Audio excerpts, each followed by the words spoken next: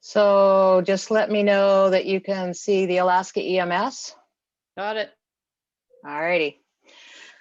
So this portion of the discussion is to talk a little bit about the whole Alaska EMS system. It sounds like some of you have been here a while, so this may be stuff you already know, or you didn't ever care about to learn. However, as an instructor, it's really important that you know what our EMS system looks like and where folks can go if they have questions. And then we're also going to spend a little bit of time talking about some of the overview of certifications, et cetera. So the objectives for this course will include learning about the various levels, talking about the history, doing the organization structure, and looking at some of the roles of the regional offices, and where they're located throughout Alaska, because we have a wide variety of folks here, so you need to know where your regional office is. We're also going to talk about some of the hierarchy of EMS and where you can go if you want to make change, which is awesome. We're going to talk a little bit about the various new levels of instructors.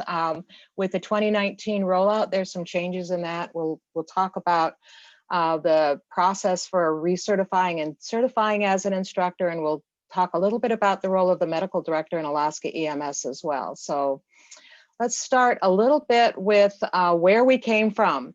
I have often been told that I lived the beginning, and I did actually. I got my first certification in '79, which was the very first time that it was actually taught in Montana. Or '77 is when it was taught first, and then I took the second class in Montana. But Public Safety Academy actually in Alaska started in 1969, and that was done down in Sitka. But we didn't actually get EMTs officially in Alaska till several years later. In '73, legislation was passed to encourage the development.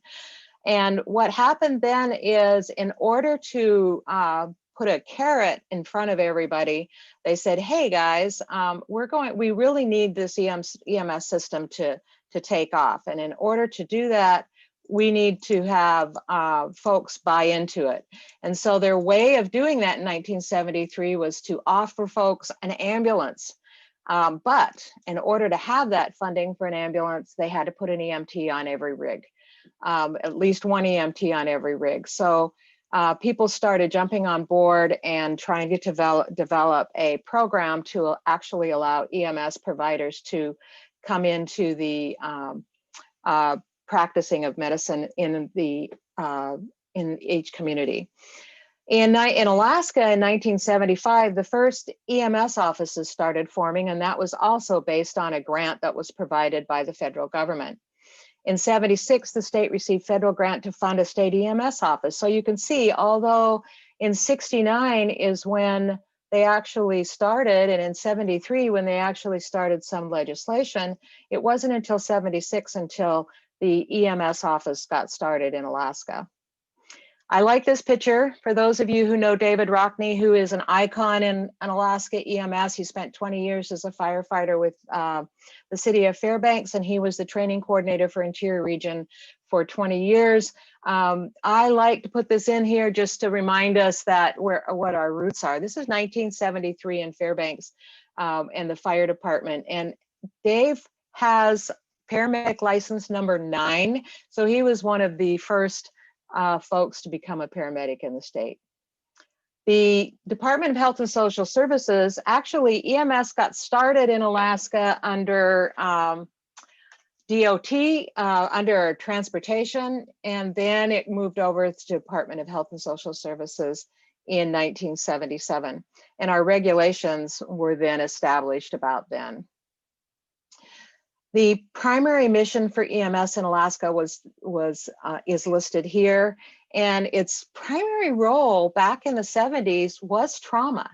There wasn't a big focus on the medical side until later on, but trauma was actually the reason that EMS got started. It got started through the Vietnam War and some of the amazing saves that they were making and the things that they were being able to do in the field. And they realized that in order to be able to help folks, the care needed to start in the field. And so that was the white papers, which by the way, I actually read, but the white papers stated that if we could get to a motor vehicle accident quicker, then and take care of the patients in the field, that they had a better chance of survival. They thought, and that's kind of how we ended up under DOT and transportation rather than under health at the national level, was because it was transporting patients from a vehicle accident on a major highway or even a small community highway, and moving them to a hospital and caring for them at that rate. So we got our start in DOT, and in fact, a lot of the states still have their EMS, or a few states. Most of them have now moved them, but a few states have them under DOT. This is our hierarchy in Alaska. We are under the DHSS section of emergency programs. Heidi Hedberg is the director of the DHSS, and underneath her is Sandra Leclerc. And Sandra is our section chief for rural and community health systems, and that's where EMS lives, and the DHSS is under rural and community health systems. She manages 4 programs. In those programs includes the Office of Healthcare Access, which is how people get into healthcare, and it isn't just EMS. It's the full band of hospital, hospice, nursing homes. So they look at the whole gamut. The HEROES program, Brian Ritchie's program, is health and it escapes me at the moment, but what it is mass casualty. In fact, they're, or like the pandemic, they are the center focus of management of the pandemic right now. It is their emergency operations. Wendy Allen is the trauma program manager, and that is our trauma registry, where the information that is provided through our reports goes into the trauma registry, as well as hospital trauma, and they compile all the information and give folks an idea of what's happening, whether it's being appropriately managed, and what they can do to train folks to ensure better care for trauma patients. And then finally, Todd McDowell is the EMS unit manager, and that's where we are. We're all underneath the EMS unit manager. And right now, the EMS unit has 5 employees, but 2 of those employees have been absconded. Actually, 2.5 of them have been absconded and moved over into the pandemic response. So Todd is down right now in his ability to do some of the stuff, which is why his outreach to ACMAS has been so important in getting this new rollout for us. The purpose of the division of EMS is to develop regulations. It is to administer EMS training in the certification program. They also recommend standards, and they also provide statewide planning and set priorities. They are the ones who award the grants to the regions, and they also award grants to other partners throughout. So they are basically orchestrated to manage all of us. They look at these planning and development components of the EMS system, and I think most of you have had an opportunity to see these in your EMT classes, but EMS isn't just about getting out to the patient. We need to have public education so that they know when to call and who to call. We need to have somebody to give us an idea that we need to be dispatched. So dispatch is an important part of the planning, as well as, of course, our boots on the ground EMS providers. We can't get anywhere if we can't communicate with ourselves and with the dispatch and with the hospital. And especially in Alaska, we need to have strong medical direction. Alaska has some of the widest scope of practices in the nation for their various levels, and our medical directors are very much an important part of that. We have to have a way to get them from point A to point B, and I can tell you that can be anything from an ambulance to a snow machine with a trailer behind her, a cart behind it. And then we also have to have a way to, we also have to have emergency receiving facilities. And as you know, if you've been in Alaska long, those run a huge gamut all the way from our very important clinics in the villages with the health aides, aid stations, all the way up through our trauma level 2, I believe is what we have in Anchorage. Transfer capabilities, getting them from point A to point B. And then of course, it isn't done until the paperwork is done. I am an accountant at heart. And so record keeping is important, as well as taking and looking at those that data with continuous quality improvement. And then finally, we may not look at this as an important part of the EMS side, but rehabilitation is just as important to ensure that our patients get back and are able to live their lives the way they had been doing it. In order to advise the state office on EMS, the Governor's Advisory Council was developed. This advisory council consists of 11 members, and they are appointed by the governor. In that, they have 3 consumers of EMS services, and they have to reside in different judicial districts. We have 2 physicians with experience in EMS, 1 registered nurse with experience in EMS, and 3 pre-hospital emergency care providers. At least 1 must live in a community that is not connected by land or a marine highway. And then we also, and the group that advises is listed here. And these folks play an integral role in ensuring that the needs of the people are being met, and they advise the governor, and they also make recommendations to the State Office of EMS if there's an issue, and they work closely with them. They meet twice a year.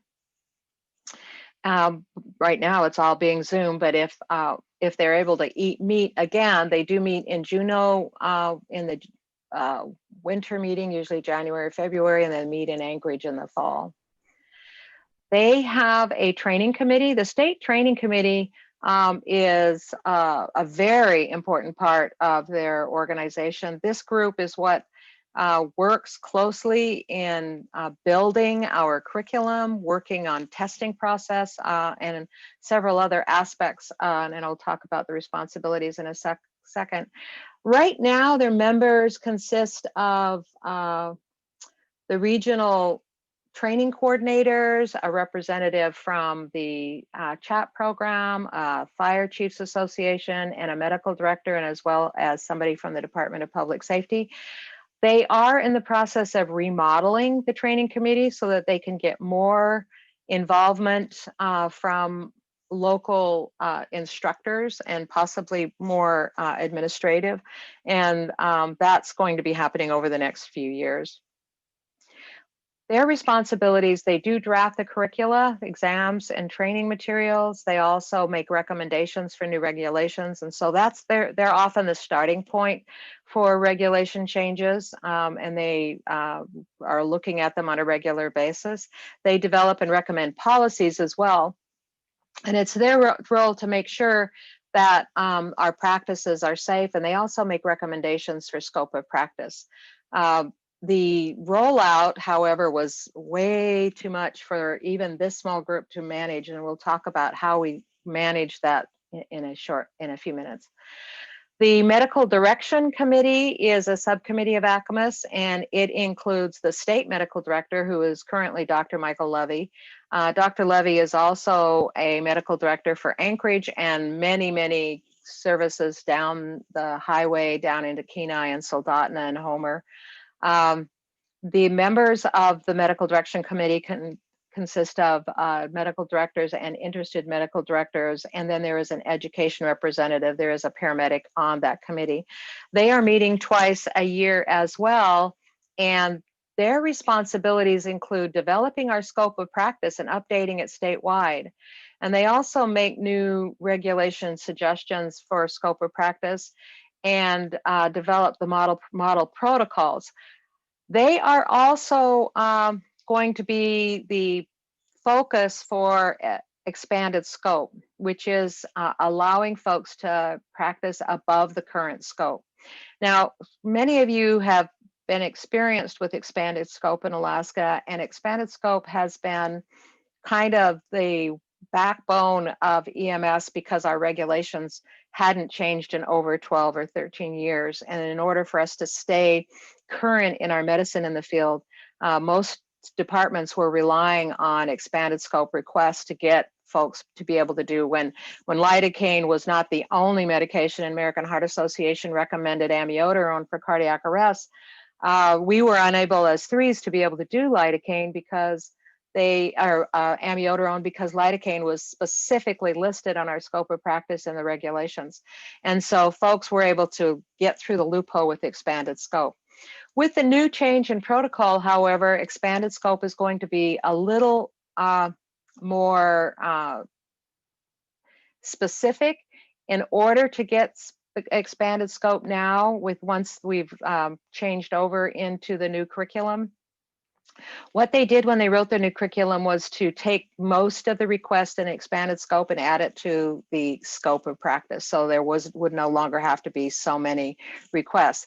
However, there are still some things that certain areas would like for their medics to be able to do in their EMTs, and so they are able to still put in an expanded scope request. However, it's going to be needed to be backed up with data and actual cases where that particular extra scope of practice or additional scope of practice will make a difference in the field. And it's the medical direction committee you'll be sending it to. And Ashley, if there's questions in this or folks have questions, if you guys will just put the questions in the chat, and then I'll address all of the questions at the end, because the way my computer is set up, it's difficult for me to see the chat as well as the PowerPoint. So I'll move through, and then Ashley will come help me with the questions. Okay. Okay. Do you want me to stop you if there's a question on a particular slide, or you just want to finish them at the end? I'll do them at the end. I think okay. that will work better. And then the newest group that has been working with ACMA since 2018 is the ad hoc task force to build the new, the primary goal was the implementation of the new regulations. And this group has met since 2018 to build curricula.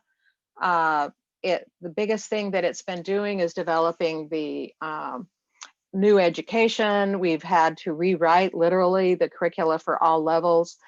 We've looked at the national education standards and included those into lesson plans, and we've developed a plan for transitioning instructors and providers to the 2019 scope of practice. This has been a very active group. Both Ashley and I are part of it.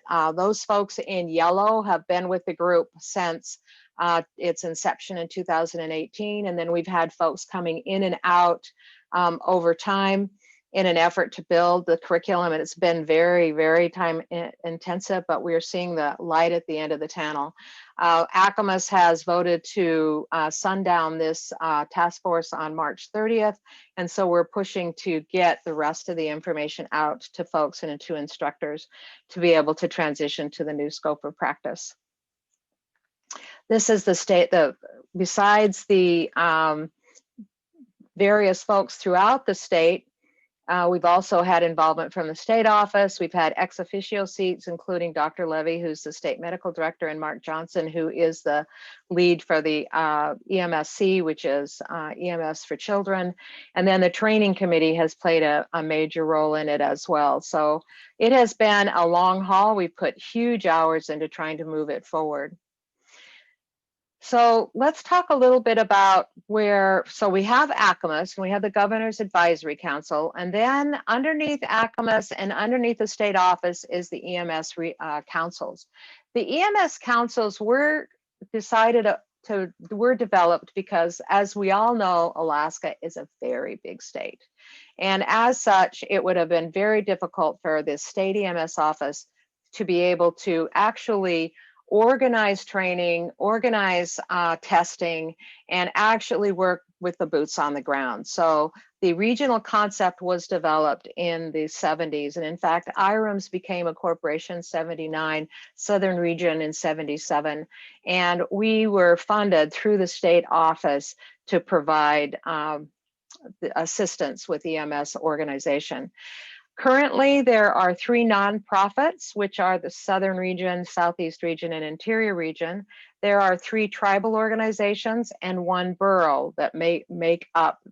We were all formed in the mid-70s. And in fact, Northern Region was initially Interior Region, and Northern Region covered in all the interior, all of the Nome area and the Manilic area. And then it broke away later in the 80s for them to establish their own EMS program. We are funded through state grants. The tribal organizations also have tribal monies and taxes and other sources help in the borough. So some of us have different funding sources, but all of us receive a state grant. And in some areas, they actually have subregions. And so this is the way we fit. And if you look at the EMS regions, this is the North Slope region. We've got Northwest Arctic, which is a native or a tribal council, tribal corporation organization. The Norton Sound, also a tribal organization, and Yukon Kuskokwim, which is a tribal organization. Then here is the interior. Southern region reaches all the way out, and then we have Southeast region in the pink down here. I don't know can you guys see my pointer when I use it? Yes, we can. Okay, good. Never for sure on that.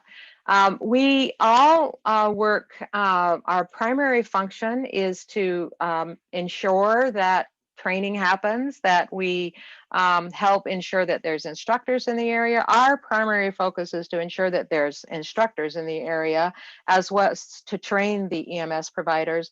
And we also help services in their structural organization. We help them with their policies and procedures. We help them seek funding for various things. We also can administer grants for some of our organizations. We are the state training agency within our region, and right now we are the ones that distribute the Comfort One paperwork to both doctors and provide Comfort One bracelets to patients. And we are a coordinating resource for everything EMS within our regions. And some of us, we all run a little bit differently. Some of us like Interior Region has equipment to rent for instructors. We have supplies for teachers to be able to purchase so that they don't have to try to get a medical director to sponsor them to buy IV stuff. If they're doing an EMT2 class, we have a medical director, and we work to use those for classes, for IV needles, etc. And but Southern Region doesn't provide supplies, but does provide equipment. Southeast Region doesn't have equipment for rent except for CPR. So we all have a little bit of a different take on what our responsibilities are, but we're all here to support EMS. So let's talk a little bit about Interior, since that's where some of you are going to be teaching. Interior Region EMS has 49 communities within our region. 45 are on the off-highway communities. 45% are off-highway communities with a maximum level of ETT in all but 2 of those 21 communities. Some of the communities have tried to maintain EMT1 and EMT2, and it was difficult based on the inability to keep their skills up. We are better at that now than we were back in the beginning. And in fact, in the very beginning, we strive to make every one of these communities an EMT3 service. We quickly realized that, number one, it wasn't cost effective. Number two, there weren't enough calls to keep their skills up, and that especially at the EMT3 level. And a good number of the communities were able to maintain good quality ETTs, but when they tried to get farther up, and also the big difference between the ETT curriculum and the EMT1 curriculum when it comes to initial care, basic care in the field, is transportation communication and some of the a few other skills that weren't part of the ETT training, because ETT is really focused on trauma, not medical. And so so they found that the ETT training worked well in our smaller communities where we've only got 30 or 40 people, and they're backed up by a health aide who is often trained at the EMT1 and sometimes EMT2 level. So you'll see mostly ETTs in our community. That's not consistent with all of the regions, but it is with Interior. Our role is to help reduce human and economic costs, and also to continually improve our EMS care and work with some prevention activities as well. Our staff includes myself and Ashley, which you've met. We also have a training assistant, Abby, our fiscal and operations manager, Amber. Jessica is our admin assistant who works with the AHA program. She's also our, she is the assistant for all things AHA cards and instructors. And then we have one sub-regional coordinator, Paul Barrio, who works out in the Tok area. We focus on 7 things. We work with community outreach, technical assistance, and EMS delivery systems development. We're in advocacy. We educate public policymakers. I spent a lot of time working with our legislators to ensure they understand EMS in Alaska, and the fact that last year we spent, there was $7 million, over $7 million donated in time by volunteers, or 70 million, I'm sorry, 70 million.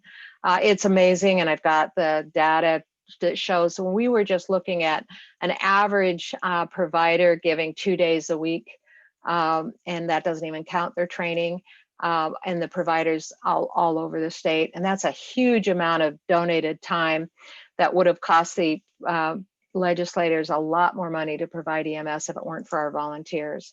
We look at human resources and education. We do training for providers and administrators and educators.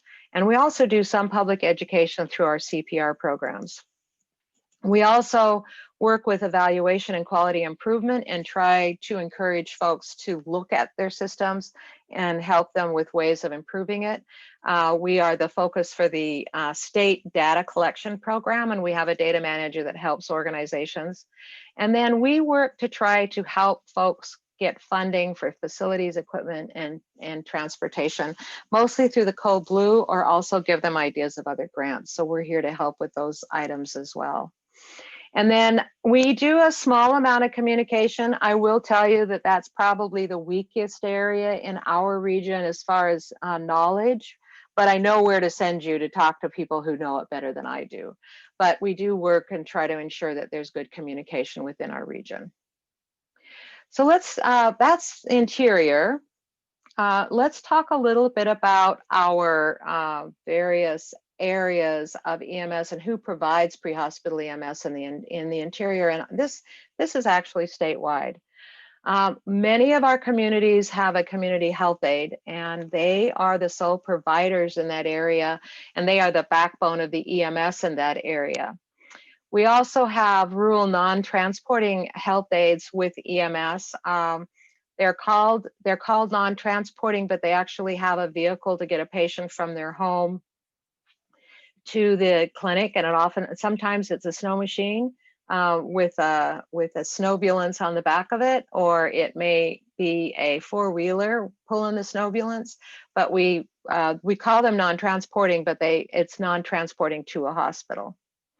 We have rural ambulance services that have ambulances that are able to transport. And those folks are sometimes certified, sometimes not. We'll talk about certification and the need for certification when we get into the legal aspect of it. And then we also have air medevac, and we could not get, folks, we could not live in Interior, especially without our fixed wing air medevacs. But we do actually have one rotor unit, and that is through the military. It's called the Defense Support of Civil Authorities, the DSCA group that responds out of Fort Wainwright. And we also have access to the military in Anchorage as well. So we have added that. But the problem with the Interior and helicopters, unlike areas like southern region is we have very long distances, and helicopters need fuel a lot sooner than the air ambulances, the fixed wings. And so the helicopters have limited range unless they've established a fuel source somewhere between point A and point B ahead of time. We also have our urban ambulance services. Fairbanks Fire Department, we consider urban to be Fairbanks and North Pole. But actually, urban is considered to be places like Fairbanks and Anchorage and Juneau. We don't have a lot of paid ambulance services like those urban services in the interior. We rely heavily on volunteers.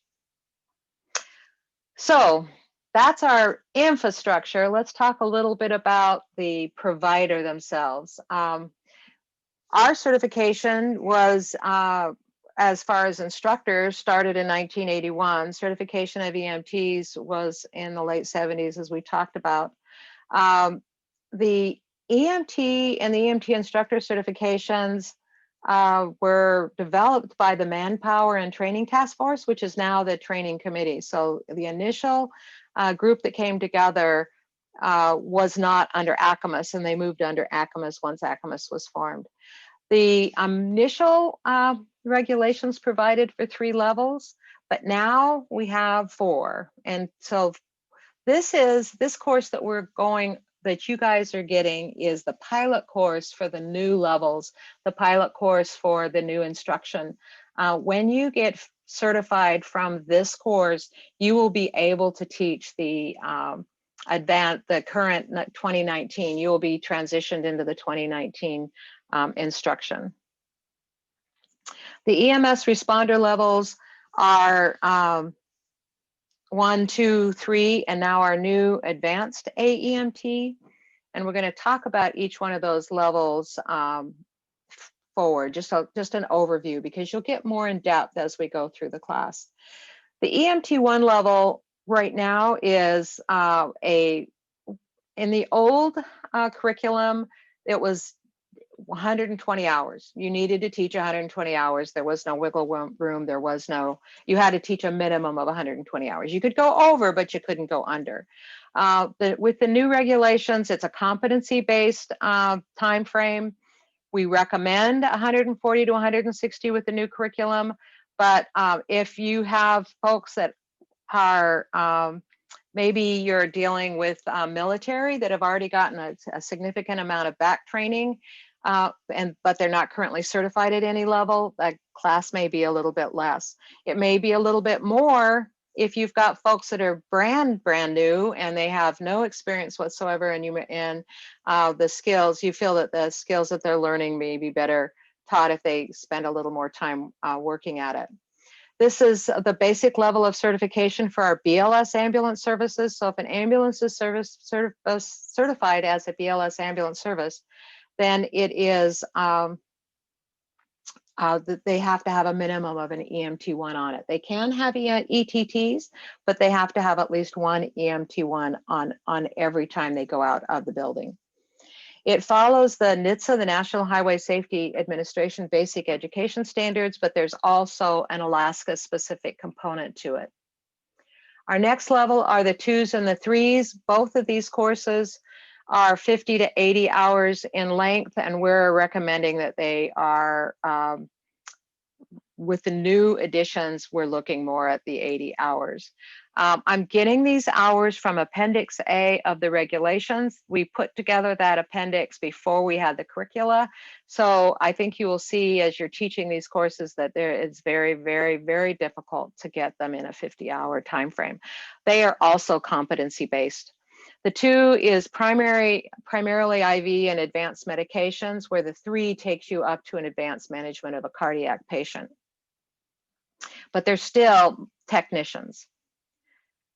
We've added the Alaska AEMT. The initial courses, if you're going to go from an EMT1 to an AEMT, is between 160 and 250 hours, depending. The EMT3 to Alaska AEMT is shorter because they've added in a lot of the scope of the AEMT course. And then with the Alaska AEMT, they've expanded additional medications. Now, also, the National Registry AEMT does not include cardiac care, doesn't include cardiac medications, and it doesn't include some of our EMT2 medications. And so there is definitely an Alaska-specific section in teaching AEMT courses that takes a person above and beyond the National Registry AEMT. And I will stop now and answer any questions that they may have on these levels. Are there any, Ashley? Take a sip of water. Wilma, is there any new updates with time on when this will be implemented? I know last I heard was this November, we're going to start with the EMT1s, and then by 2023, the new AEMT will be implemented. Yes, actually the AEM, all the courses will be eligible to be taught after the 1st of January, including the new AEMT. I got That you. correct? So it'll be Yeah. it'll be approved but not scheduled yet. Is that correct? No, you can start scheduling classes after. If you leave this class, you can start preparing to teach an Alaska AEMT class as early as the 1st of January. We'll have all the support. We'll have all of the support information available and ready by the 1st of January. Any other questions on the the 4 levels? Yes. Are we still keeping the ETT, right? Yes, and we're going to talk about first responder here in a second. Okay. But ETT is not in our regulations, which is why there are only 4 levels in our regulations. You notice even paramedic is not in the EMS regulations, and we'll talk about that in a second. Alrighty, perfect. Thank you. Can I ask a question? Sure. That was my question. I know you said you're going to talk about it and you can tell me to wait. So my biggest question is, this class does prepare you to teach the ETT course? Yes. Okay. Yes, I didn't know it if it does. was totally restricted to what we have under EMS. So thank you. That's the question. Nope, it does. This course prepares you to teach the gamut from ETT all the way up to AKAEMT. All right. It's just that the actual providers, or the course itself, is not an Alaska course, Alaska EMS regulated course. It's an Alaska course. It's just not regulated by the EMS office. All right. Can I ask a follow-up question? Sure. So as you know, I deal with a lot of military people. I'm wondering about teaching an ETT course and combining that with what we used to call first responder. They're calling EMR now.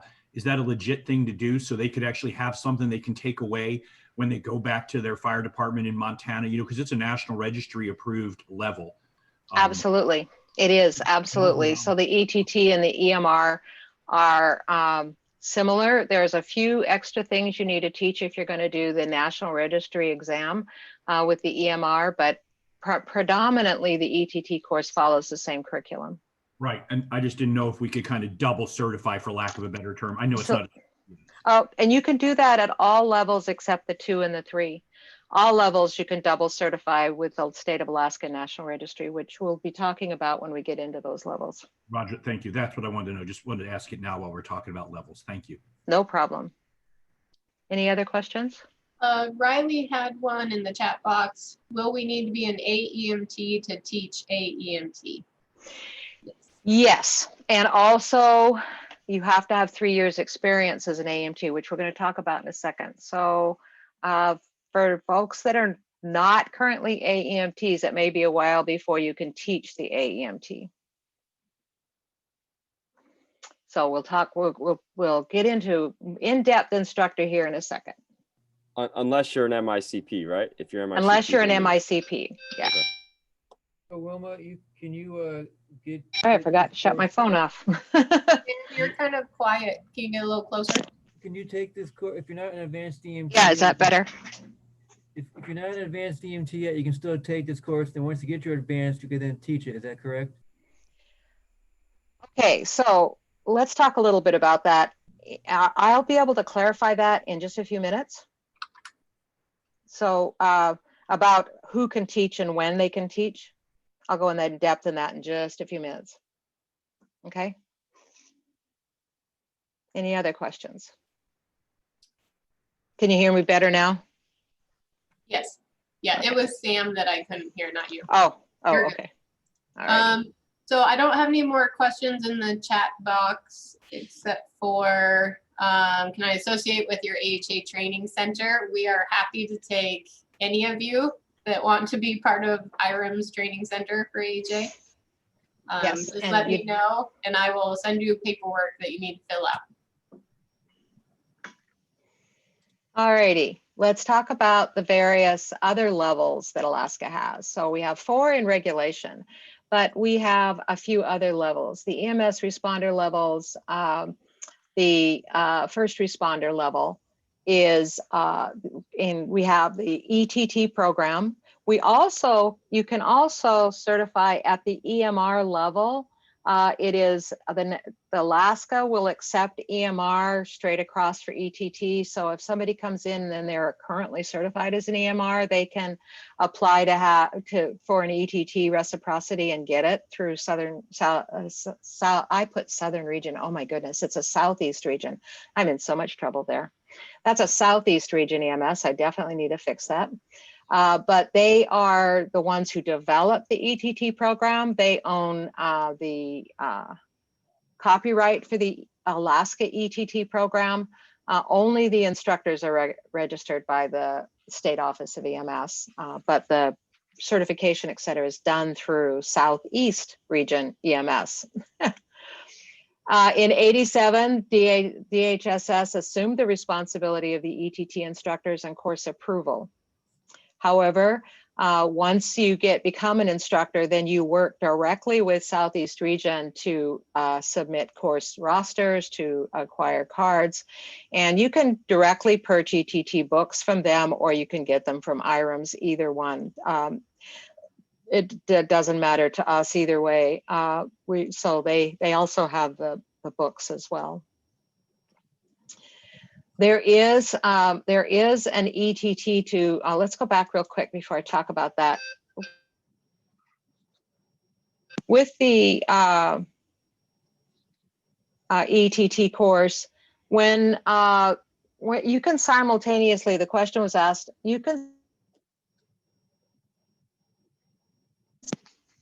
I need to fix some volume real quick. I apologize for this. I never get phone calls. I'm obviously getting them today. So You get phone calls all the time.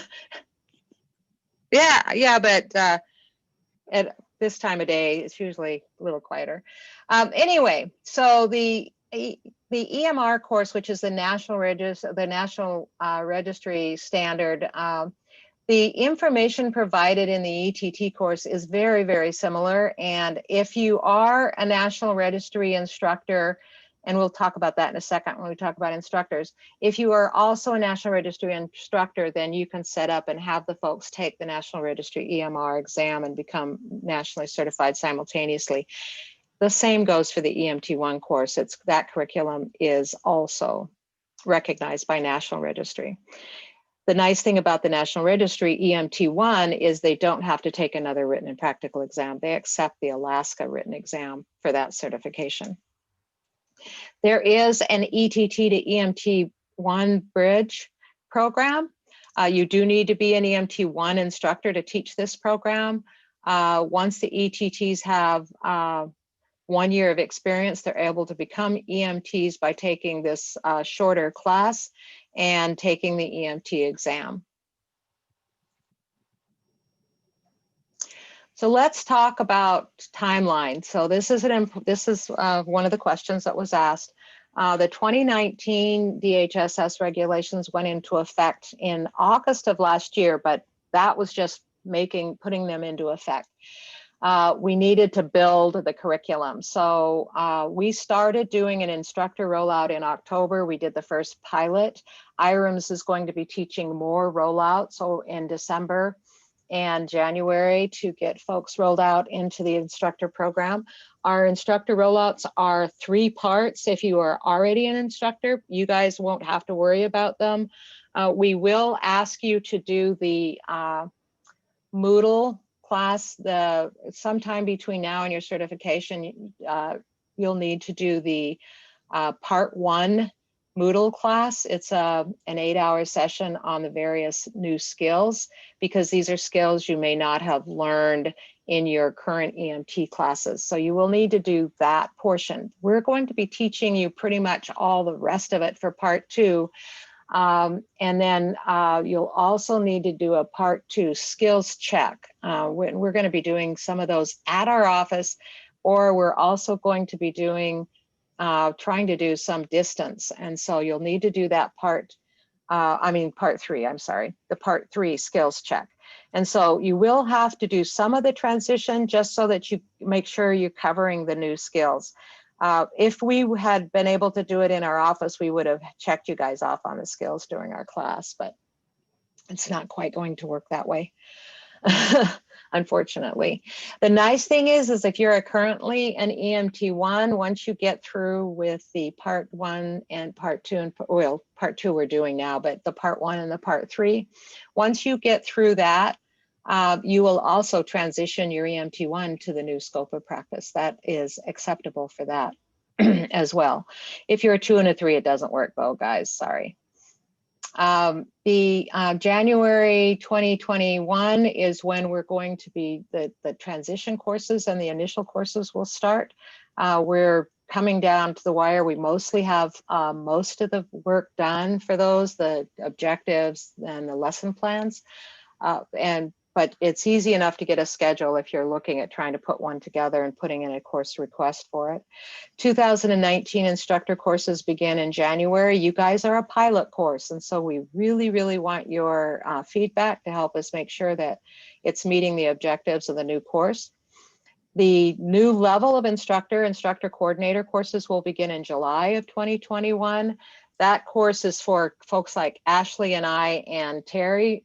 It's the old MOI instructor or instructor trainer. It's now called instructor coordinator, and it has been codified and put into regulation. We hope to complete all of the instructor rollouts by 2021 in December. And recertifying EMTs must start using the new recertification format by December of 2021 as well. And so there is a transition period for that format, which Ashley will be talking about when she talks about recertification. December 2022 is when all EMT1s must be transitioned to the 2019, and 2023 in March, all of the other levels must be transitioned over. Questions about the regulation rollouts? Feel free to just turn your mic on and ask. Can I ask about the old CE instructor that used to be a thing?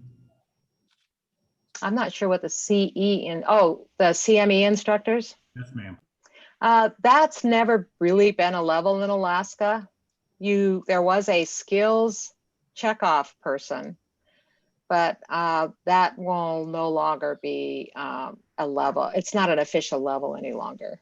Okay, that's what I was asking. So as a instructor, can we teach, like if it's in our skill set, can we teach a 2-hour capnography? Oh, absolutely. As an instructor, right, okay. You can teach any course. And to be honest with you, as for CME, you don't have to be an advanced instructor to teach those levels if you know them. Roger that. Thank you. That's what I was. Yeah. That's what I was kind of asking there. Yeah. CME doesn't have to isn't required to have an Alaska instructor to teach it. What is the option for a 3A person or provider to transition to this new one? Okay, so there is an option for transitioning, and we're going to go in depth in that when we talk about the overview of the Alaska Advanced classes. Okay, perfect. But yeah, we'll really dive into what it takes to go from one level to the other. Alrighty, thanks. You're welcome. So go ahead. We still have to do the part 3 skills checkoff, correct? And then a part 1 module of some sort. Is that what I heard correctly? Yes, you'll need to do the part 1 module. It's all video. It's all online. It's all video.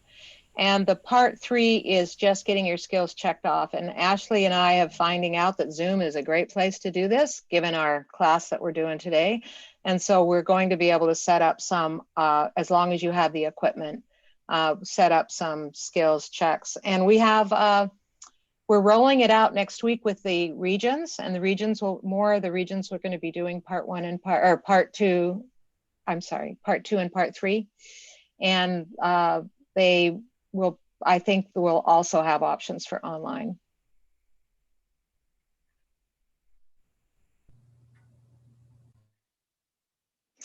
All righty. So Haley had a question. Did the Emerge course this year meet the 2019 regulations? It seems like there was talk about that. Yes, it did. Or Haley's class did not meet the 2019 scope. Oh, okay. So, hey, Haley, you'll need to take a transition course, and we can work that. We can work something out for the various levels. So, keep in touch with Ashley, because we'll figure something out for your transition. All right, will do. Thank you. You're welcome. So these are the new levels. We have basically EMS instructors and EMS instructor coordinators are what's in regulation. So there's 2 levels, EMS instructor and the EMS instructor coordinator. The EMS instructor is broken out into certification levels. There's the EMS basic instructor and then the EMS advanced instructor. And there are different criterias for each level, and I'm going to go through those with you. So let's start with the ETT instructor. If you want to be an ETT instructor, you need to be at least 18 years old. You must also have been an EMT provider, EMS provider at any level for at least 1 year. And that doesn't necessarily mean that you have to be in the Alaska during that 1 year. You just have to have been a provider for at least 1 year. If you're National Registry, you can also be National Registry. So that means it doesn't matter where you come from. You just have to have at least 1 year's experience. In order to be an instructor, however, you do have to be licensed in Alaska to teach. So if you are a National Registry EMT, you'll want to get your reciprocity Alaska EMT to be able to teach the ETT. If you are a National Registry first responder in EMR, you'll want to get crossover and get the Alaska certification to teach. In order to, so those are the prerequisites. You have to successfully complete a department approved instructor program, which is what Haley is doing right now. She's going through the Alaska specific section on ETT. That's why she'll only be with us here today. She's looking at the overview. She needs to know about the various levels and understand the regulation process, but also understand how to teach an ETT class. You have to show proof of completing that program that meets or exceeds the objectives, and that this will meet and exceed that, and you have to be able to pass a background check. Questions about the ETT? There's none in the chat box. All righty. Basic instructors. So you have to be, oops, I left ETT in there, but you actually have to be at the EMT1 level. Sorry, my bad. But you have to be an EMT1 or greater to be able to teach at the basic level. Again, you have to have at least 3 years experience as an EMT1 to be able to teach at the EMT1 level. And you have to be currently certified in the state of Alaska. Docs, nurses, PAs, and RNs can also teach as an ETT. I'm sorry, I said 1 year. It's 3 years. It's 3 years experience as a 1, and it is 3 years experience in EMS somewhere for docs at some level. They, in order to get certification, they also have to complete a department approved program. And that includes a methods of instruction and an Alaska specific. And then the methods of instruction can be substituted. If you have a degree in education, or if you have you have a teaching certificate that shows that you're teaching in public education or other approved MOI courses. They also accept the firefighter 1 level instructor course. The National Association of EMS Educators has a course that is accepted by the state of Alaska. And so if you aren't sure if your MOI course counts, then you can submit the curriculum to Karen Martyr at the state, who's the certification manager, and she'll tell you whether or not that one counts in order for certification. But everyone must complete also the Alaska specific instructor course and of course be able to pass a background check. For instructors that teach at the advanced level, you need 3 years experience at the advanced level in order to teach the advanced level, and physicians as well. They have to have experience, not necessarily as an AEMT or a paramedic, but experience in emergency services. So if we had someone who is practicing medicine as a family practice doc and he has no experience in the EMS field, he wouldn't be able to become an instructor at the advanced level until he got some experience in working with EMT. So if he's a medical director and he's working with the department, we had family practice docs working at our department at STEES for several years. They would have qualified to become instructors if they had so chosen.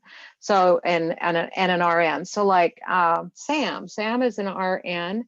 He's going to be teaching at the advanced level. You don't mind if I use you as an example, Sam, I hope. He's going to be teaching at the advanced level. He's also been practicing in the field for many years. So he qualifies to teach at the advanced level as an RN.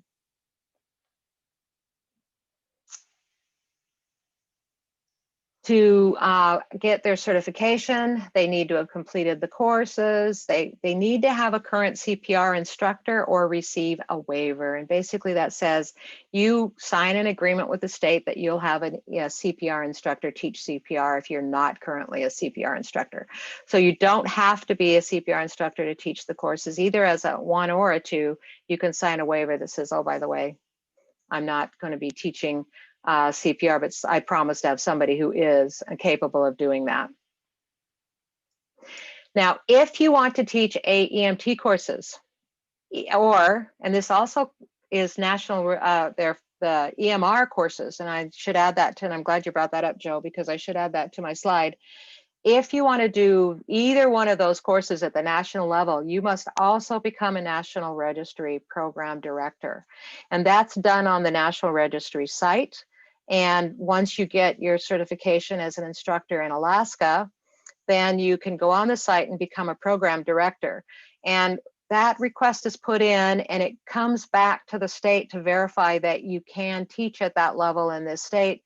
And if you get that approval, then you'll become a program director through National Registry. When you're teaching a class, you not only have to register a class in Alaska, but you also will have to register the class at the National Registry site. So it's a dual sort of course approval process. To become a basic instructor coordinator, you have to have taught in the state of Alaska as a basic instructor for at least 3 years. You also have to, if you're a physician or a nurse or PA or an RN, you also have to have taught EMS in Alaska for 3 years prior to becoming a certification, becoming a coordinator. And you have to be currently certified in Alaska as well. You have to complete an approved coordinator training program. And just as an overview of this program, we are building it as we speak, but it has some components to it. It's going to include a portfolio component where you build a portfolio showing your experience and answer some questions. It's going to have a board component where you'll come before a board and discuss and demonstrate your ability to teach teachers, to train trainers. And so it's going to have a couple different components to it. And then there's also a 3-day course, 2 to 3 day course, like similar to this, about Alaska specific information on teaching instructors. We hope to roll that out in July of 2021 to make some new MOI instructors, because we desperately need them. It's a very small force. And prior to this, we didn't have, there was a way to make instructors, but there wasn't an instructor trainer course. There was simply, you get to attend an instructor course, you get to teach an instructor course, and then you get monitored in an instructor course, and voila, you're made an instructor trainer. Ashley's was a little less, hers was, oh, by the way, you're a training coordinator for IRMS, you're also going to become a training, an IT. She didn't get much choice in that. I was baptized by fire. She was baptized by fire, threw her into a course. So advanced instructors also have to be at the AEMT or paramedic instructor coordinators need to be at that higher level on AEMT or a paramedic with 3 years experience of teaching at that level. Same with the physicians. And then they have to be currently certified in Alaska to be able to become a coordinator. Again, they're going to complete the same course. So when you look at the various levels and what they can teach, an ETT instructor can teach ETTs. An instructor basic can teach both ETTs and EMT1s. The advanced can teach all of those levels, the EMT, the ETTs, the 1, the 2, the 3, and the AEMT. And the basic instructor coordinator will teach ETT and EMT1 instructors, and the advanced instructor can teach both levels as well. So I didn't get that in my little box, but they can teach all levels of the ETT all the way through to the Alaska EMT. Questions about the various 3 levels? The advanced 4 levels. instructor? Go ahead. Can he teach the Alaska specific AEMT? Yes. Okay. Yes. Perfect. Yep. We're trying to, they can also teach National Registry, so I just put AEMT there, but it's all levels of AEMT in Alaska. I forgot to mention, guys, that Wilma put the handouts for this PowerPoint in Google Classroom. So if you want to print that out, you'll be able to get the PowerPoint so you can take notes. Forgot to mention that. Can I ask a question? Sure. So just for a moment of clarity, not so much my case, but it says 3 years experience. If they had a break, like a doc that was a ER doc for 2 years and then, you know, went into their residency and came back, is that good? It doesn't have to be the immediate last 3 years? It doesn't have to be consecutive, no. You Okay, just have to show 3 years of experience. Roger that, ma'am. Thank you. Yep, no problem. I ask, my wife's the medical director and wants to teach, but this has been some great clarity. Thank you. Good. So we have recertification requirements for our instructors. So as an instructor, you'll need to recertify every 2 years, 3 years, 2 years. Ashley? The same as our paramedic, our EMT, so it's 2 years. Yeah, sorry, my brain just, sometimes it goes off on its own little tangent and I forget. Current certification, you have to still be currently certified in order to recertify. And you have to show evidence of, as an ETT instructor, teaching at least 1 ETT class or helping with an EMT1 course in the previous 2 years. So you can, as an ETT instructor, you can help out in an EMT1 course, and that counts towards your recertification as an ETT instructor. So lots of times EMT1 instructors will bring their ETT instructors in that are currently EMT1s to get them experience in teaching at that level, so that when they become a 1 and are able to teach, or they've done their 3 years, they've got a little bit of experience in the teaching process. So that you can do any of those in order to recertify at the ETT level, and you're recertifying at the state. Recertifying as a EMS instructor, you need to have taught at least an EMS course in the previous 2 years, or co-taught an EMS course or CME or skills evaluation on an hour-for-hour basis. You need to attend a course focused on instructor development. These are all ORs, okay? Or you can complete an 8-hour department-approved EMS refresher course, which that the regions are looking at trying to do over the next 3 years is build in some refresher courses so that we can bring in new ideas, maybe some changes in the way some things are presented, a national registry changes, etc. So you need to provide 24 hours of CME in any or all of these. So you provide that, and then as an advanced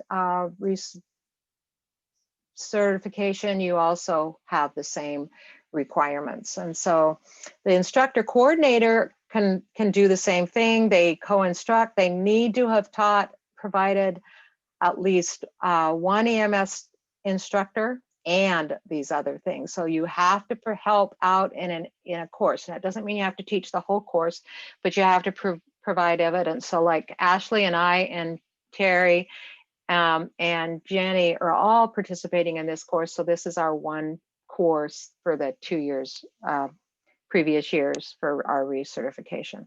Plus you have to also show that you have done at least 24 hours of CME. So there's an added addition, and this is new for instructor coordinators. In the past, it was just assisting with at least 2 MOI classes or Alaska specific classes in the 2 years. So now we have to show some CME as well. So questions about recertification? Sorry to be a pain. Joe has one. Okay, go ahead. It says maintain a current CPR instructor card. Does it have to be Heart or can it be Red Cross? Because they accept that. Yeah, it doesn't have to be AHA. There are several CPR cards accepted. And in fact, we'll talk about that throughout this course, but you can have the waiver as well. So you either are an instructor or you seek a waiver. No problem. I just wanted to make sure that, the Red Cross. No problem. So those are the instructor levels. Let's talk real quickly about the medical director. So a medical director, you need a medical director for courses as well as a medical director for your ambulance services. And in interior region, if you're teaching a class in the interior, Maria, if you don't have a medical director in your department for the classes that you're teaching, Maria will act as a medical director for the EMT1 courses because this is new. This is a new requirement to have a medical director participate in EMT1 courses. I'm not sure how the other regions are going to work that, so you'll need to get in touch with your regional office if you're not in the interior.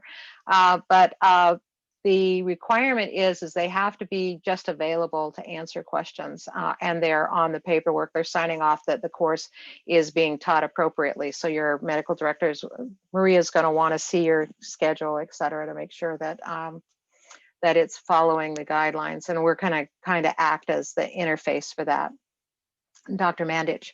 But the physician's medical regulation started in '91, and their role is to supervise for EMTs. EMT1 services do not have to have a medical director unless they want to do the new scope of practice additions that require a medical director. There are 2 types of medical direction in the EMT1, which Ashley will be going into in depth in the EMT1 curriculum. But those 2 types, some of the stuff they can just get permission by just calling the ER or talking to or having it in offline standing orders.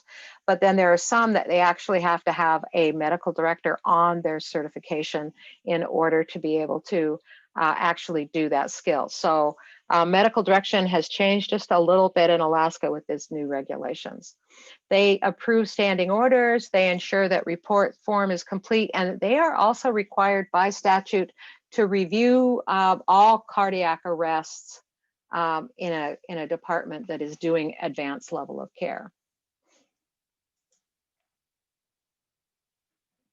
When a service gets certified, there are 3 different kinds of, ambulance certification. One is a BLS certification. Again, they don't absolutely have to have a medical director, but they do if they're going to do the new scope. The intermittent ALS, BLS service, so that's a service that might have 1 EMT3 on board or 1 EMT2 on board, and they're not going to be there on every call, and so they can get a certification level of a BLS intermittent ALS certification. And And then there's the ALS certified ambulance service. ALS certified ambulance services absolutely must have a medical director.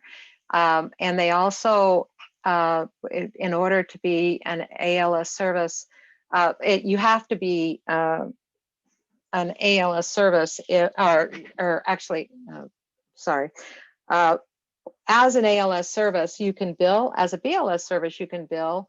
But if you bill, you have to have a medical director as well. So it's kind of a convoluted thing as far as the way the services go. If you're going to bill at any of the higher level stuff, you have to be certified if you're going to bill. That's the words I was kind of trying to come out with. So an ambulance service that doesn't want to bill does not have to be certified in this state. So we do have ambulance services in the interior that have never been certified. They're an ambulance service. They actually have a vehicle and they go and pick up the patient, but because they don't bill, they don't have to be certified. This may change in the future. We're looking at regulations that require any service to identify themselves to the state and get certified so that we know they have the minimum amount of equipment and personnel to be able to provide an ambulance service. But at present, only those services that are billing have to be certified, or unless they're doing ALS, and ALS services all have to be certified. Hey, Wilma. Yes. This is Joe Livengood. So with regards to the agencies I'm part of, the shots and the jumpers and the troopers, we don't really fit into any of these, but I didn't know the fact that we didn't actually have to be certified, but we've been putting it under ground transport. I know at one point you and I had talked that there was potentially going to be a new category to come out for non-transporting agencies. Is that still in the works? Yes, that's in the new regulation changes. So there is actually a work group that the ACMS is putting together to start working on those certification levels. As a transporting ambulance service, but you guys provide ALS care. So yeah, you fit in a weird category. I think you are certified because of your ALS care. Well, I mean, I'm the only ALS person. Everybody else is a 2. Well, that's not true. That's ALS. Yeah. That is ALS? Okay. That is well, ALS. Then yeah. Then yes, we are. Okay. All right. Yeah. And I think that they did give you kind of a weird certification because of that. And I think I never really figured out exactly what we got. I mean, we've kind of put it underground, but I didn't have, most of the information to complete for the section. So right. But there is going to be a new certification, a new application for those services like yours and the other medic services that don't actually transport. Okay, great. And that's the air ambulance services. There are regulations for medevac services, not necessarily your service, but for air medevac in 1985, those went into effect, and it just defines their activity and basic and advanced life support services, and they must be certified as well. And they have to meet the national standards, and they have to have at least one time they have to have a medevac course. There are guidelines that they have to meet in order to become a medevac service. And there is a difference between a medevac service and a critical care ambulance. And there's different levels of certification for that. The final level is paramedic regulations. Paramedic regulations are now licensed by the state medical board. The training is administered by the Office of EMS, but the actual licensing and the scope of practice is decided by the medical board. This training is usually 1,200 hours with additional internship. We're hoping there is a bill going into effect or being presented before the House. Again, it was presented this year, but because of COVID, it didn't get passed. But there is a bill to try to move the paramedics under the Department of Health and Social Services. So all levels of pre-hospital care providers are administered by the same agency. There was good traction, and the medical board was actually very much for it in the spring. We're hoping that continues for this next spring and get it moved over because it would make continuity. But right now, if you're a paramedic, you are licensed by the state medical board. And just FYI, guys, the medical board just waived. So one of the requirements is a paramedic. Paramedics are not allowed to do anything that is considered to be patient care outside of the emergency situation. So that means they couldn't go in and work in an ER as a paramedic, but they could, or in a clinic as a paramedic. But for the time being until March 31st, the medical board just waived that regulation and are going to allow paramedics to do vaccines when the vaccine rolls out. So that's pretty awesome that paramedics, that they don't have to become an EMT3 in order to give a vaccine, which is kind of a strange permutation. So that's it, folks. We kind of gives you an overview of EMS and EMS in Alaska and our various levels. We'll be talking more in depth on those levels throughout the next few days, and we'll be talking about ETT today. Any questions? There's none in the chat box. Can you go over that thing you said about the vaccines and paramedics acting as paramedics in the clinic or something like that? So paramedics are very much restricted on where they can provide care. They can provide care in an emergency setting only. So on an ambulance, they could do some stuff in an ER, but they couldn't. But it's restricted. They can't go outside of their scope. Because it's an emergency setting in an ER, they were able to do some things in an ER, but they couldn't go into a clinic and do patient assessments, et cetera, because that's outside of an emergency setting. So paramedics are restricted to just EMS.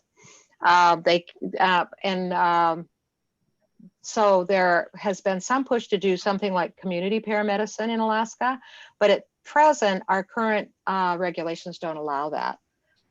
You have to be certified in something else to be able to do that. You can be an EMT3, you can be a medical assistant along with your paramedic.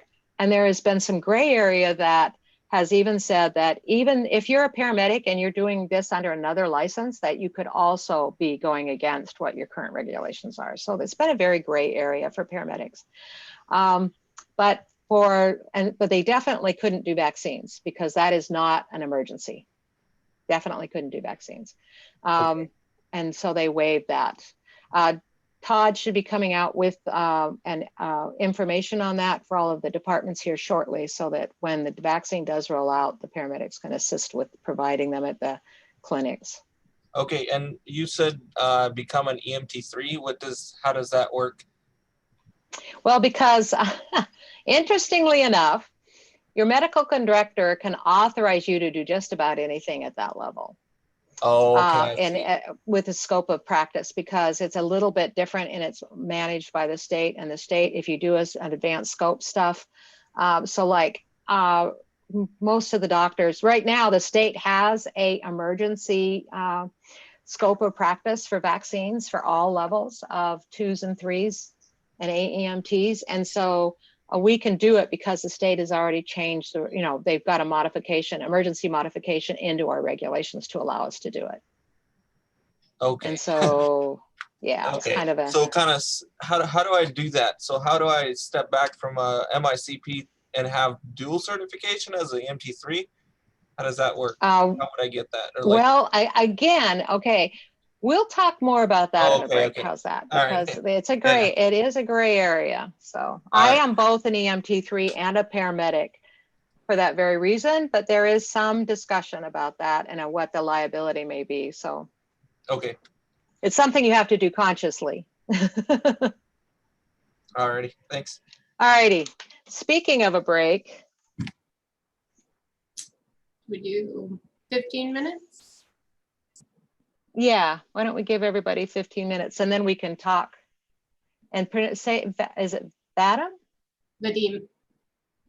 Yeah, Vadim. Vadim. Yep. Yeah.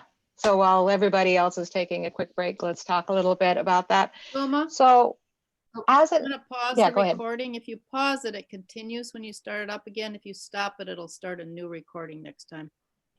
Okay. So Yeah, just no, you definitely want to pause it. Just pause it. Mhm. Here we go. So I'm going to go over our regulations and how to use them. I'm briefly going to show you guys our regulations. I'm not going to read every single regulation to you because we would be here all day and probably tomorrow as well. I have to give special thanks to Kathy Griffin. I am stealing her PowerPoint because I did not have time to make my own on this subject. So Kathy, I actually have never met Kathy in person, but I guess she is a fantastic MOI instructor. Is she down in Southern, Wilma? Is she retired? Yeah, she's in Southern. She got a job, a different job, so she's not able to teach as much, but she still teaches. She still has her company. Gotcha. Anyway. So the objectives for this lesson, I'm going to talk about statutes, regulations, policies, guidelines, standards, and then our standing orders, which Wilma touched on these a little bit, but we're just going to take a little closer look. Yeah. I'm also going to talk about applying for reciprocity. I believe some of you had some questions about doing that. I'm not sure if Wilma talked about it on break while I was away or not, but I'll just cover it again. Need to admit Clay. Let's see. Did not talk about reciprocity. We did not? Okay, and I will make sure to cover it a little Not bit more. using that term. Okay. I'll go over some regulations for testing and retesting, especially with the new process. We'll talk about our scope of practice. Let's see. Sorry, my PowerPoint froze. There we go. And then Wilma talked about those. So I'm not going to touch on that one again. Or that one. While Wilma was presenting, I was hiding a bunch of my slides because I don't want to repeat what she talked about. Okay, so what is a statute? I have this cute little video, so please let me know if you can't hear it.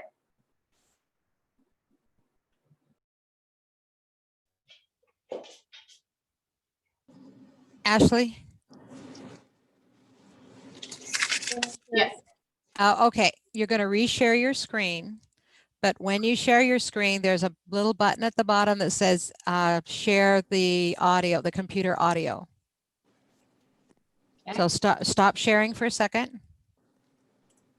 Now come back and share, and when you go to share, you'll see in the lower left-hand corner, it says share computer audio. Okay, I got it. Okay, now you'll be able to go. There you go. You guys We hear can it? hear it. Yes, we can. Steps to get to this Capitol building here in Washington. Well, I wonder who that sad little scrap of paper is. I'm just a bill. Yes, I'm only a bill.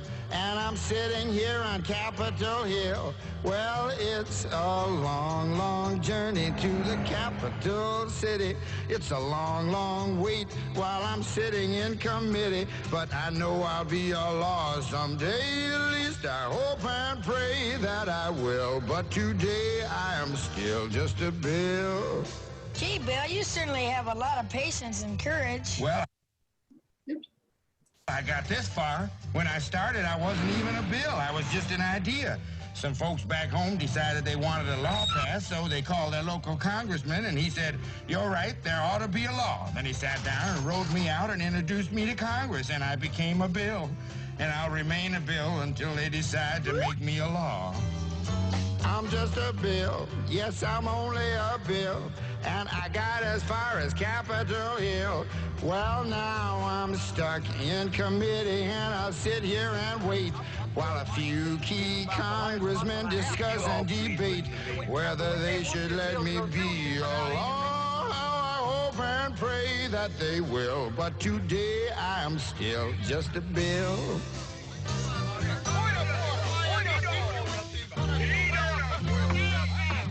Listen listen to those congressmen arguing. Is all that discussion and debate about you? Yeah, I'm one of the lucky ones. Most bills never even get this far. I hope they decide to report on me favorably, otherwise I may die. Die? Yeah, die in committee.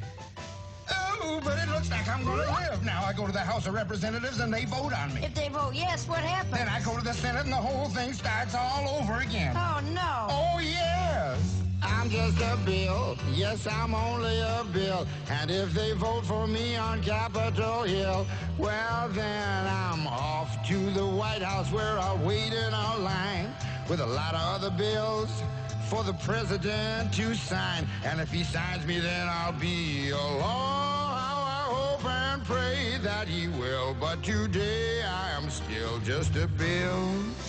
You mean even if the whole Congress says you should be a law, the president can still say no? Yes, that's called a veto.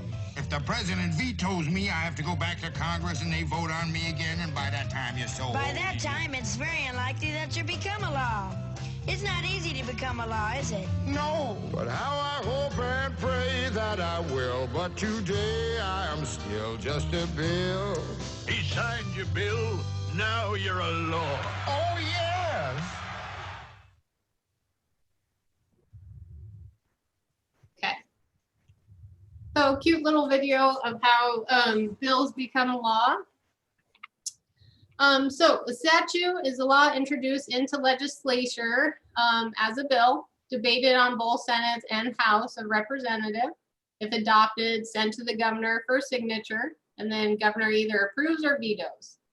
If approved, becomes law as a statute.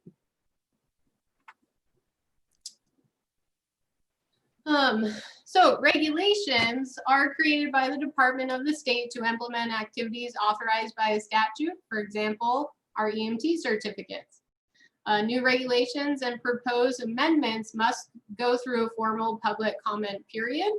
And I believe, and correct me if I'm wrong, Wilma, that's why new regulations for EMS took a while, is because one, we had to have ACAMIS, the training committee, they recommended that we have new regulations, and then it had to go through this process, and then it had to go through the public comment period. And so that's why it took so long.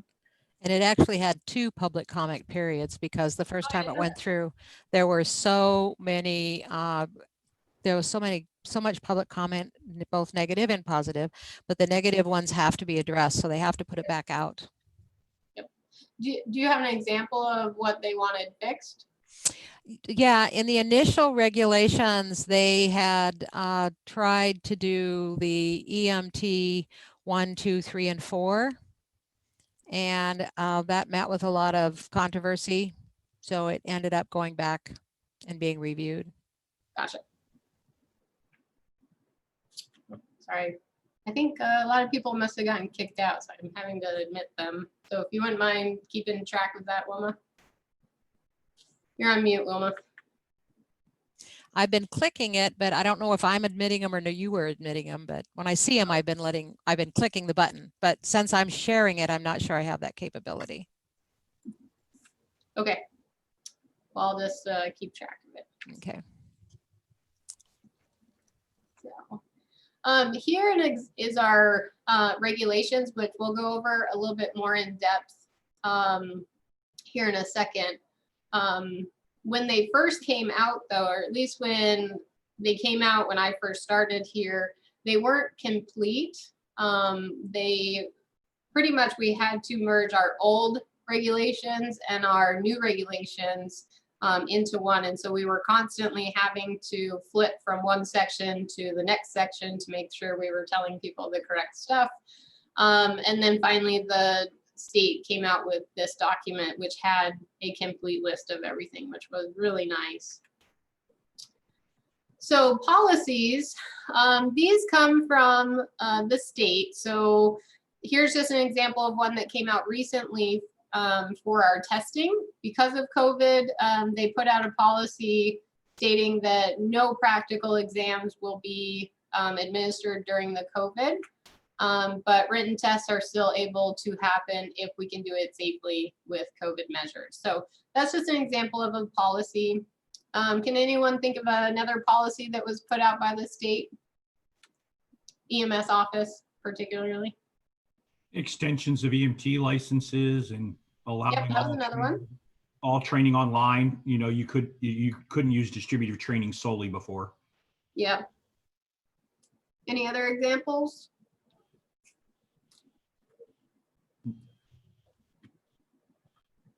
Okay, hearing none. There was also policies that came out for testing a while back. We used to allow like fire departments to be able to use their computers for the written test, and then probably about a year or 2 years ago, they came out saying that that was no longer acceptable. It would have to be the region's tablet or a library computer. So just some examples of policies. Then we have standards. Standards are accepted practices, like our curriculums, the national and the Alaska specific curriculum. And you guys remember during EMT class, we talk about like standard of care. It's basically, we're gonna teach everything like you would get in Montana or Florida. So we have to meet standards. So that way everybody is at the same level training wise. And then we have guidelines.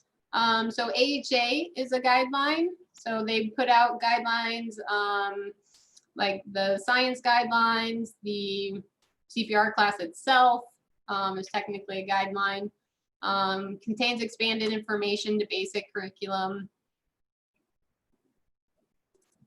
And then we have standing orders. These are serve as offline medical control. Here in the interior, we work really closely with our medical directors to create our standing orders to make sure that we are following and doing everything they would like us to do here in our region. I'm not exactly sure how the other regions do their standing orders or if it's specific to each department. Lily, do you know if you operate under a regional standing order or do you guys have your own standing orders? Homer doesn't have Dr. Levy as their medical director. We have Dr. Landis, and I'm rewriting our entire protocols right now. Oh, They're old. Sorry about that, Lily. I thought that he was your medical director, but I think he's Nikiski's medical director. He's Kisa, which is next door, and Anchor Right. Point. So we're like this little weird bubble. With Okay. Yeah. that. You're more than welcome to use ours. Yep. We can Zoom after this and we'll have standing orders parties. Oh, okay. I love it. Yep. So basically what we have to do as EMS instructors is we have to follow obviously the law, we have to follow regulations, we have to teach our EMT students about these regulations and our standing orders.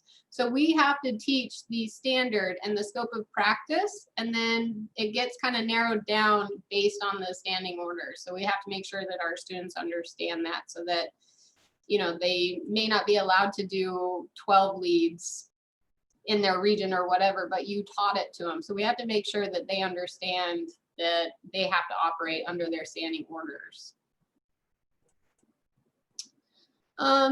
So then scope of practice, which again is outlined, and I will show you that here in a minute, which means I gotta stop sharing.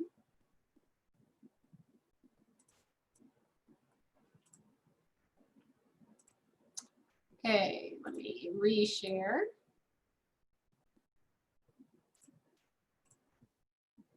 Okay, can everyone see the scope of practice? Yes. Yes? Okay. So this document was put out in 2019 of May 2019.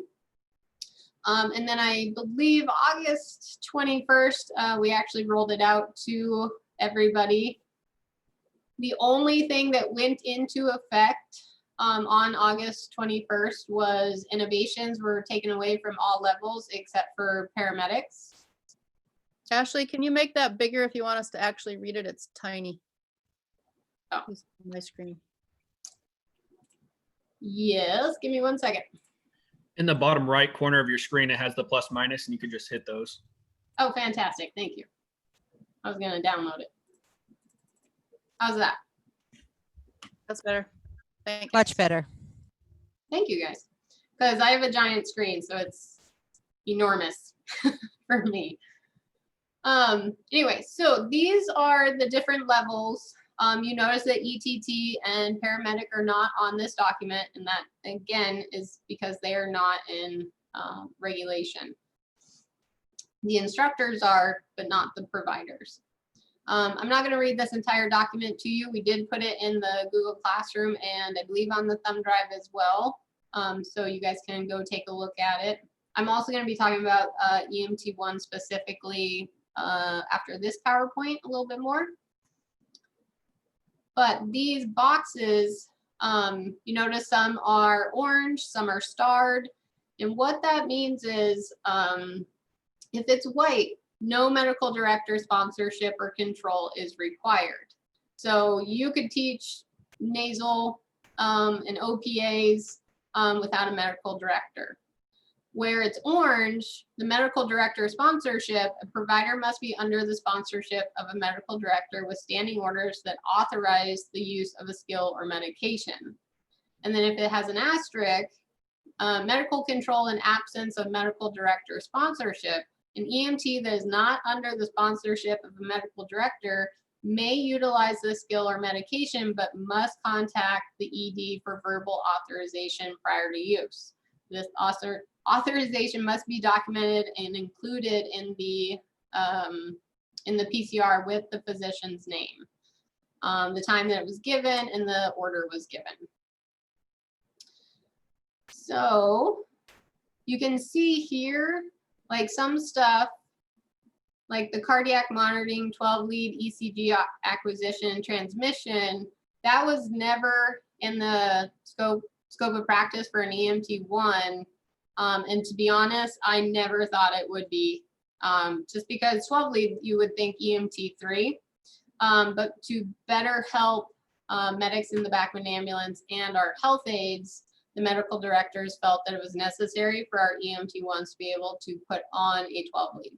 They don't have to read it, and they're not trained to read it, but they do need to know how to put it on. Some other big ones that I, again, honestly never thought would be in an EMT1 class is the IM shots. So an IM is pretty invasive as far as an EMT1 goes. So Wilma, did you sign into my device? Nope. So just go, you can go out of it. It's okay. Just get it. Yeah. You're still in your, all right. You're still there. You're still there. I bet one of my kids is playing on my laptops at home. Tried to get into Zoom. Probably. Anyway, so the IM shots. So it used to be that EMT1s never broke the skin. They weren't allowed to do BGLs, and that's because the class would have to be extended. We would have to teach bloodborne pathogens, and we would need a medical director. But now, because of the IM shots and the BGLs, you will have to have a medical director for your EMT1 class. Like Wilma said, for our region, Dr. Mandage is willing to do that for our classes. Terry, do you know if the university, like Dr. Conklin, will be yours, or will you need to use Dr. Mandage? I don't know. Last time I talked to somebody about it was Chuck, so I'll address that again. Okay. They told us to use oranges and not poke needles into real people, but I don't like that. All the fun. Now, the state has told us that when you submit a course approval and you do put in your medical director, there is now a way for your medical director to electronically sign that. So we won't have to mess with paperwork anymore of searching for your doctor, getting him, to sign it and then having it sent back to the state. It's now done electronically. Okay. Any questions on the scope of practice so far?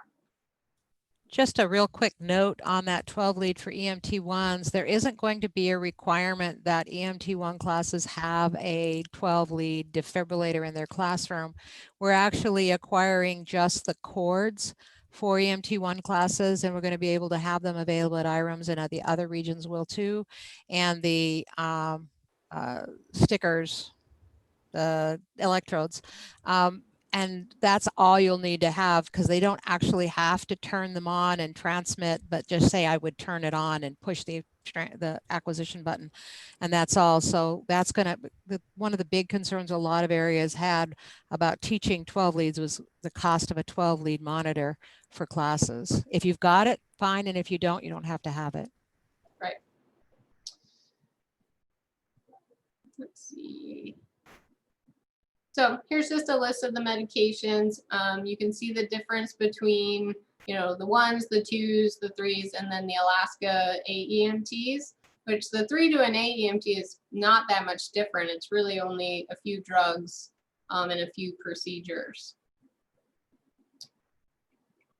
Let me keep scrolling down. Here is the transition courses, which, like Wilma said, we are rolling out here shortly.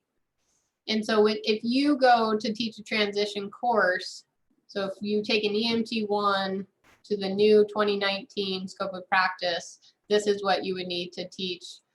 There are some items that are missing, and that was just an oversight on our part. So you would need to teach nebulizers as well in here. And I think a few other items were down here in the EMT3.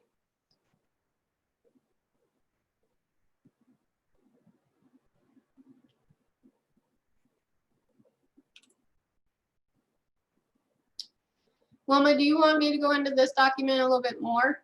I know you covered some of this. The Appendix A. Just overview of what they'll find in Appendix A. Okay. So something else we put in the Google Classroom is Appendix A, and this is part of the regulations that came out. And So Wilma did go. Oh, yes, sorry. I'm just going to interject here. So what this is called is a reference to document. So when you have a reference document in regulation, it's specifically, and this is the problem that we had with our skill sheets. Remember everybody getting skill sheets that had draft stamped across it, and it was kind of concerning. It was like, what the heck, why are we getting draft skill sheets? And it was because they got referenced in the regulation, and you cannot change a reference document unless you go in and change it in the regulation. And since you've already heard about the process of changing a regulation, it can be really complicated. We ended up having to change the skill sheets because of national standard changes, and then just put draft on it because it couldn't be in a real document until it had been approved through regulation. So this has been, and there are some errors in it. And when Ashley gets to that page, I'll explain it. But there are errors in it, and we can't change them until we do a regulation change. So there'll be what we call policy changes or waiving of a regulation because it is incorrect. Okay, thank you, Wilma. Let's see, we talked about that.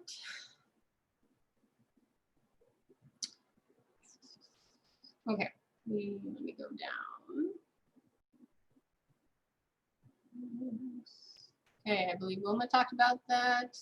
Here's just a chart that talks about how many hours for the EMT, ETT bridge course and all the other levels, and then if they are accepted by a national registry or not.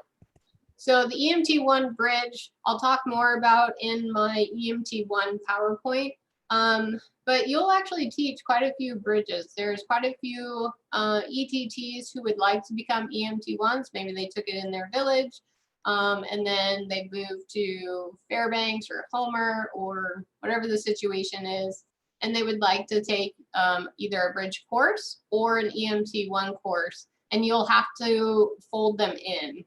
I always recommend to my bridge students who are joining my EMT1 class to just take the entire thing again. It's a good refresher for the items you already learned.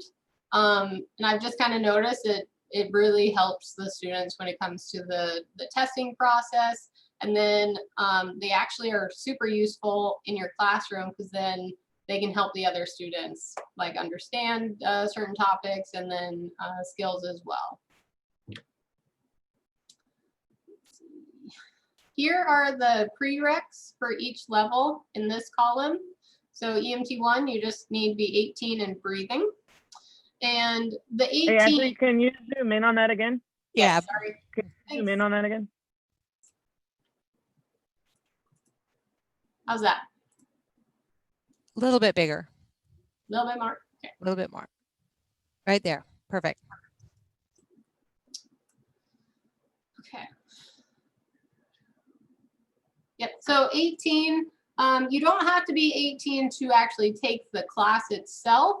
You have to be 18 to be certified. So you could have a 17-year-old student in your EMT1 class, but they just won't get their certificate until they turn 18. So EMT2s, they have to be a current EMT1, 10 patient contacts, and then 5 patient care reports. For an EMT3, has to be a current EMT2 cert, 10 patient contacts, 5 patient care reports, 10 IV insertions, 2 IV push medications. And then there's a note here where if they have one patient encounter that gets them 3 of these, then that's acceptable. And then for the 3s to an AEMT bridge course, they have to be a current EMT3, 10 patient contacts, 5 patient care reports, 5 IV insertions, 2 IV push medications, and then 2 active airway managements. And then correct me if I'm wrong, Wilma, but active airway management counts for like doing an NPA, OPA, tilting the head back, BVM. Yes, and in fact, the new prerequisite forms has on it a definition for the students of what an active airway is and an IV push are, and what is required for the run form. And so those are in the jump drive, the prerequisite forms, and they will also be in the instructor repository here shortly. So, and they do explain exactly what that means. We put a definition on them. Okay. Let's see, just moving on. Okay, so here are the before you move on, yep. Can you go back to prerequisites for AEMT? So if you happen to see this is where one of the primary errors are. You see it says if you're a current NREMT or EMT1 certification, and then you also have to have 5 IV insertions, 2 IV push medications, and 2 active airway management. That it's not going to work, guys. We can't let our EMT1s do IVs. And so there should have been 2 sections. If you were going from the EMT3 to AEMT, that's just above it, that is applicable. You have to do all of those. If you're a current EMT3 and you want to become an AEMT in a bridge course, you have to have the prerequisites are correct. If you're an EMT1 going into an Alaska AEMT course, you only need 10 patient contacts and 5 patient reports. You do not need the other 3 items. So just bear that in mind. And this is one of those corrections that need to be made in the next regulation. Thank you, Mama. Any questions on that so far? Yeah, I just typed mine in the comments, but for the requirements for the class, the medication push and the airway management, do you have to have signature proof that you've done those things like you do for the patient contacts and the IVs? Yep, I'll bring up the form here in a second to show you guys.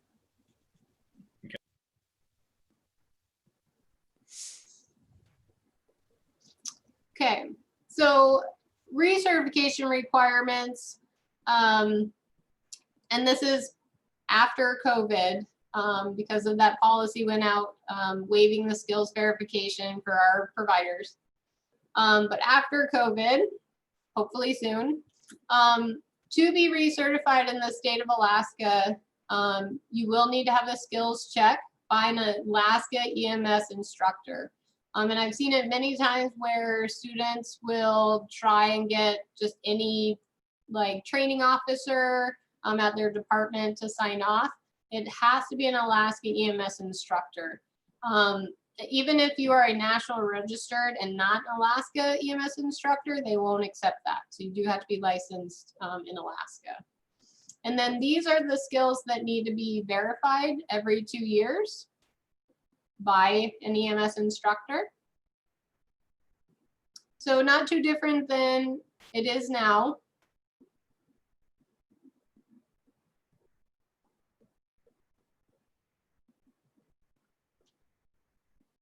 And if you guys have questions, just feel free to unmute yourself because I can't see the chat box. So I'm keeping an eye on it, but he popped up before I had a chance to give it to you, which was great. Hey, I had a quick question, which I also put in the chat box a minute ago. But and again, this is probably because I'm so new to this. Is the skills transition that you guys are discussing, the rollout of 2019, is that just limited to the state of Alaska, or is there a skills transition nationwide that they're pushing?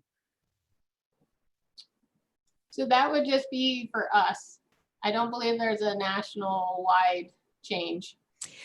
The national standards are being reevaluated, and they just come out with the 2019 national standards, but it didn't change much as far as skills go. So they do look at that.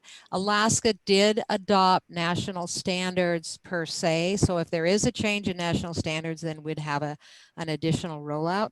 But the skills that you are currently seeing, it's Alaska specific. Thank you. So we're going to talk about the written and psychomotor exam on Wednesday or Thursday, I believe. So I'm not going to touch on that. So we're going to skip through here. We already touched on the instructor levels. Same with that. Okay, I think we are done with this document. Yes. So let me show you our regulations. We'll just go through this a tiny bit. I'm going to make it bigger. How's that? Good? I would go one more. One more? Okay. Yeah, a little bigger. How's that? That's better. Yeah, that's good.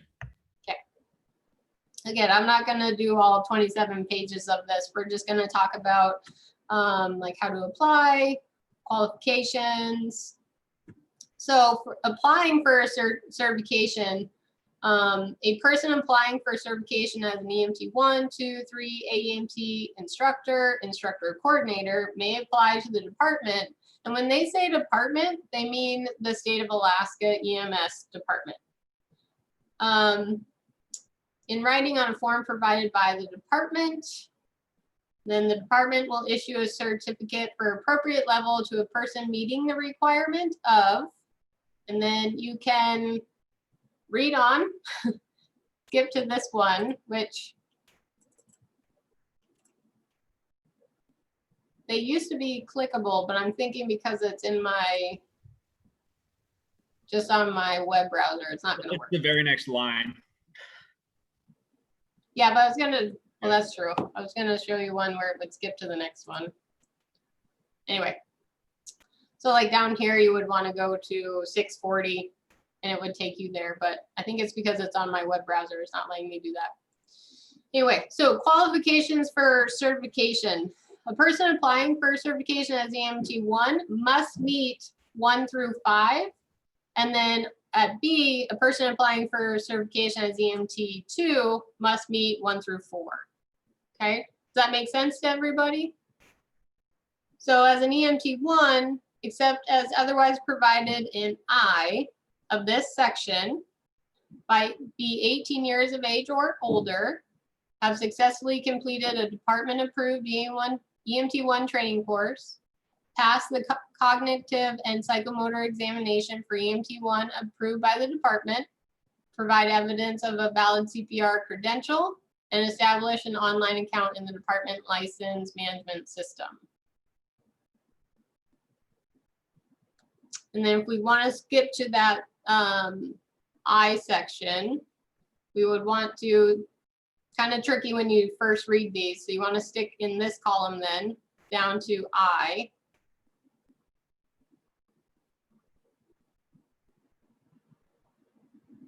The department will accept an application for EMT1 certification from an individual who is less than 18 years of age if the individual will turn 18 during the period for which certification will be valid, and upon the individual completing the course as required under A2 of this section. I'm not going to keep reading it, but so do you guys see like how we can use this document and how you need to kind of follow along when it states in I section? You would want to go down to the I section.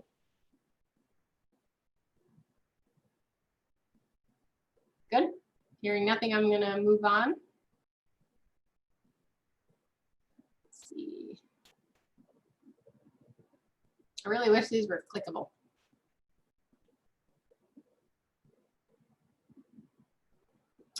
And don't feel like you guys need to have these memorized. That's part of my job, is to know these regulations inside and out, and I am working on them.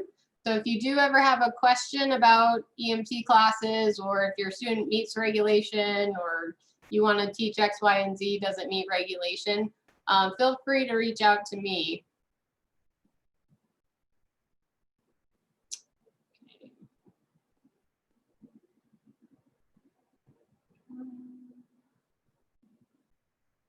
This talks about the examination failures, but again, we're going to talk more about the testing process later on in this course. Here is recertification, which again, during COVID, we waived some of the requirements for CPR, skills verification. So now you just need to apply online, and you will be recertified during COVID.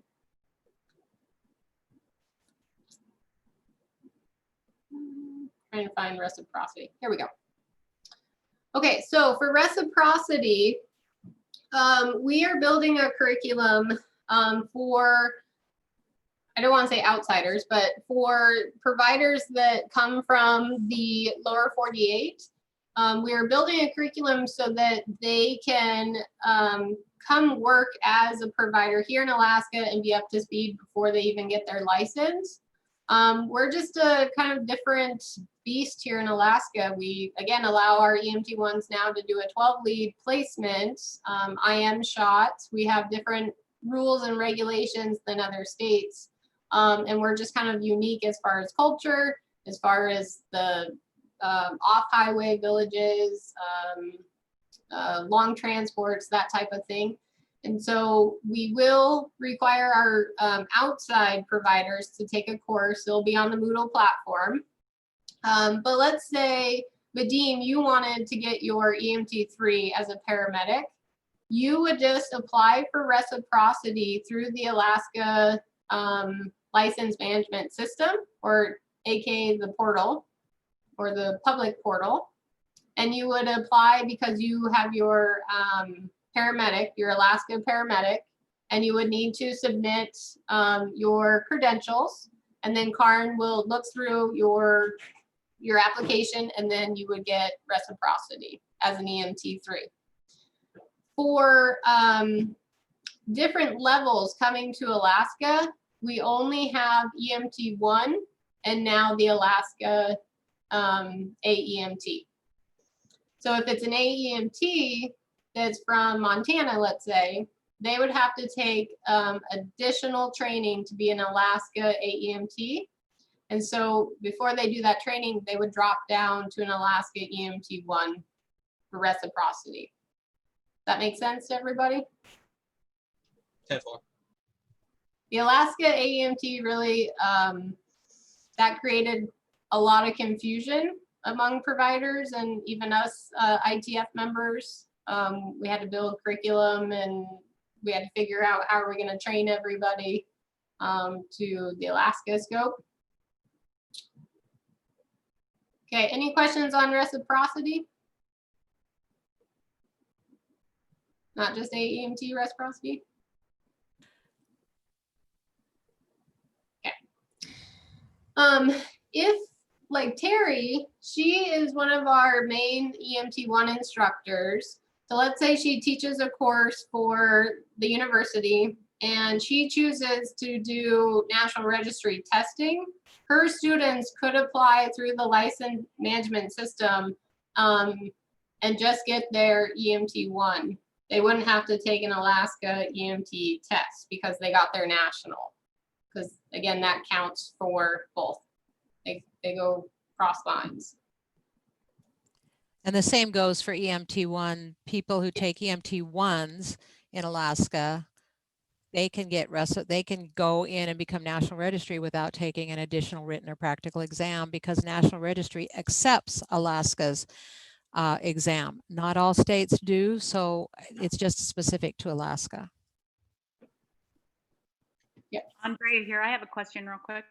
Yep. So if we have paramedics that moved up from the lower 48 recently and received the EMT3 certification, have they received that training for the Alaska standards yet, or is that still to come for them if it's just happened within the last 6 months? It's still to come. Thank you. Mm-hmm. One good question here, actually, as well. In the summertime, I have paramedics sometimes from the lower 48 come up and work with me here in the Denali Borough. So they just need to file for their reciprocity via the public portal and they'll get an EMT3, correct? Is that how it works? Yes. Are they not Alaska MICPs? Some of them are not. Some of them are. They're a mix of both. Are they working on getting their paramedics? No, there are currently paramedics right now. Well, I mean, they're Alaska paramedic. No. Oh, okay. How come they come up? They just They work? come up to work for the summer for my program, Okay. my summer program here. Yeah, they could just drop down to the EMT3. They wouldn't be able to practice as a paramedic though. Right, and let's make a clarification on transitioning paramedics to EMT3 and the new scope of practice. So technically, if you've got some folks that are currently paramedics and they've got their EMT3, they would only have to file for the new, once the transition application is available so that they can practice at the higher level, they will only have to go in and apply for that transition. And then because paramedics already have all of the training that involves our new scope, all of the medications, and technically what we rely on, they can practice at that level, but what we rely on is that you make sure that your paramedics understand how to use all of those drugs, that they got it in their training and they're comfortable with it. And I'm going to use a prime example, and that's TXA. They may not have learned TXA in their classes.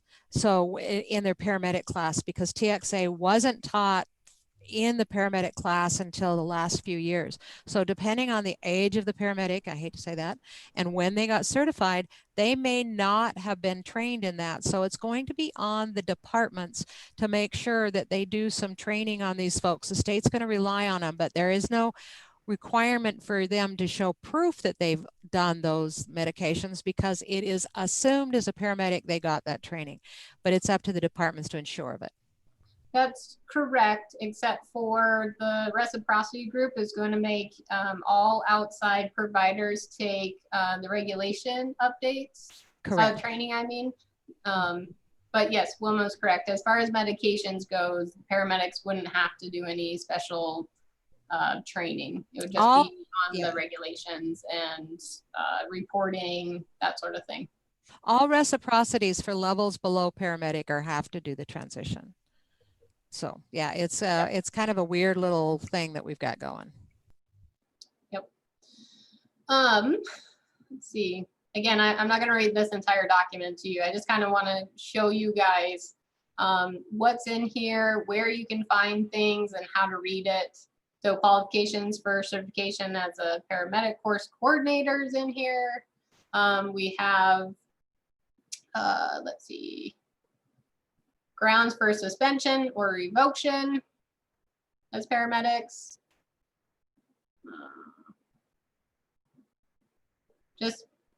I mean, these are our regulations, so pretty much everything is in here.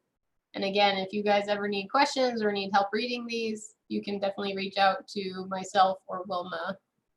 So, oh yeah, reporting requirements. This is the one I wanted to show you guys.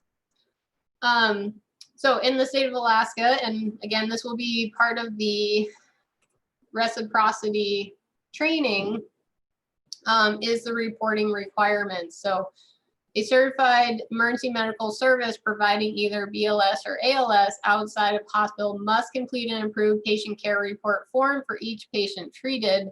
The report form must document vital signs, medical treatment given the patient.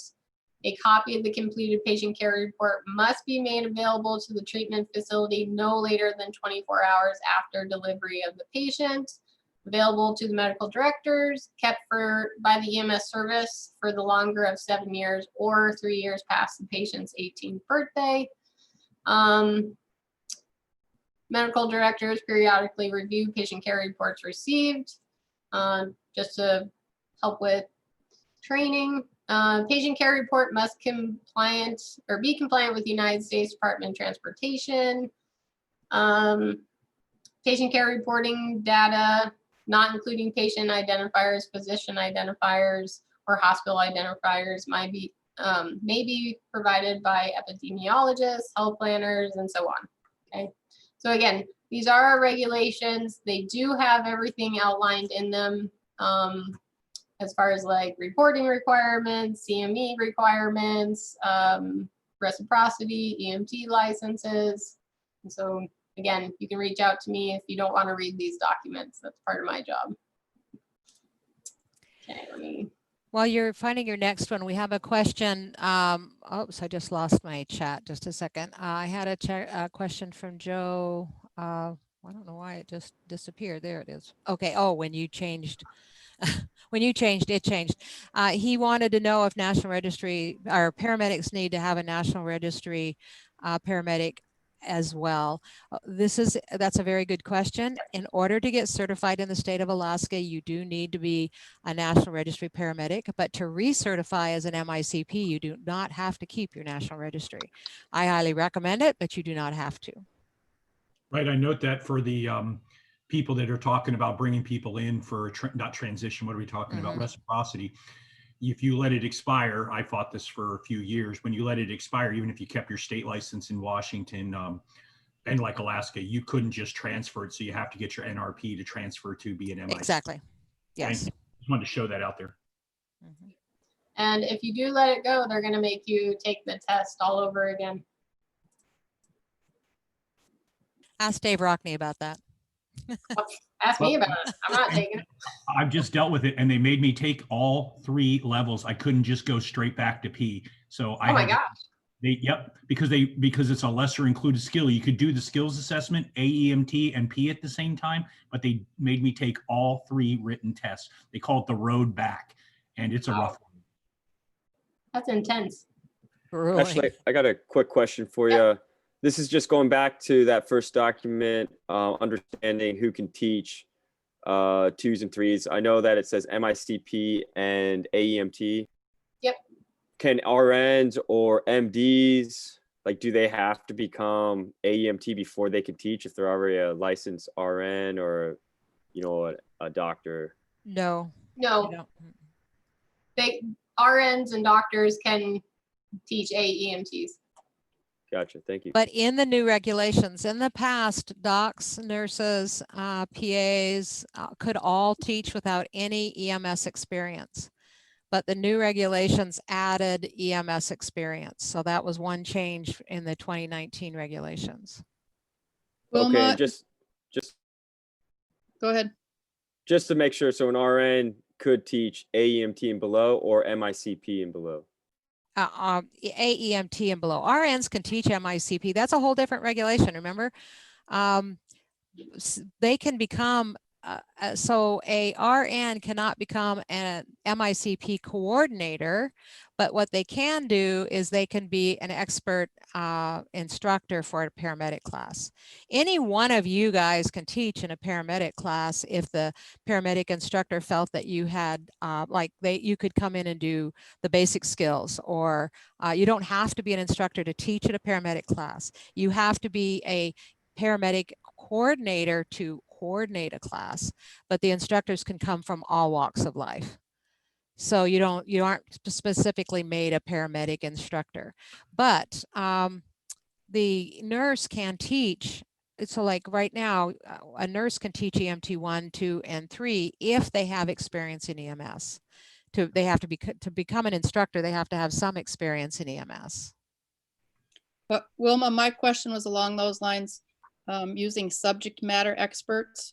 If I'm the instructor of record for an EMT 1 class and I want to have a nurse come in and teach the IM shots, for example, I can do that. Yes. But I'm responsible for the course. I'm just asking them to come in as a subject matter expert. Absolutely. You can have subject matter experts in your any level of your EMT classes. They don't have to be EMS instructors to teach. The coordinator has to be. So the primary instructor has to be an EMS instructor, and then you can use other folks. I do it all the time. Sorry, I'm trying to find the prereqs form. Do you want me to just pop it up real quick? Yeah. I've got it. Give me just a second and I will go grab it real quick. They took it off the instructor repository. Oh. I'm going to turn my AC on. Okay, yes, you're looking very warm. The boiler guy did not fix the boiler. Okay, I'm going to share this screen and then I'm going to pop these up one at a time. So you make it bigger, much bigger.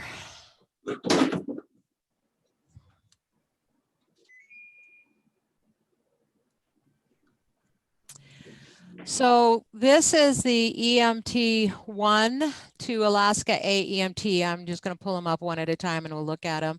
So for an EMT 1 to become an Alaska AEMT, they need to just do the 10 patient contacts and the 5 patient care reports. You can see that they don't have to have the signature on a patient care report. And we get asked this question all the time. Although you're not sharing. Oh, dang, sorry.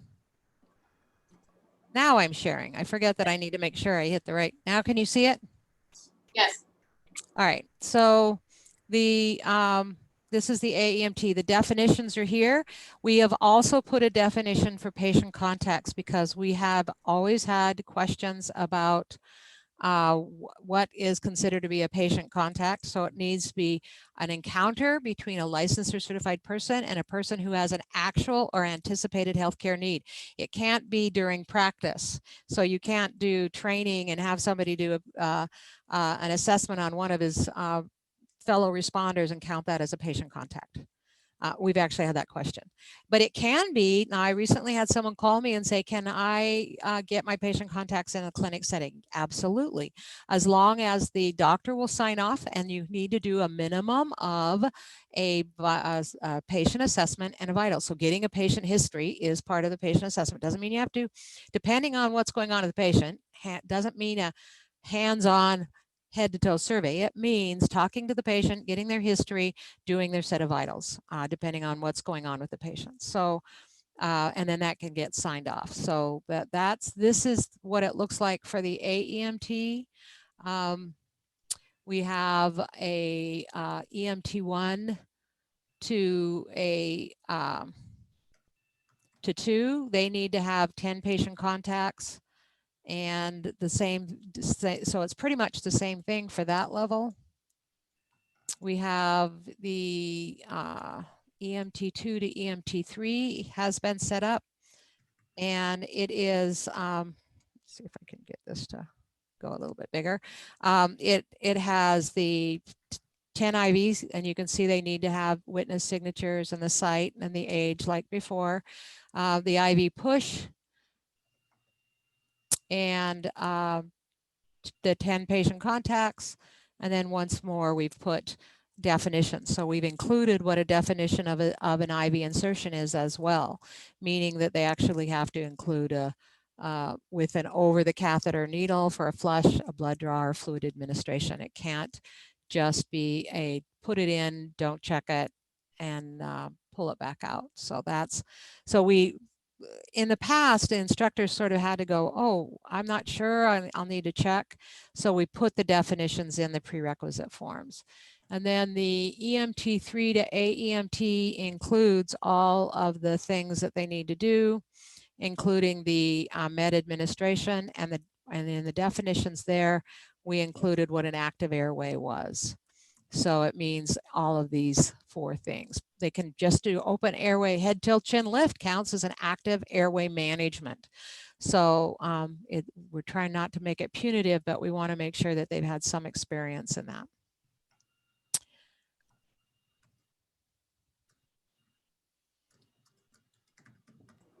Thank you. You can have the screen, but you can have the screen back. Can you guys hear me over my AC unit? We don't even hear the AC unit, so Okay, yeah. I was getting dizzy. Yeah, we could tell you were flapping. I chose my outfit poorly today. I normally don't have my door closed though. Our furnace is overheating at the moment. Our office is staying at a comfortable 80 degrees. And then my office, if I close my door, gets up to 90, 95. Yep. And Ashley lives in Alaska for a reason. It looks like you're just piping in cold air from your window. Kind of a ghetto air conditioner for Fairbanks. Mm-hmm. All right, can you guys see my PowerPoint? Yep. Yep. Okay. So we had to move some things around just because of kind of last minute assignments, putting it online. So normally ETT would have been done yesterday and you guys would have been doing medical legal today. So that's why it's gonna seem a little bit out of order as far as ETT and EMT1 goes. So I'm actually using Wilma's PowerPoint. So we'll talk about ETT related statutes and regulations. I'll take you guys to Southern Regions or Southeast Region website and show you their website as far as ETT paperwork goes and what you're supposed to do, and get the instructor guidelines. I did put it in the classroom as well. You will have access to the classroom, I believe, for a week after this class ends, but we'll also give it to you in your binders. Course approval and completion at ETT level we'll talk about. Course content length of an initial and a refresher option. Entry and completion requirements for ETT students. And then we do have a high school program that teaches ETT.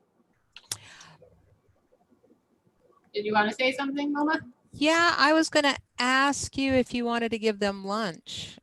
This is actually scheduled to, it's noon. Oh, and yes. This is actually scheduled to go on at 1 o'clock, and I'm sure everybody's going, oh, wait a minute. Yeah. I'm sorry, I didn't pay attention until just now. But no, I didn't either. Yeah, let's go to lunch. Yeah, before we go, I have a couple questions I'm going to wrap up real quick for folks, and then we should go to lunch.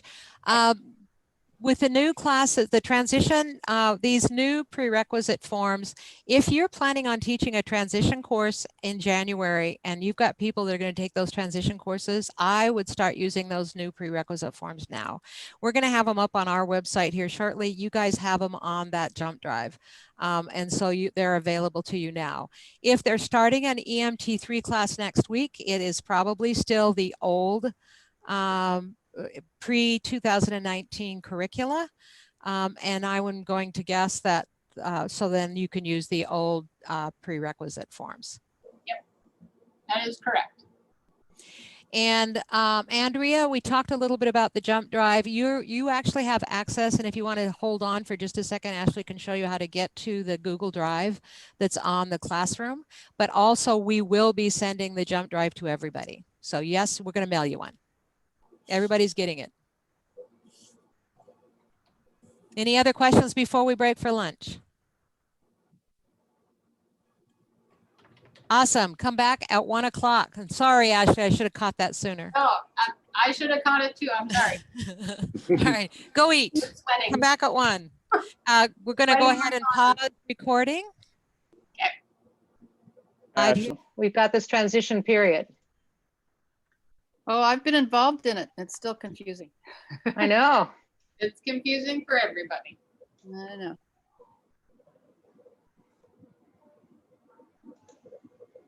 You're all gonna laugh at me, but I'm cold. Yeah. It's like a real patient. Cool them off until they get too cold.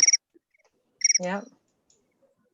I was going to go in and try to download some of that stuff from the jump drive or from the G drive, but geez, there's a lot of documents. I think I'll wait. There is. There is. We put it there so you had reference now, because we'll be referencing it throughout the class. Normally you would have the jump drive and be able to do it when we're talking. We put it there, but we are definitely sending you out the jump drive. So if there's, you can, yeah. Thank you so much. And before, could you let Abby know not to send them until we correct the regulations? Yep. Thanks. I told her last night that we aren't sending them out, so she didn't have to bother. So. But now we are. Yep. So I'm just catching up on the chat. So Joe, yes, I was having a heat emergency. I was dizzy. So that can't be a TG moment though. Jump drive we already talked about. And yes, Vadim, it seems confusing now, guys, but I promise it will all make sense. It's a lot of information all at once, and we'll put the pieces together. And we kind of look at it from several angles. So what may seem like repetition isn't when you see it in a different, at a different angle. So just really quickly to look at our schedule, we've given you the bird's eye view of all of the courses, but now in the next 2 days, we're going to go over the courses and their curriculum in depth. And to help me know what my audience is, if you guys would put in the chat whether you are going to get certified at the basic or advanced level, that would be awesome. So I know what my mix is. I tried to keep track of it. Well, actually, maybe I'll just read it off and tell you what I ended up coming up with in my notes. And if I'm wrong, then you can correct me. I've got Scott is a basic, Clay is an advanced, Joe is an advanced, Dr. Livengood is an advanced, Riley is basic, Vadim is basic, Ben is basic, Lily, I'm not sure about. I think Vadim is advanced. He's a paramedic. Oh, okay. He didn't say what level he was, so I guess. Lillian is too, I believe. Yep, Lily's a paramedic. Lily is a paramedic, so she's advanced. And Haley is an ETT, correct? Yep. But I'm missing 1, 2, Well, 3, she's an 4, EMT 5, one, 6, but yeah, 7, she's 8, 9, 10. I mean, I'm looking at, so I've got, and there's 10 people in the class. Yep. Andrea's Awesome. a basic. Andrea, oh, that's who I missed. Andrea is a basic. So when we start talking about the advanced stuff, it's very good for you guys at the basic level to hear it. It's not something you're going to have to remember. Just bear that in mind. But the advanced ones, pay attention. There were numerous times when I was teaching an EMT1 class, students would ask me, well, what do I have to do to take EMT2 class? I really like EMS. And so even though I was teaching an EMT1 class, or you might be just a basic instructor, students are going to hear you're an instructor, so they're going to come to you guys for questions. So it is really helpful that you know everything about EMS in Alaska. So. Yep. And you might become advanced instructors one day. Exactly.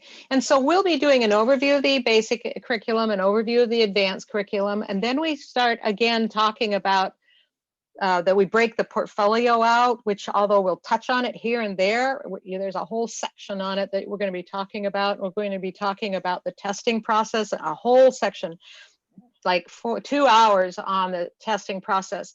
And so we're getting a big overview today, but we'll go in a lot more in depth with each one of those subjects for the rest of the time. Yep.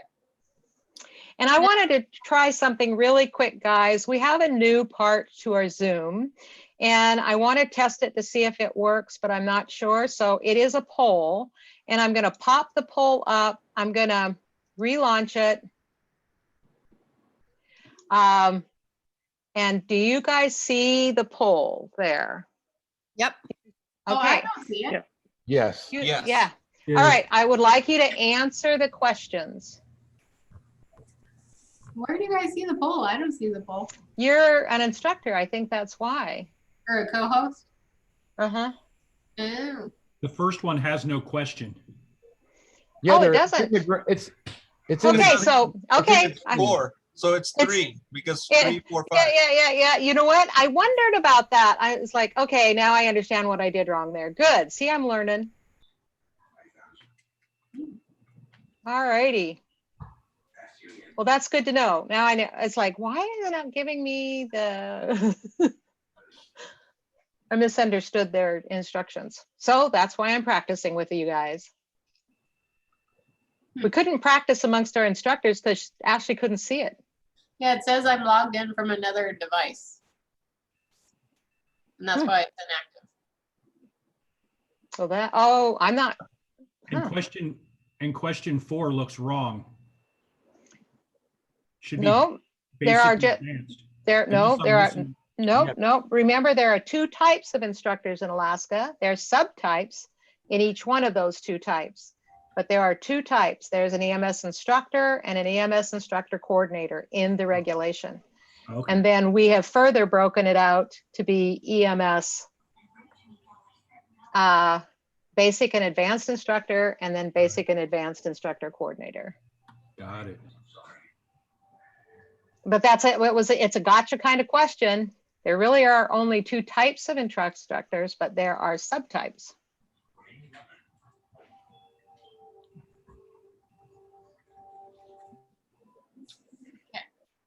So good. So now I've got 7 people who have answered, and all of you, well, number 1, no, actually, how many levels are there in the EMS pre-hospital provider in Alaska regulations?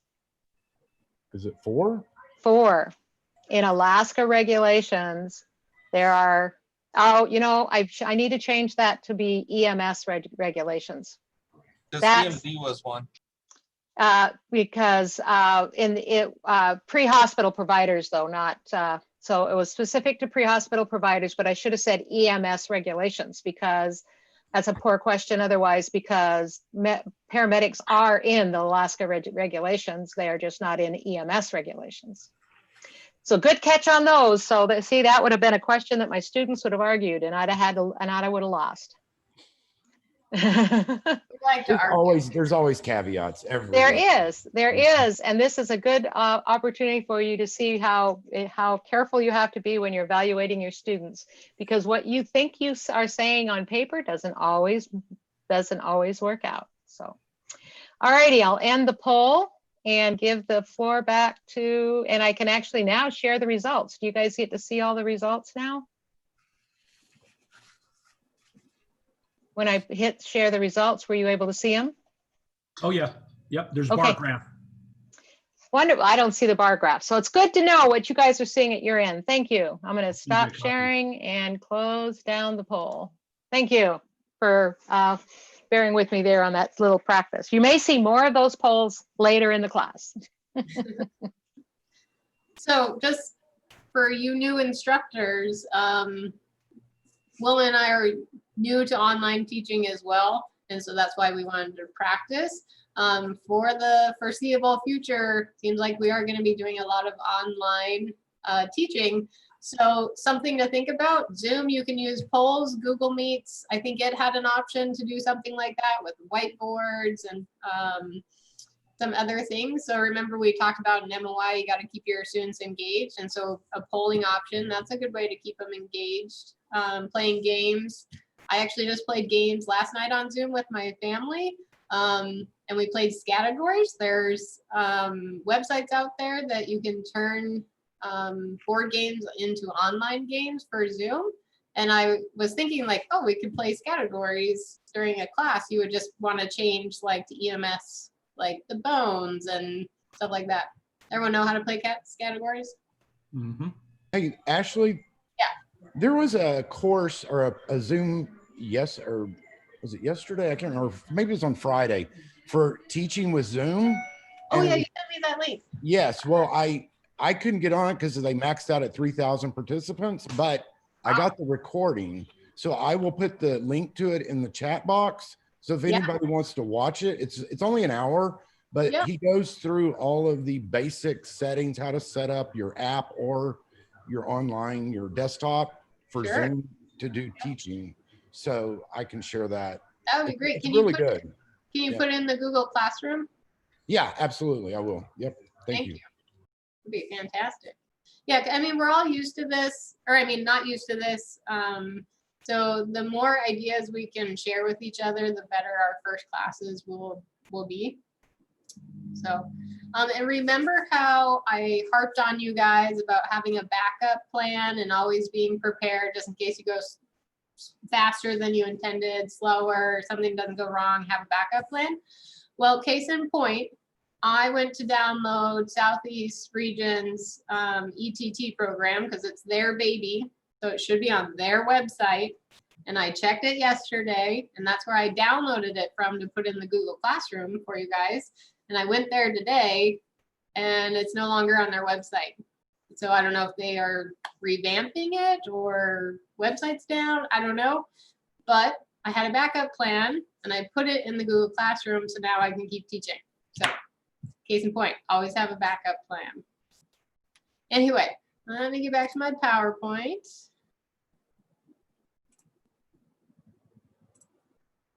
All right, so let's talk about ETT. There we go. Okay, how many of you started as an ETT? I know I did. I did. Yep, Haley did. Nobody else? I started as a basic. Okay. I did in Texas, but it was considered an ECA, emergency care attendant, so similar. Okay, yeah, similar. Yep. I took ETT in high school. Didn't really do anything with it, and I let it go, expired, and then probably 6 years later, I think, that's when I became an EMT1. But you will have a lot of students who either want to be an ETT or they already are an ETT and they would like to either take a full bridge course or they would like to be a bridge student in your EMT class. Okay, so it's really helpful to know their objectives, even if you don't want to teach ETT. And this is kind of where I was as a UAF instructor. I just wanted to be EMT1 and paramedic. I had no interest of going out to an ETT just because of my living situation. I just couldn't take time off work to go out to a village to teach. But I had students who wanted to bridge, so it was super helpful for me to be able to refer back to what they learned in their ETT class and then be able to merge them into my EMT1 class.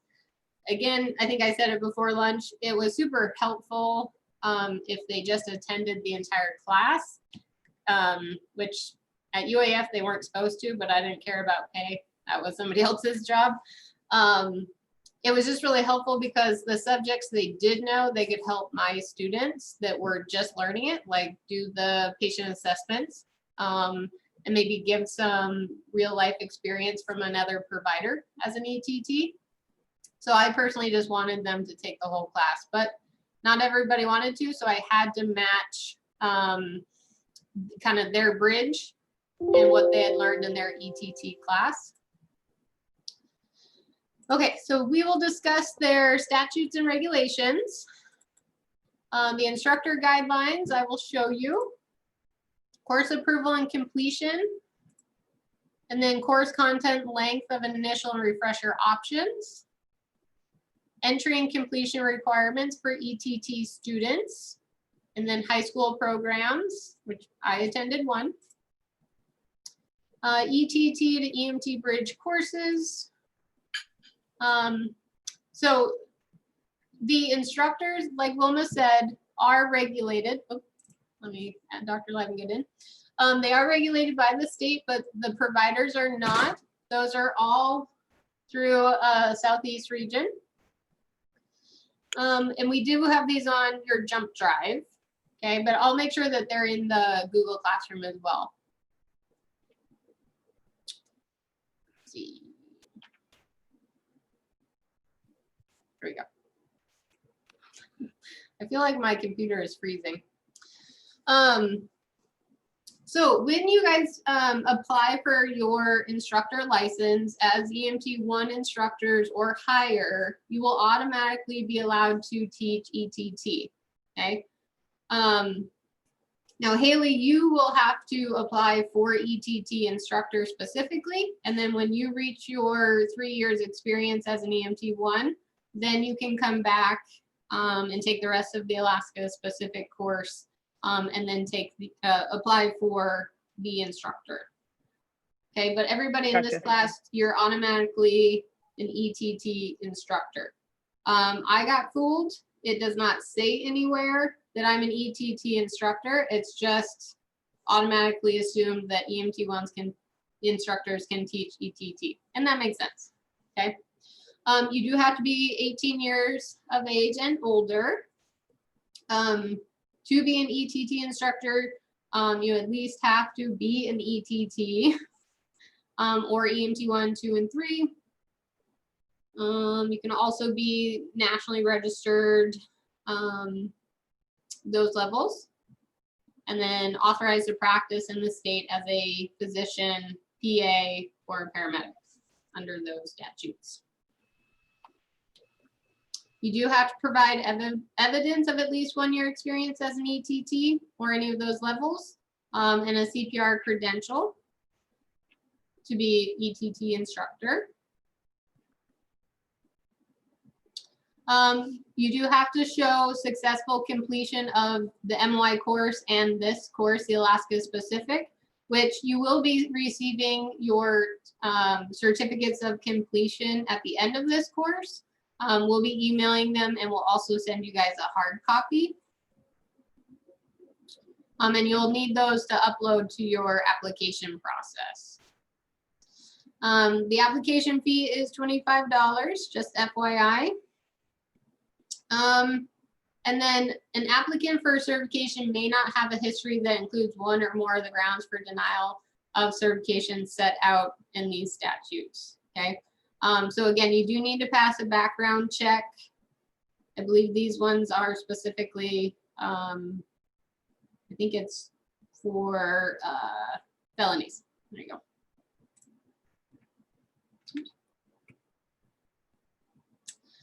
Okay, so regulations for ETT. The provider's not regulated, but instructors are.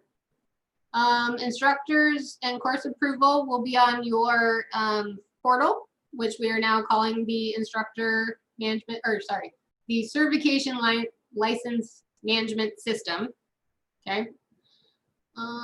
We did give you the registration policies on your disc, but I'm going to show you those here in a second.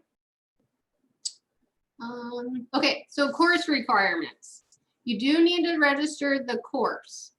You do need to put it in the licensing management system, and you need to have your schedule, the length of the class. In the schedule, you need to specifically state like how many hours each subject is going to be taken. And then entry and exit requirements. Now, entry requirements for your students at the ETT level, they can be 14 or older. Ashley, is this still for hours on each topic? Is it like in 4-hour blocks? I don't think that is required, but Karin does still want to see, like, you're gonna spend an hour here and an hour here, but they don't need like the 4-hour chunk, if that makes sense. Okay, the way that's going to be worded now, I'm sorry, we just talked about this, Ashley, and you weren't at that meeting. The reason they had the 4-hour chunk was that it had to be a minimum of 4 hours, and that wasn't clear.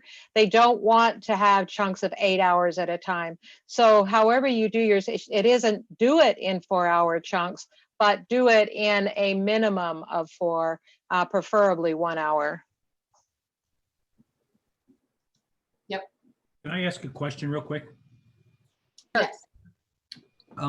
Is there, and I'm not trying to take the easy way here, but is there some in these packets, is there a syllabus that's been approved before that we can work from as new instructors? Yep. Yep. I gave everybody, or at least in the jump drive, there should be, but I'll put it on the Google Classroom. But each level, there should be a sample schedule that you guys can steal, and then a syllabus that you can steal. I actually stole Terry's. Or she gave it to me, I don't remember. Okay, so the exit requirements, they do need to complete the ETT course in its entirety. But there's no official testing process like an EMT course is. You remember from your EMT courses that you had to have so many proctors, you had 6 stations, you had to get help, like patient help, proctors, and then a CO came to the test and administered the psychomotor exam and then the written exam, okay? For the ETT, it's on the instructors.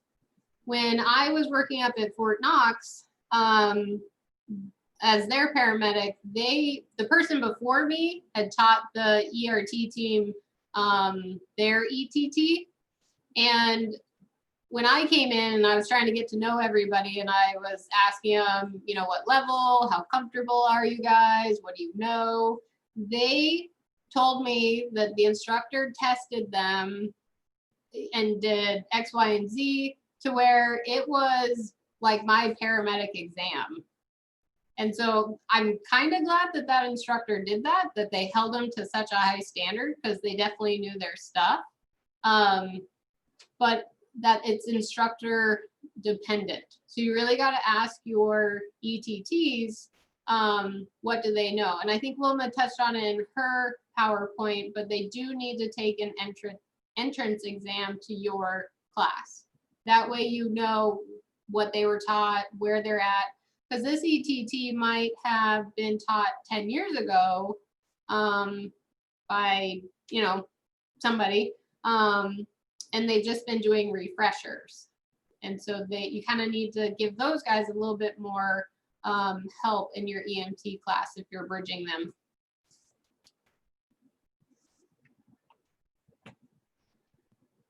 Okay, so course approvals, just going back to that, you need to apply for course approval within 14 days of the start of the class. So 2 weeks. You can do it sooner, but it has to be done within 14 days of the start date. Must include the class schedule, apply online at certification portal, which we are now calling, and I keep forgetting to change this PowerPoint, the licensing management system. And then open a class on Southeast Region EMSC, so that's Southeast Region's website. Now, last night when I looked to see what they wanted us to do, they had on their website, they actually wanted you to just call them or email them to get set up. So to clarify this, so the initial application goes to the state just like you would do any other class on the portal, right? But Yep. then the actual opening the class is in the Southeast region. Correct. So Okay. the cards that the students will get will come from Southeast Region. And so that's why they want you to open up an account or an Enrollware account with them.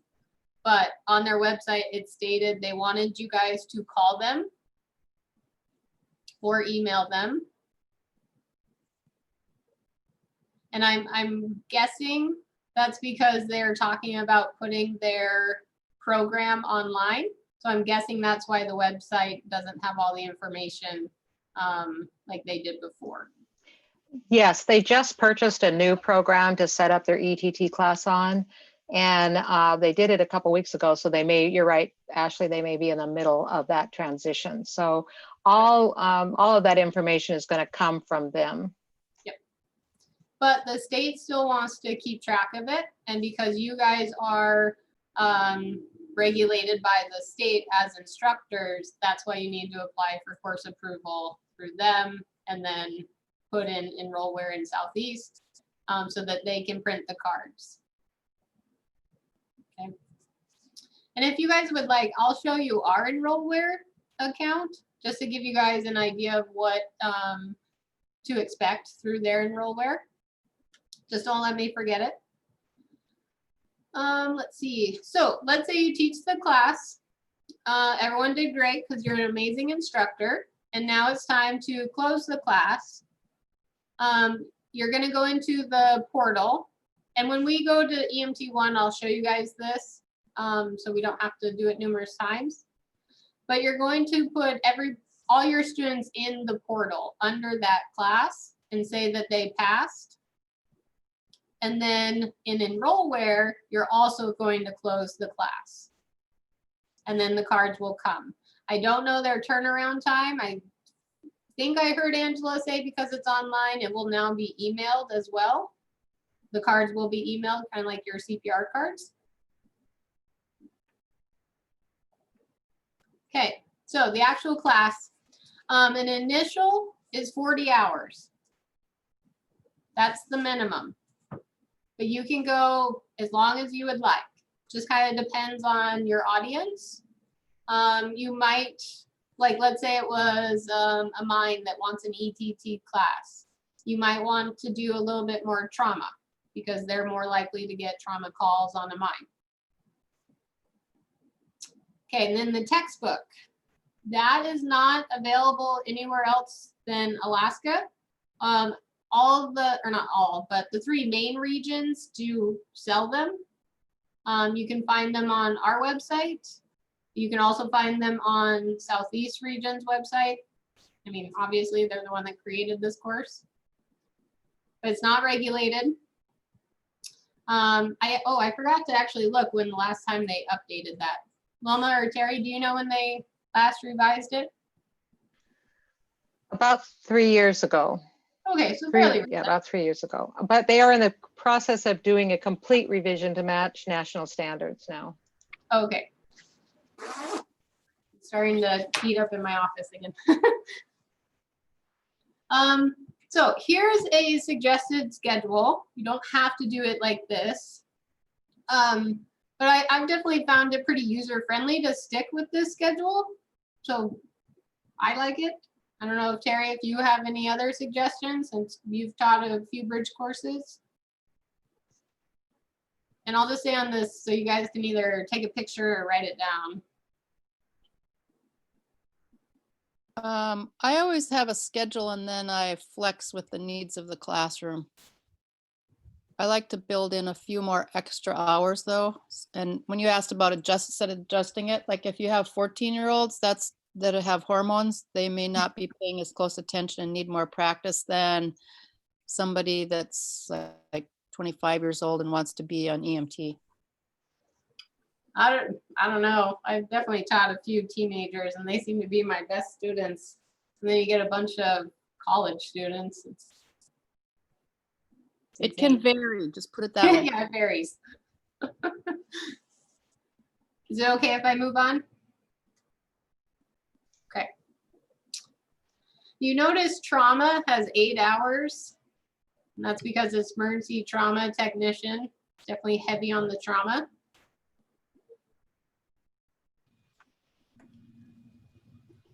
So written exam, like I said before, there's no CO. You guys come with the exam as instructors. And then the passing score is 70%. So pretty standard. Like I said before, the Fort Knox group that I taught, that instructor held them to a higher standard. I believe they said the written was a 90. I don't know if that was the class final or the ETT test. I'm not sure, but they definitely knew their stuff.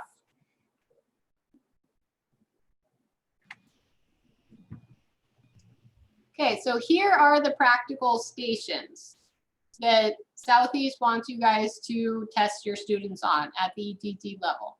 So you have patient assessment, bleeding control, fracture management, spinal protection, CPR, BVM ventilation, and then team leadership of patient care. They want to see how they can handle their assistants and the scene. And can I add something to that real quick, Ashley? Yeah. There is no expectation that you have 7 stations. You can set these stations up. And so like you can have a patient assessment station that has a bleeding, something that is bleeding, and you're also doing spinal protection. And so you can have all 3 of those being tested. You wouldn't want to put more than 3 in one station. You could have a CPR station that includes the BVM ventilation and the team leadership so that they're managing the team in that one. So you can set them up. There is no requirement that each one of these, like the EMT one, are separated. ETT is ahead of its time when they talked about being able to manage a whole patient and being tested on several skills at one time. Can I ask a question? Yeah, feel free to chime in, guys. Is there anything, like I'm teaching an ETT course, is there anything that's prohibited from being taught out of like EMT2? And I'll give you an example, like we now have statewide nasal Narcan. If I wanted to throw that in, is that allowed? I would say no, because that's not in the scope of practice for an ETT. But what you can do, here's how you do that. So you teach the ETT class, you get them tested through the ETT class, and then you have an augmented section on the stuff that you're allowing within your department through your medical director for them to do. I think that in the new ETT section, they are going to be adding, they have added Narcan, but it's not being taught now. But here's what I would do before you let them do it. I would contact Southeast region and ask them if they are allowing that in their scope of practice. But you would want to go through your medical director first before you even teach the class, because they may not want you to, because they would have to get expanded scope. Well, I hear what you're saying, but then again, we're allowing, I mean, the state is handing out Narcan to everyone. I mean, every Anchorage cop has it in his car, certification or not. So it was a Dr. Cooper program, remember, like 3 years ago, and they're still giving it away. I get them in a 48-pack box at a time. So I'm asking because I hand them out in my communities to any. You can teach them to folks to do to their family members. This is a very odd little part of regulation. You can teach them to folks to do to their family members, but unless it's been added to the scope of practice at that level, you cannot teach them to a provider to give to somebody they don't know. Perfect. That's exactly, and that's what I thought. I just wanted to coordinate that. If you look at the American Heart Association first aid class, they teach you how to do it for somebody that you run into also, just as a first aid responder. There you go. You can teach first aid and an ETT class and get around it that way. Yeah, I was there you go. EMR, National Registry, EMR, and ETT kind of combo, so they have something outside of Alaska worthwhile. Okay, can I move on? Yep. Okay, so for the written, your students can take it up to 3 times. And the practicals 2 times. And like Wilma said, you don't have to have the 7 stations. They can be combined for some of them.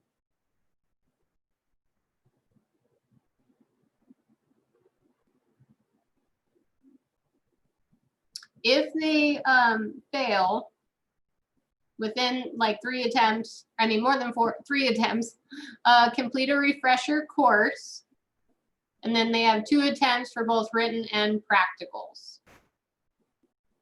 And then if they fail again, they will have to retake the entire ETT course. And is there a Taking dedicated, another 40 hours. I'm sorry? and is there a dedicated refresher course, like a published schedule? Oh, we have one here at IREMS that I've definitely used. I don't know if Southeast has one.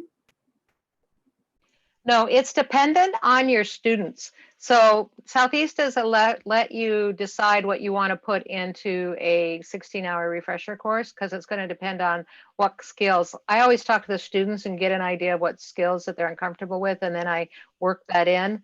But there isn't any specific things that have to be taught in a refresher. Yeah, and actually just going along that, to your question, this is if they fail their initial. And so it would be student dependent, because you might have one student lacking in this area and another student lacking in trauma. So you would want to be able to tailor it to your students. I just wanted to make sure they didn't compel like a mandatory 8 hours of trauma, and then you pick the other 8 hours to cover the stuff they failed, is all I was asking. I see what you're saying. Yeah, to my knowledge, no. Now, an actual refresher course, that one is 16 hours. And I've just used IREM's schedule, but like Wilma said, you would want to tailor it to your students. So just for a moment of clarity, I'm talking about a failure refresh with 2 hours. Let's say they just fail a patient assessment. Could I do 3 hours of patient assessment and then retest them? No. Yeah. If they're being required to do a refresher, it needs to be the 16-hour refresher. Okay. He's asking if they fail the practical on the first attempt. Oh, yeah, then you can refresh them. I'm sorry, I misunderstood. That's called being a teacher. Wink, wink. Okay, any other questions on this? I know we got a little confusing there.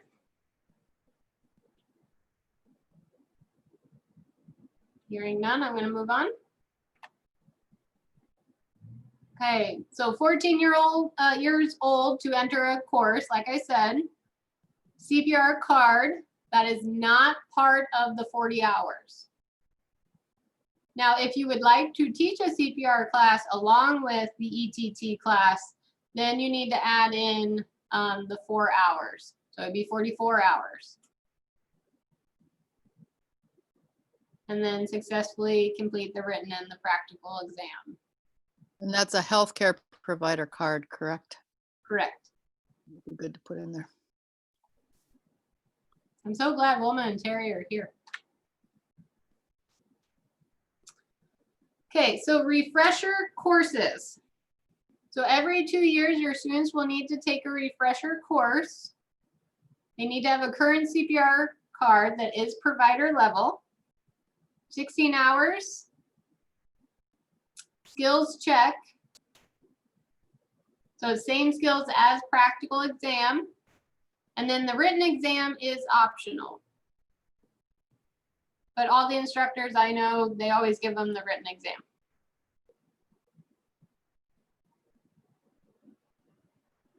We also have available for you guys, if you're teaching ETT refreshers, we had an amazing ETT instructor that went to all of our rural villages, Jan Dick, and he developed a bunch of study sheets, and he would give to the students before the class, before he came back out to the class, and then he would review the study sheets and see what they missed, and then he would focus on that, and we have those available.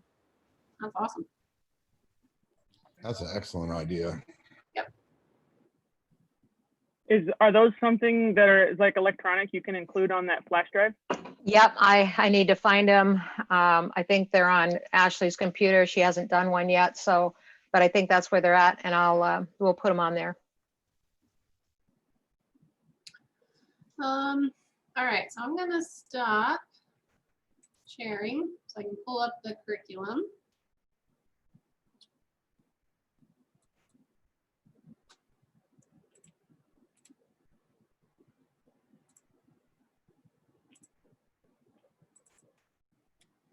Okay, so here are the ETT objectives that I got out of Google Classroom. Make them bigger. Sorry.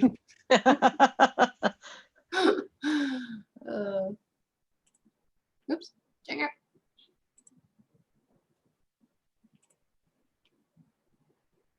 There we go. How's that? Much better. Okay. So it's competency-based teaching with objectives. They did set the minimum hour requirement of 40. But if your students, if you feel they've reached it at 40, then you're good. You can test them. If you feel like your students need a little bit of extra hours, they need a little bit more of didactics, then that is on you as the instructor. You guys are allowed to extend your class if you feel like your students just aren't getting it. I would suggest building it into the class and then say, you guys are so smart, you've learned it in 40 hours, we don't have to come to class tomorrow.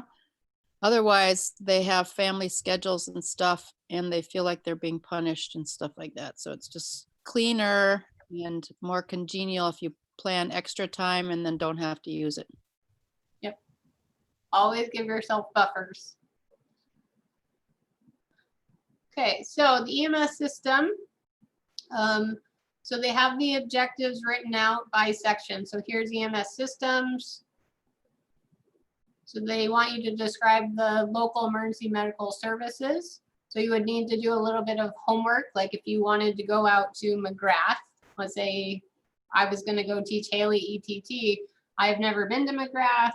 I know nothing about McGrath. And so I'd want to talk to them a little bit about their emergency medical services and how they would get somebody out. Let's see.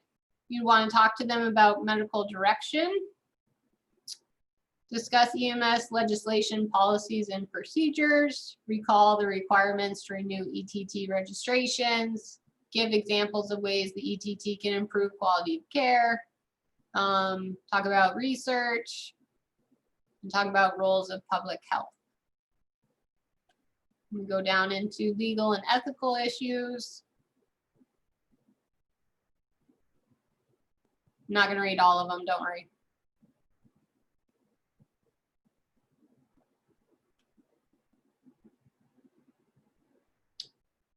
Always want to talk about the well-being of ETTs and EMTs. I feel like we used to skip over that quite a bit. Now we're learning that PTSD is a real problem among our profession. So definitely, or at least I would like you guys to hit this subject really hard. As you all know, we see some pretty terrible stuff. But that means they're going to be really comfortable with you and they're might come to you for help. So just be aware of that.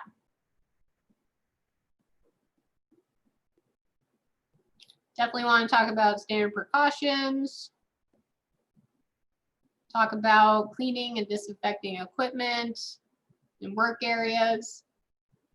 So as you guys are building your schedule, you want to have, or at least how I did it, was I would have these objectives out and I would be able to build my lesson plans off these objectives and say like, okay, if I'm going to be teaching on Tuesday, the well-being of a ETT, then I'm going to need gloves for them to be able to show me that they can take them off. We're going to spend X amount of time in this section. I need to talk about this with them. We'll have these activities. It just really helps you, like if you're building your lesson plans and having the objectives out side by side.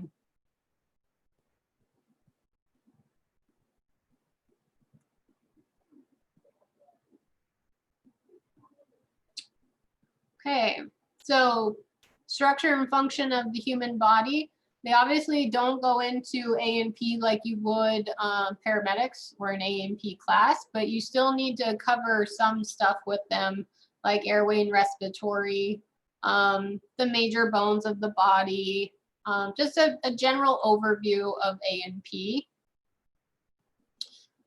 Use medical terminology. Remember, this is the very first class that they've ever taken possibly, as a medical provider. So they may not understand the terminology that you use. So you want to spend some time teaching them, you know, what tacky means, what Brady means, dissecting the words so that they can understand when they're reading, you know, what they mean.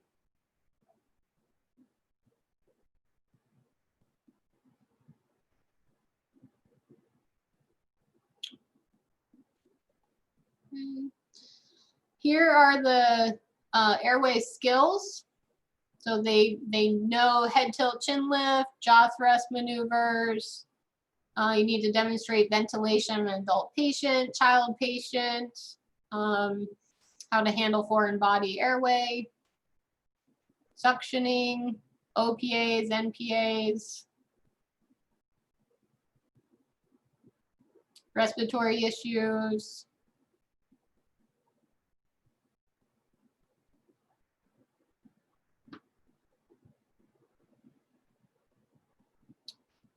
So shock and resuscitation.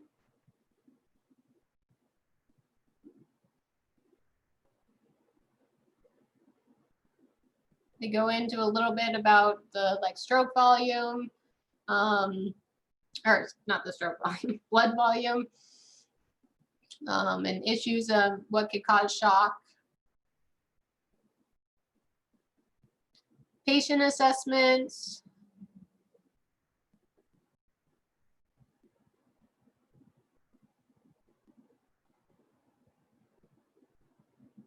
Okay. And then, do you guys want me to keep going, or do you want me to show you their skill sheets now? Do you guys have any questions on these? No, it looks pretty straightforward, actually. It's very, very organized. Yeah, they did a great job. I see somebody's got a question in the chat, or they posted something and I can't get to it. It was just Joe. I was asking, so there's no CE version of a refresher for ETTs? Not sure what you're asking, Joe. So could I do a class like we know you need to do 16 hours? It's hard to get people to give up on the weekend of the month. Could I do it as drill night for 2 hours for 6 weeks? Yes. Yes. Okay. Okay, let me show you the skill sheets.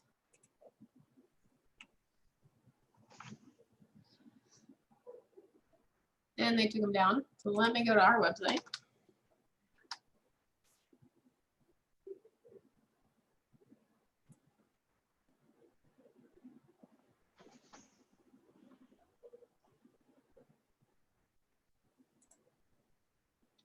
Okay, are you guys still seeing my screen, the skill sheets? Yep. Yes. Perfect, thank you.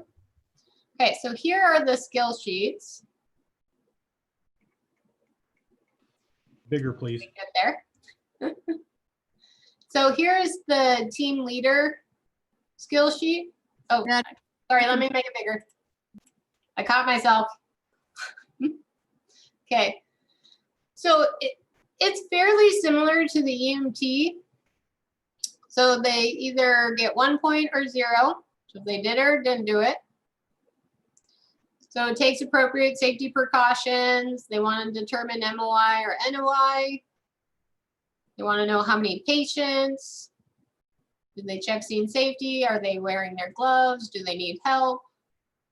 Then they want to check for AVPU, LOC, ABCs. Then the history taking. Then secondary assessment, vital signs, differential diagnosis. So are they looking for other things that could cause chest pain? Sick, critical, not sick. How did they treat the patient? And then coordination of treatment. You know, did they take really long on scene? That sort of thing. So it's pretty much the EMT 1, 2, and 3 skill sheet, but just laid out slightly different.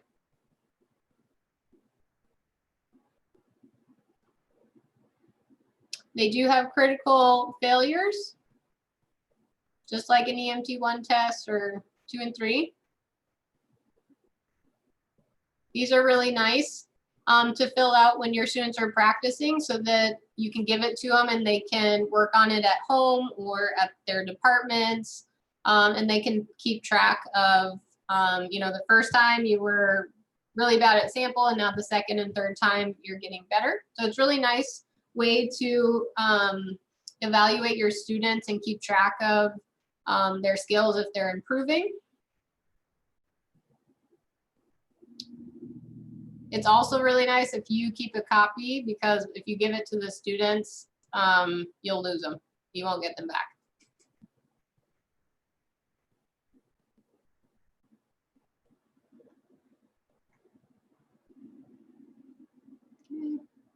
I did the same thing. Let me get to, here we go. Blood pressure. They want to know if they can take it by auscultation and then by palpation.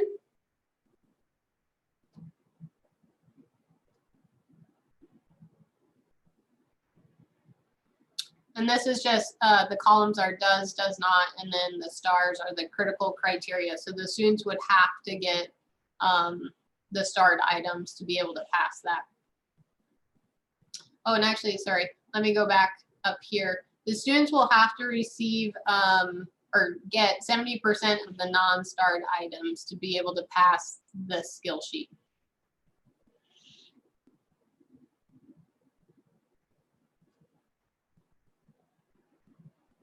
Okay. Any questions on the skill sheets for ET? These are on the thumb drive as well, but they are on our website. I do recommend that you download everything, so you, just in case our website's down, you don't have to scramble to find them anywhere else.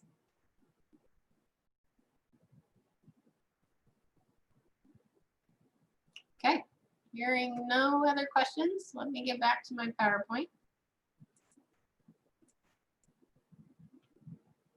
Okay, can you guys see the PowerPoint?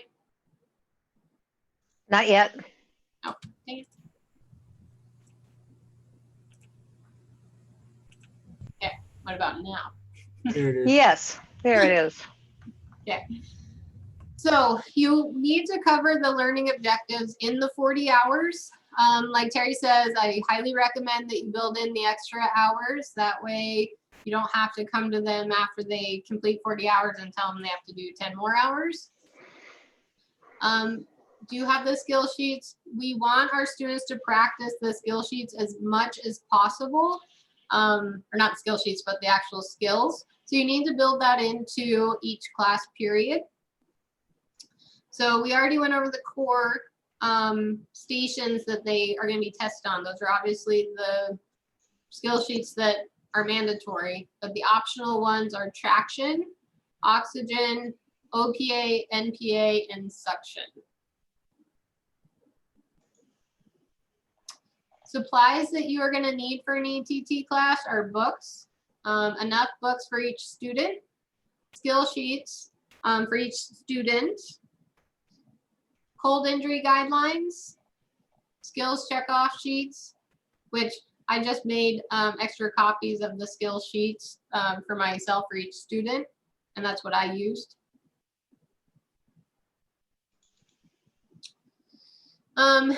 There's various equipment that you guys need to practice with. Suction. There's different types of suction. You would want to practice whatever they have. Some people are lucky where they have every equipment possible.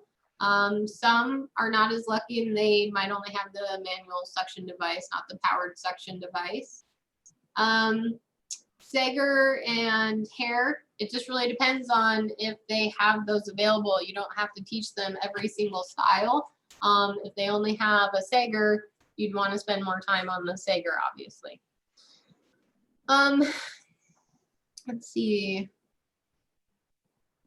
It looks like IV supplies, but they don't do IVs, so. No, I always meant to get rid of that picture out of that thing, but they should learn to use a manual or a automatic AED because that's part of their CPR. So don't forget to actually incorporate that into some of your skills sessions that you do so that they're seeing it outside of the CPR class.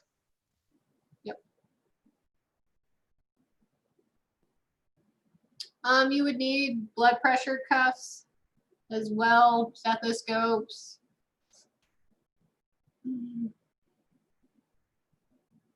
That's it. For ETT in the high school, it is on your jump drive.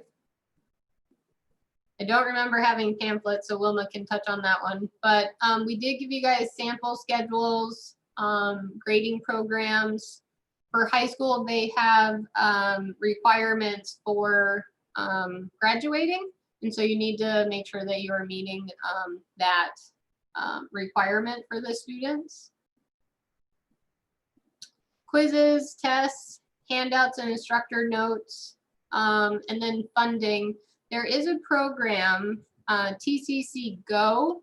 They are trying to get ETTs in every village. And so they got a federal grant. So there is definitely funding for these classes. But we are having a hard time right now because of COVID, getting instructors out to the villages or bringing their students into Fairbanks just because of COVID. But if COVID wasn't a thing, we would be able to be holding these classes. We just need to set these groups up with an instructor. So I will definitely be calling you guys to see if you are interested in teaching ETT in the villages. Wilma, can you touch on the pamphlets and support Sure. letters? So inside, if I'm going to share my screen real quick, okay? And I'm going to pull this one up, screen 2. I'll go ahead and move this down. So, oops, maybe. This is your, oh goodness. It went away. Give me a second to get it back. There we go. Meant to expand it, and instead I got rid of it. Underneath, under the Alaska Specific Jump Drive. Your screen. We don't There you see go. your We don't see it, Wilma. Oh, I always forget to hit share. That's the part I'm always forgetting. This is under the Alaska Specific Jump Drive, and this material will be on the jump drive when we send it to you under the ETT instructor. There is a section here called ETT in the school zip, and you'll want to bring down the whole zip and in the drive, and then you can separate it out. But within that zip, and I'm just going to kind of show you, there is some modules in it under program startup. They have letters of support and brochures to advertise the course for you, so it's already built. And then now I think that the evaluation forms may be, this is an older course, so you're going to be using the evaluation forms from the 2015 update, and that's when it was, Ashley. So 2 years in my lifetime is 5 years in reality. But that's when they actually updated it. A couple other things I just added, I think what would be really helpful is Jan Dick, like I said, was our premier ETT instructor. And he used to do something he called a board quiz. And at the beginning of every class, he would write up on the board questions on a section, and he would they would have to come up and fill in the blank. And so he provided those to us in when he was getting ready to retire. But basically he was not a technology person. He did not use a PowerPoint. He only used the Blackboard. And at the beginning of every class, he would have 30 questions handwritten out on the Blackboard. And when the students arrived, they had to go and fill in the blanks, and they could do it as a group and figure out what they were. And then if they could, this was a review from the session before, and if they couldn't figure it out, then he would, and this one I think is an EMT1, but if he couldn't figure it out, folks couldn't figure it out, then he would do a quick refresher on those sections. So those are all in here. There is a huge number. All righty, now if I can just figure out how to get back out of it. Yeah. It opens up in the tab. It did it. Yeah, I see that. And there's a huge variety of those things within this section under called Jan Dick's resources, and some Jeopardy games and stuff that he would do in his EMT1 and his ETT class. So you'll find all of those now in the Jump Drive, and you'll also find some national EMR information in the Jump Drive. So we tried to, this was what the instructional guidelines were.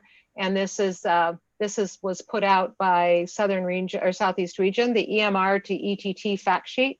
And Joe, you might find this really interesting. It kind of gives you an idea of the difference between the two and what you'll need to teach in order to be able to get them to the EMR. So there are lots of resources underneath the ETT instructor guide folder in that Alaska, in the Jump Drive for you guys. And you can have your screen back. Okay.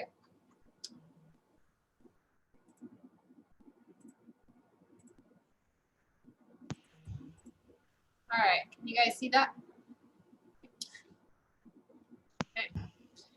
So the bridge course, so if a student comes to you and says, I'm already an ETT and they want to take a bridge course, you have two options. You can create an entire bridge course and have other ETTs bridge to EMT1, or like I said before, you can fold them into your EMT1 class. I've done both. I've done it both ways. It's a lot cleaner for me as an instructor if I do it like just a bridge course, so multiple ETTs bridging to an EMT1. It does get a little confusing to fold in the ETT into a regular EMT class, because now you have to go back through and see what they need to, or when they need to come into your class. And I guess that's why I really just let them come the entire class, because it's a good refresher for them, because I want to put out good EMTs. It's really helpful for me because they can help my other students. They're kind of like a mini TA. You just really got to watch them. But if they don't want to come to your entire EMT1 class and they want to fold into your other one, or you're doing an actual bridge course, you need to teach them to 100, and I forgot to change this PowerPoint. It's actually 100 extra hours to 120 hours. So the new EMT1 scope is recommended 140 to 160 hours, which I highly recommend you start on the 160 for multiple reasons. With that new scenario-based testing, and then like Terry said, you want to build in extra hours for numerous reasons. And then the regular ETT class is 40 hours, and so that's going to leave you with 100 hours to get them to EMT1. Okay. And after this presentation, I'm going to go over the EMT1.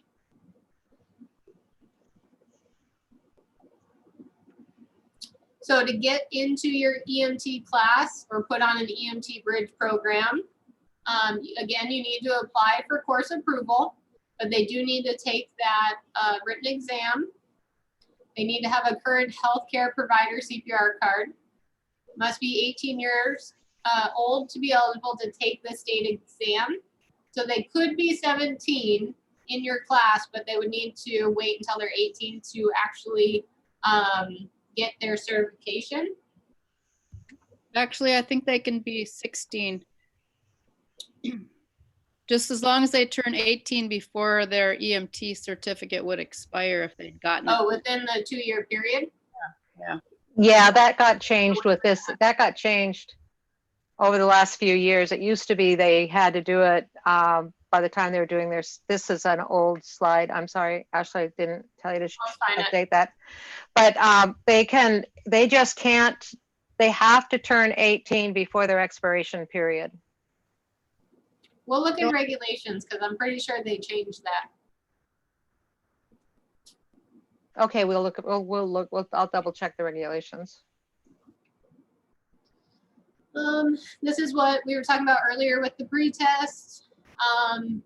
Results will allow instructors to individualize curriculum based on strengths and weaknesses of the class.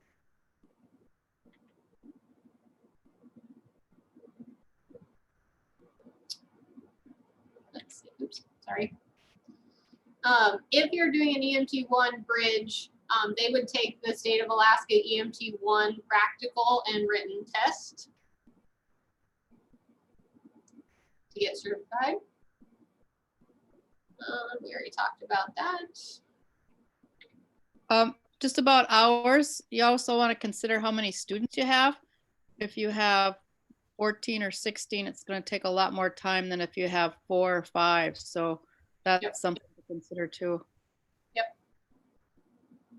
So recommended class material, syllabus, copy of the learning objectives, EMT basic textbook, guide for EMTs in Alaska, our skill sheet portfolio, the cold injury guidelines, trauma guidelines I left in here only because it hasn't been officially taken out.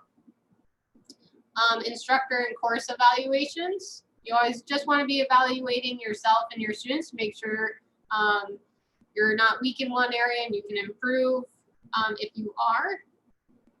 Hey, Ashley, that guide for EMTs in Alaska, is that still a document that's legit with currency? No, no. Easy answer, no. But we are building a new one.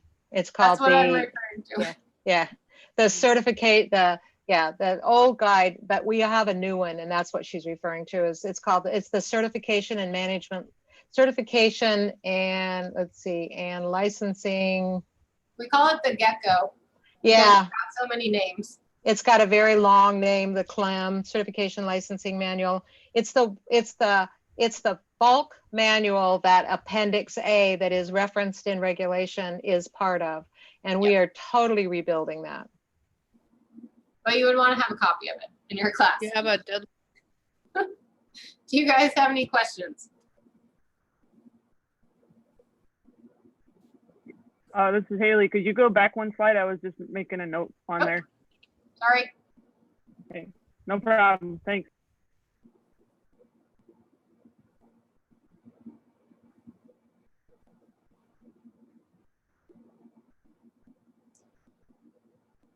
So on that one, the guide for EMTs in Alaska is the one that's not a current document and they're revising it.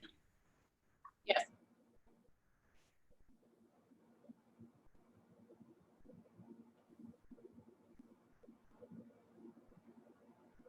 Okay, good.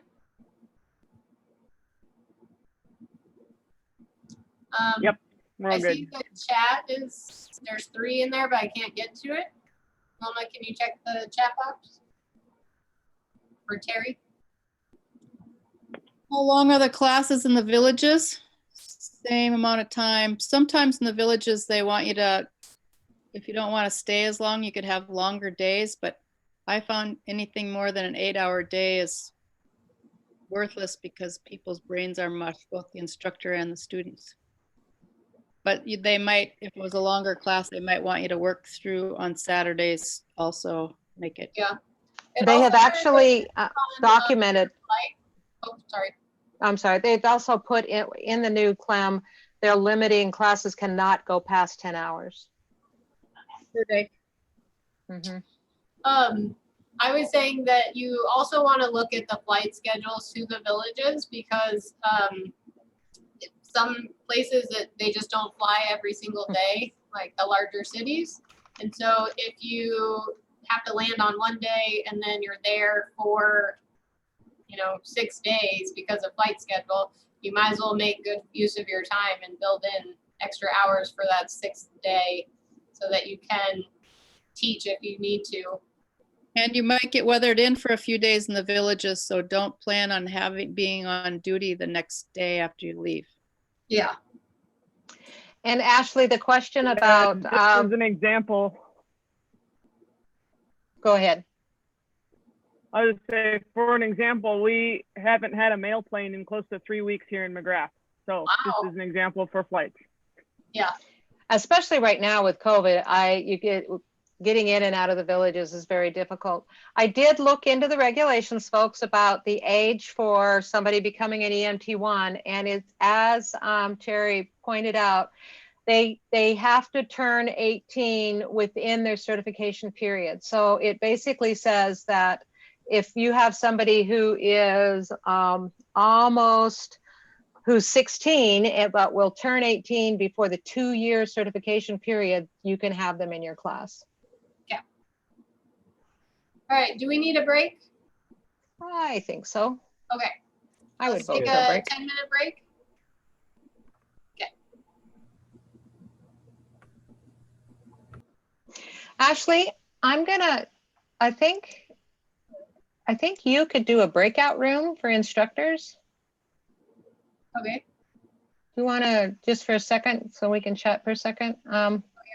I think you can go in and do a breakout room. So I'm going to do manually. Okay, and then just invite.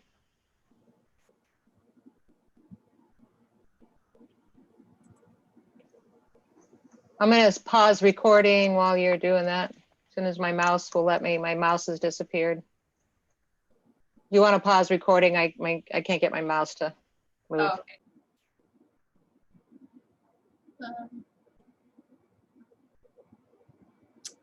Wilma, can you get that? I did, I'm sorry, and I was telling you I did, but I forgot to unmute myself. Oh, okay.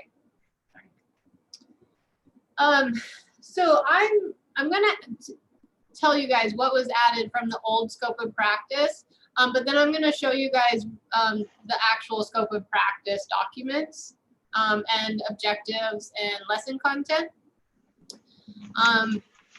The EMT ones, I feel like really had the most change in the 2019 scope of practice. So before, we were only allowed to use the patient's bronchodilators, but now we're allowed to use the ambulance's bronchodilators. Okay, so it can be non-prescribed. Epi, 1 milligram for anaphylaxis only, that was added. Vaccines, we wanted to make sure that our villages were able to give vaccines and also in times of pandemic.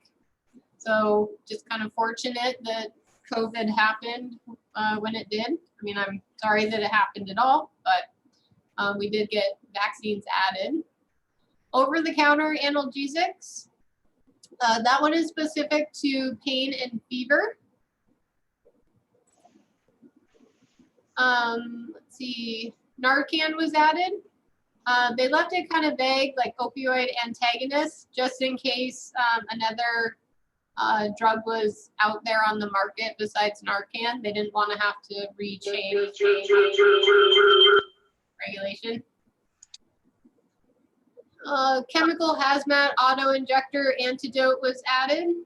Med admin routes, IM, obviously if you're giving vaccines and epi, you need the IM route.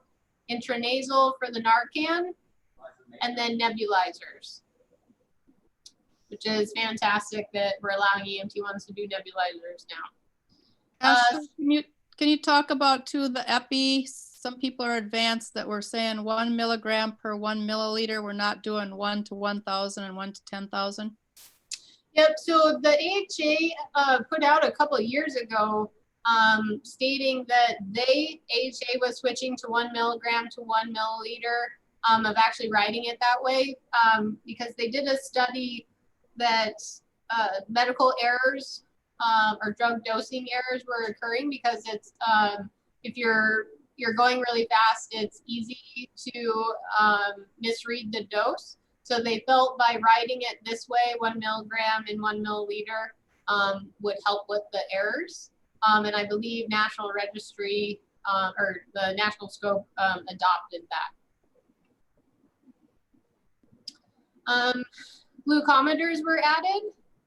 Supraglottic airway devices were added. CPAP, 12 lead placement. And again, it is just placement only. Do not take time out of your class trying to teach an EMT1 how to read a 12 lead. Because in paramedic school, that takes like 2 months to teach a paramedic how to read a 12 lead. Telemetric transmitting, And then CO monitoring was officially added. I accidentally was teaching CO monitoring because it's a simple little device that you put on the finger, but it is officially in the scope of practice. So that is not in Title CO2, correct? That is just CO. Yep, correct, just CO.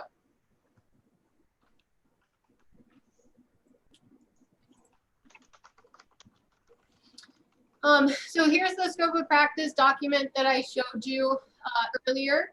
So nasal airways, oral, supraglottic airways, BVM, CPAP was also added, airway obstruction, humidifiers, nasal cannulas, non-rebreathers, simple face masks, Venturi masks, pulse oxygen CO, suctioning upper airway. And then end-tidal CO2 is not in the curriculum for EMT1. For cardiovascular, direct pressure, tourniquet, wound packing, CPR device, cardiac monitoring, again, the 12 lead is just placement and acquiring it, and then you can transmit it, not interpreting it. Defib, and then telemetric monitoring devices and transmission of clinical data, including video data. We really needed our EMT1s to be able to transmit all their information to the doctors for advice and orders. You have a question, Ashley, by Riley. She wanted to know if we have to teach a bridge for our current EMT1s after January 1st to this scope of practice. As instructors, will we be able to do that within our departments? Yes. Once you take your Moodle that Wilma was talking about and get signed off on these skills, like the 12 lead placement, CPAP, those skills, then yes, you'll be allowed to teach a transition course for your current EMT1s to the new scope of practice. And I'll talk about that later. Any other questions before I move on? Nope, that was it. Okay. Spinal motion restriction. There was also some clarification put out by the state and the training committee about spinal motion restriction. It used to be that vacuum splints were not allowed during testing. That was just an oversight on our part. Vacuum splints, full body vacuum splints are allowed in testing. Obviously, we want to train our students in them as well. Extremity splinting, traction splints still need to be taught. And then here are the medication routes. So nebulized, inhaled, IM auto injectors, and then IM, intranasal unit dose pre-measured, intranasal, mucosal or sublingual, and then oral. So those are the routes that you would need to teach in an EMT1 class or a bridge course. Assisted delivery, blood pressure manual, blood glucose monitoring, eye irrigation, venous blood sampling is not. Just reading down my list. Okay, and then here are the official medications for an EMT1. So aspirin, bronchodilators that the ambulance carries, patient's own prescribed bronchodilator, auto injector for epi, epinephrine, anaphylaxis only, medical director approved vaccines, oral glucose, oral over the counter analgesics for pain or fever only, opioid antagonists, oxygen, chemical hazmat, and then nitroglycerin, sublingual, patient's own medication for chest pain or suspected ischemic origin. We are continuing to use the national curriculum, but we did have to build an Alaska specific curriculum for the 12 lead placement, vaccines, IM injections. Oh, something I forgot to mention. You notice there's no activated charcoal. That was taken out of the national scope, and we also took it out of ours.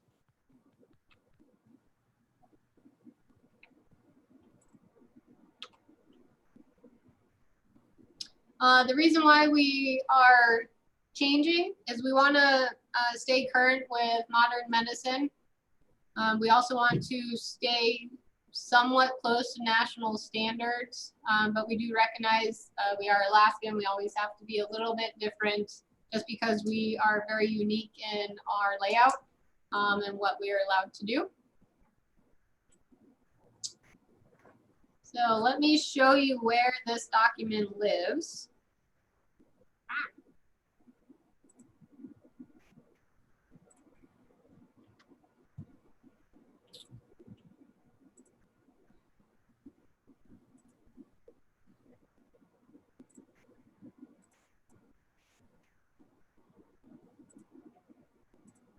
I almost hit end. That would have been awful. Okay, can you guys see Google? Mm-hmm. Okay. So to get to your instructor repository, you need to log into the Alaska Certification Licensure Management System, AKA Public Portal. I'm a little bummed that we switched the name because it's hard to say. Anyway, you can get to it from our website, or you can just Google CHEMS Alaska Public Portal. And then it will take you to this page.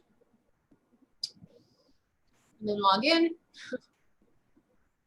This is where you will apply for course approvals. You'll apply for your instructor application.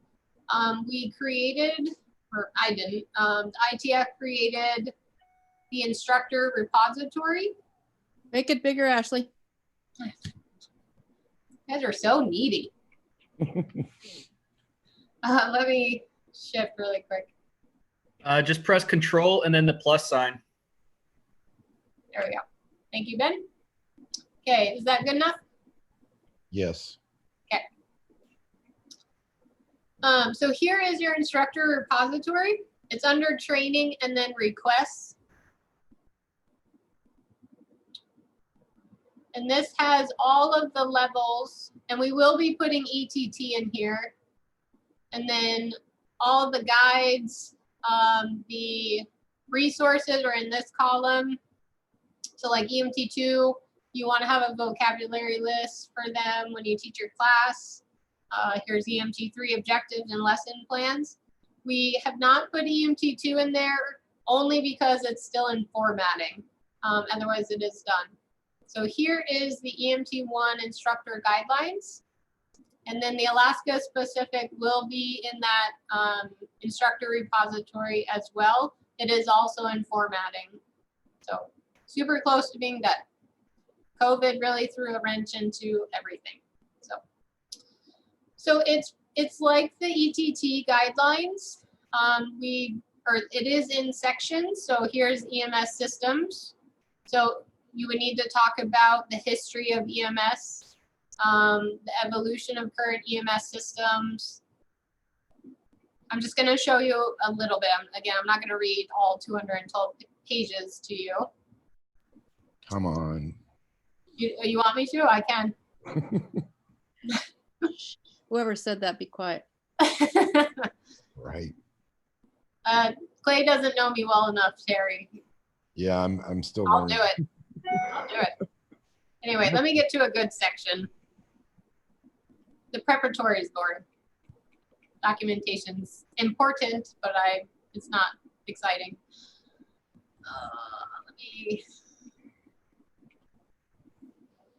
Therapeutic communication is important, especially for an EMT1 that doesn't have any experience or sedating capabilities if they have a combative patient. So they definitely need to learn how to communicate with their patients appropriately.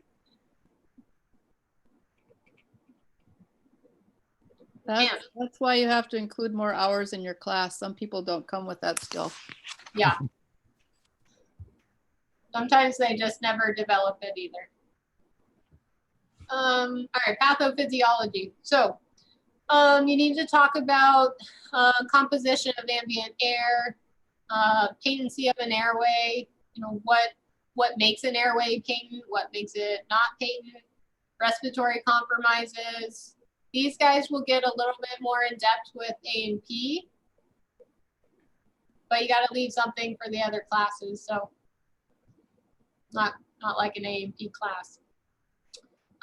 They need to know about cardiac output, heart rate, stroke volume, impairment of cardiac output, the autonomic nervous system. Okay. Yeah. So lifespan. Yep.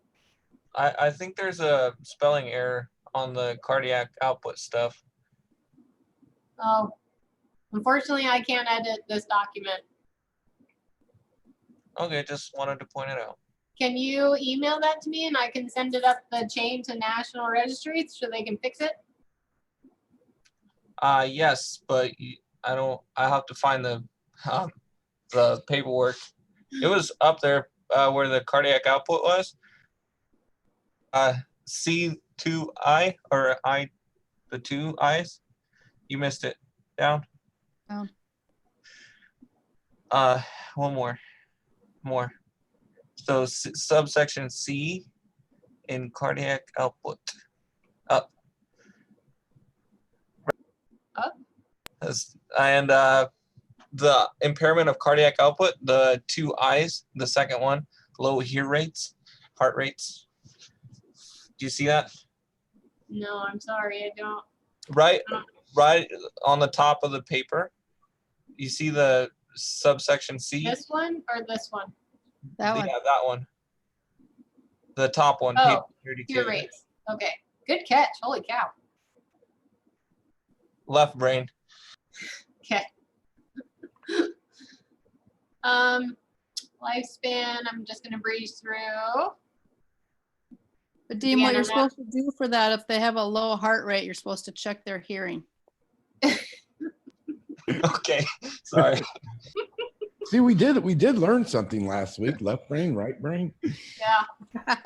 Very good. Yep. Man, trying to get pharmacology. All right, here we go. Here's a good one. So when you're teaching pharmacology, it's definitely nice to have all the drugs available for the students to look at and practice with. Obviously, don't give your students real medications, but there's little tricks and tips to being able to give or have the students practice giving an actual medication like Tic Tacs. You can buy a bunch of Tic Tacs and put little fake stickers on it saying this is not aspirin. That way the student can, hold it. They can practice administering it to the students. Because believe it or not, giving a student nitro or a patient nitro is really hard. That's a skill in itself in a moving ambulance. So you still need to practice it. But it's also good just to have them look at some medications, get used to it, of actually looking at expiration dates. It seems simple, but these guys are brand new to medicine. So it's really important that they're able to put their hands on this while you're teaching it to them. They need to know medication safety, kinds of medications used in emergency. So they need to know what they're allowed to use as an EMT1. And they need to know there's different types of the medications that they're allowed to use. Like nitro can come in a tablet and a spray and a paste. And so they need to know all the different types because they might go to a service that they have nitro paste. And so you need to talk about that. Basic medication terminology. They need to know the action, contraindications, side effects, which in the instructor repository will be pharmacology cards that you can use in your class. That way, a student in Terry's class will learn the exact same thing as Lily's class down in wherever you're from, Lily, I forgot, sorry. Homer, thank you.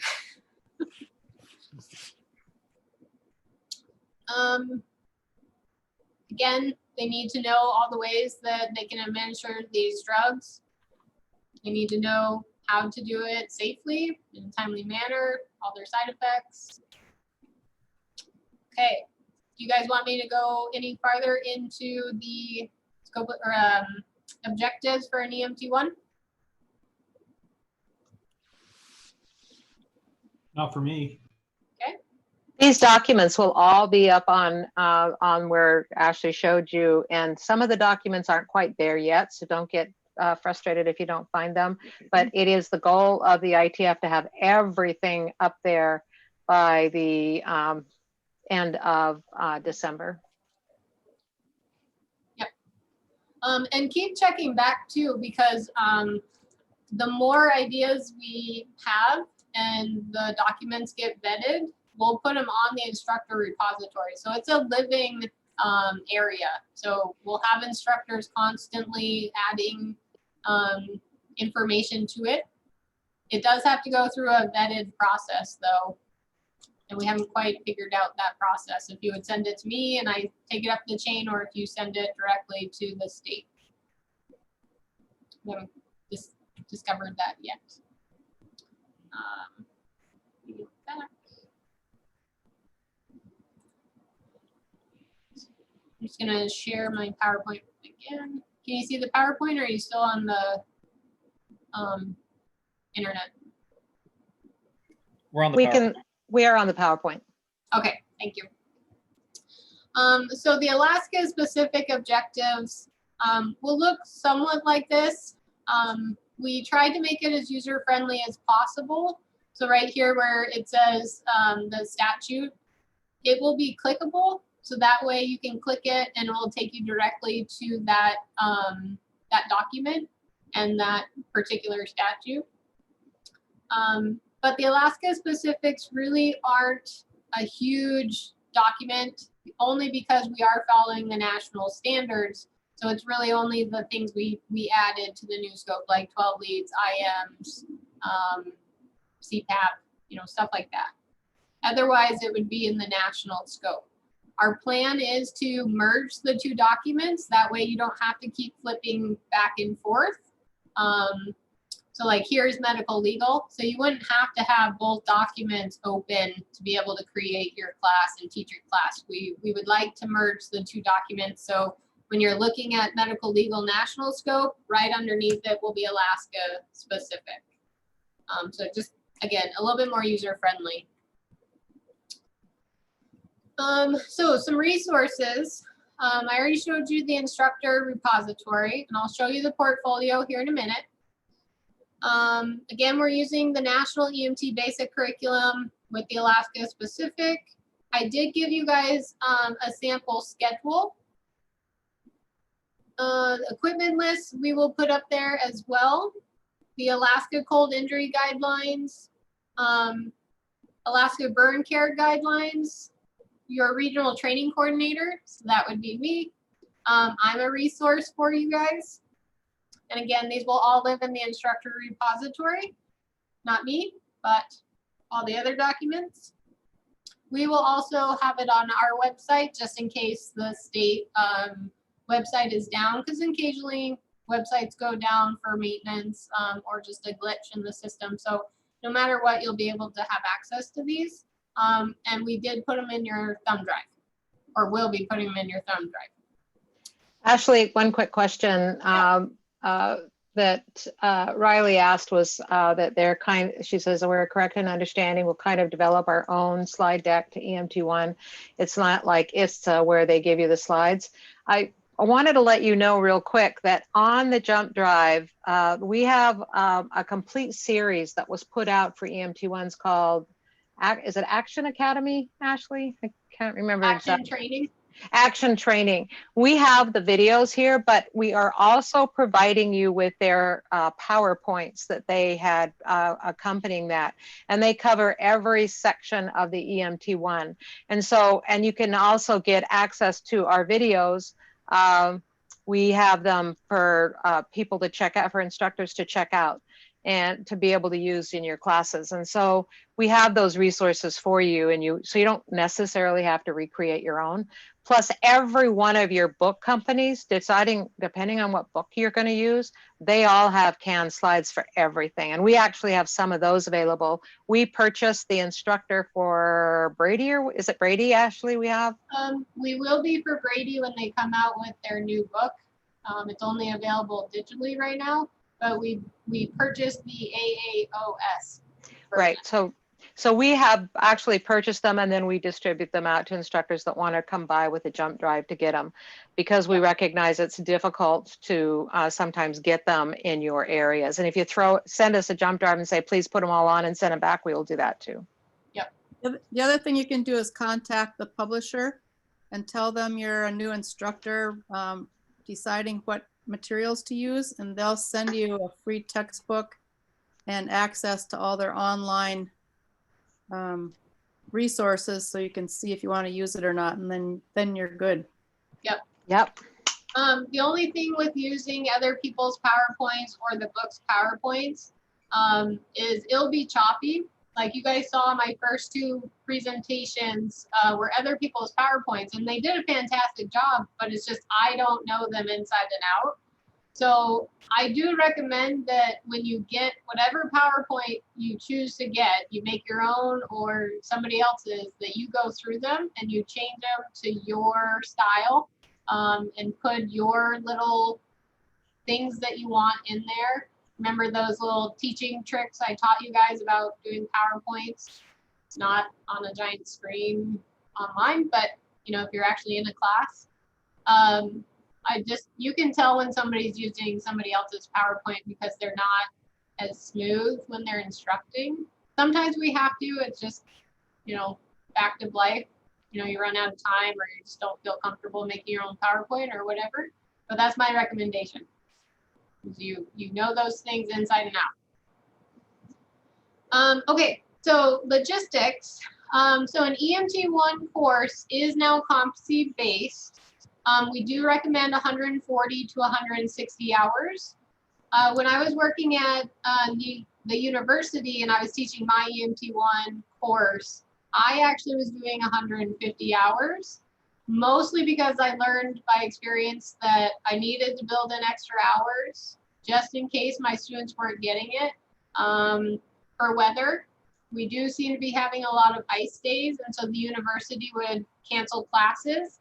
And that's fine for an English class, but not an EMT class where we had to do hours and meet certain standards. And so I just was already doing 150 so that I could do more scenarios. I had extra wiggle room. And then just my students always felt more comfortable going into the testing because they had that extra hours. I was pretty lucky because Terry did the opposite class, and so I could also tell my students, go sit in on her class as well if you want to learn a little bit more and build in extra hours that way. But I was pretty spoiled at the university in that regard. So Terry, how many extra hours do you typically build in?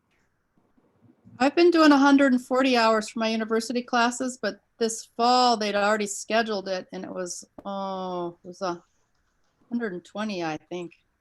Oh, so the minimum? That's not enough. We did have No. smaller classes, but when I was planning to include all this new stuff with the IM and supraglottic airway, I would say 160 would be my minimum. Yep, I would, if I did one today, I would probably do 160 to 170, only because of the new testing process. I, as an instructor, have never taught somebody to do a scenario-based test, and so I want to make sure I don't set my students up for failure. And so I would give myself some extra prep time. I would give my students some extra prep time.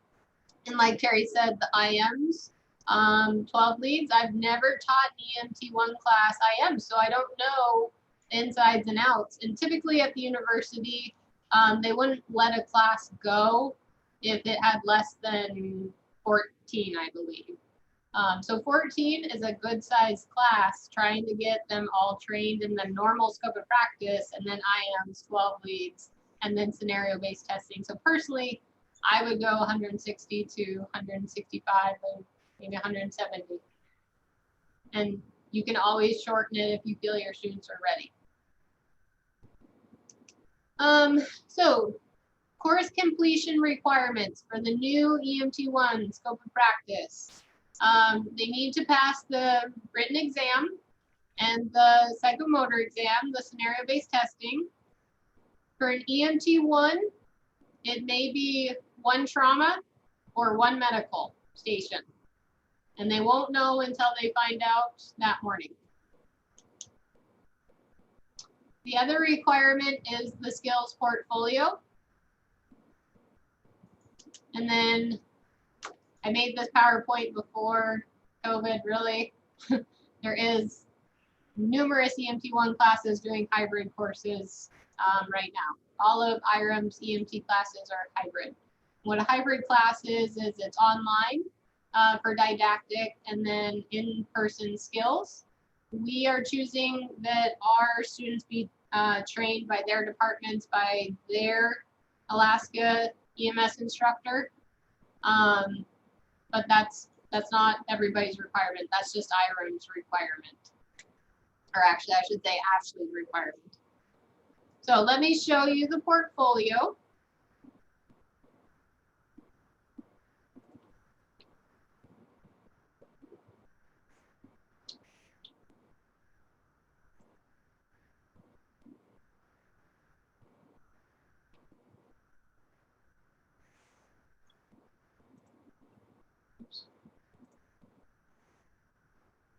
Helps if I click on the right thing.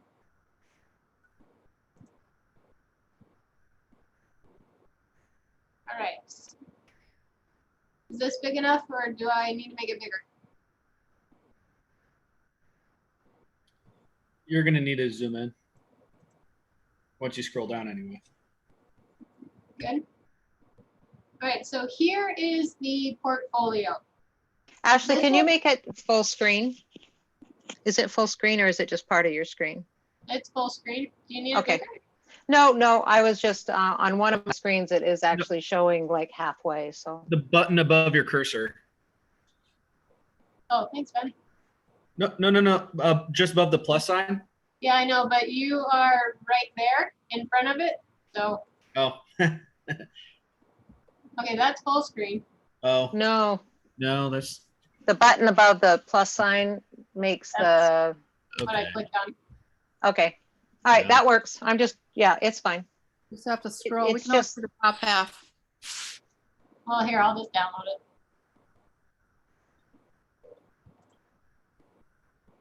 Yep, that was the same thing. All right.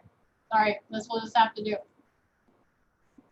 This is in your Google Classroom, so if you're having a hard time seeing it, please just pull it up on your own computer and follow along. Because this is somewhat important, so definitely focus if you're kind of trailing off. So it is now required that each student has a psychomotor portfolio. This will be submitted to the state in the portal. I'm just going to call it the portal for now. So ETTs and paramedics don't need to have a skills portfolio, just EMT 1, 2, and 3, and the Alaska AEMTs. Okay. Go down. Here is a table of contents that's live, and what I mean by that is I could click on it and it will take me directly to that page that I clicked on. So it's definitely user friendly. We are going to try and make it, well, here, let me just go to one. Be able to, like, so if you're using it on your tablet or your phone, you can pull these up and just manually check them. That way you don't have to be wasting paper, but we're not quite there yet. We still have to figure out how to do that. Let me get to, close your eyes. There we go. So for an EMT1, here is the sign-off sheet that you will need to keep. You don't have to keep this entire document. You just need to keep this page for each student. So initials, like in this column right here, this would be a student signature, or initials, I'm sorry. And same with here.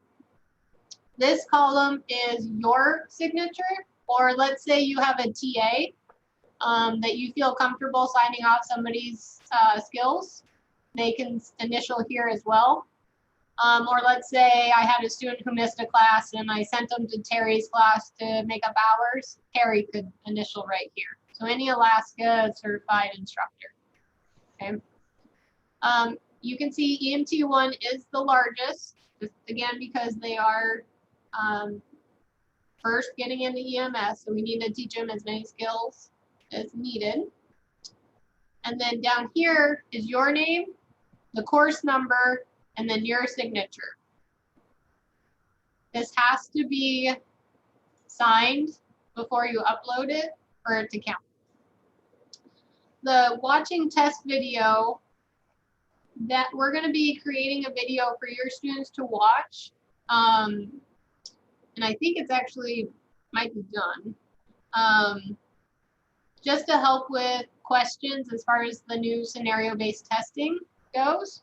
So you would be able to send them to your region's website, the state website as well, and they could watch this video and have a little bit more information of what the testing will be like. And we'll actually show them a scenario of kind of like what we're looking for, and this is what to expect, that sort of thing. As far as the skill sheets go, we didn't change them too much. I mean, it's still the same format. It's still the point system. We had about 7 people working on this document, so I'm sure there is some mistakes. So definitely let us know if you find any. But we did try and clean them up as far as those little mistakes. Like, do you guys remember in spinal that there was a confusion of if, like, just how it was worded, if the student did the head first or last? Do you guys remember that at all? Yes. Yes. Sorry, I'm trying to get to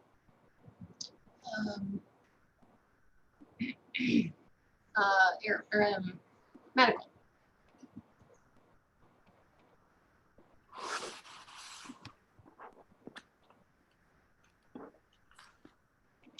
Here's CPAP. Yeah. There we go. Here's trauma. So we did change the medical and trauma assessment probably the most out of all the skill sheets. We just really wanted to beef them up. The training committee and the portfolio work group, we really felt like our medics should be doing better assessments, and we needed a tool to teach them how to do an assessment. It's still the same steps as far as the first section, BSI, scene safety, nature of illness, MOI, number of patients, all that jazz. But we wanted it a little bit more clear about work of breathing, reports patient skin appearance. We wanted them to be thinking about this in the primary survey. Not that it wasn't there already, but we just wanted it a little bit more clear in putting it together. The airway, breathing and circulation really didn't change much. So here, identifies patient priority based off of ABCs, so critical or stable, and activates trauma alert if needed. So that changed a little bit.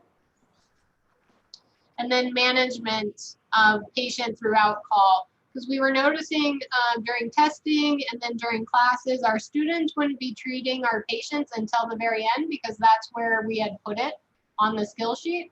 And so we were trying to make it more clear to the student that you can treat your patient throughout the call, which is what we do in real life, right? If I see bleeding, I'm not going to wait until the very end of my skill sheet to stop the bleeding, okay? Same with, like diabetic emergency. I'm not going to wait till the very end to give them sugar. Okay. So that's what we were trying to accomplish with the management of patients throughout the call. Ashley, is that can you go to the medical one? Yep. I think there's a typo on that one. Here's medical. Right there. This should be 5. Yeah. Which I can't fix, but I'll make sure it gets fixed. I'm writing it down. Okay. I'm writing it down.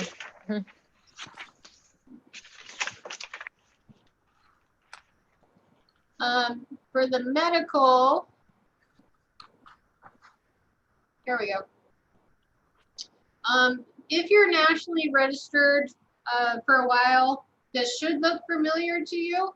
But for the secondary assessment, we really wanted to clearly state what they were supposed to be doing from our previous skill sheet. So like cardiovascular, check the pulse, the skin, blood pressure, which you did already up there back in primary in your sample and OPQRST. But a little bit more like you want to look at orthostatic vital signs, JVD, chest pain, that sort of thing. So like here, the social, you want to know about drinking, smoking. So again, we were just trying to beef it up a little bit more than what we previously had. And we definitely are wanting your feedback. So if you think we should add something, please let us know. Or if you think something we did is dumb, I'm okay with that too. Feel free to tell me that. And then we did add the management of patient throughout section, just like the trauma. Any questions on these guys so far? For social, I would put whether they live with family or they're alone or in a relationship. Okay. Doctors do that in there. Yep. Oh, something I forgot to mention. Thank you, Terry, for bringing that up. Something I always did in my class is I would actually take the skill sheets and I would write on them everything I wanted my students to say. So like right here, just what Terry did, I would want to put right here in this section, did they live with family or do they have friends that come over normally? And then I would copy it and give it to my students. It's just a little trick I developed over time, but you guys can absolutely do that with these skill sheets. Obviously don't take away from them because then that's not allowed, but you can definitely add to it. If you feel like we missed something or you as a provider have learned a trick in real life, please feel free to add it and share it with us too. Is there any questions in the chat box? I see it lighting up.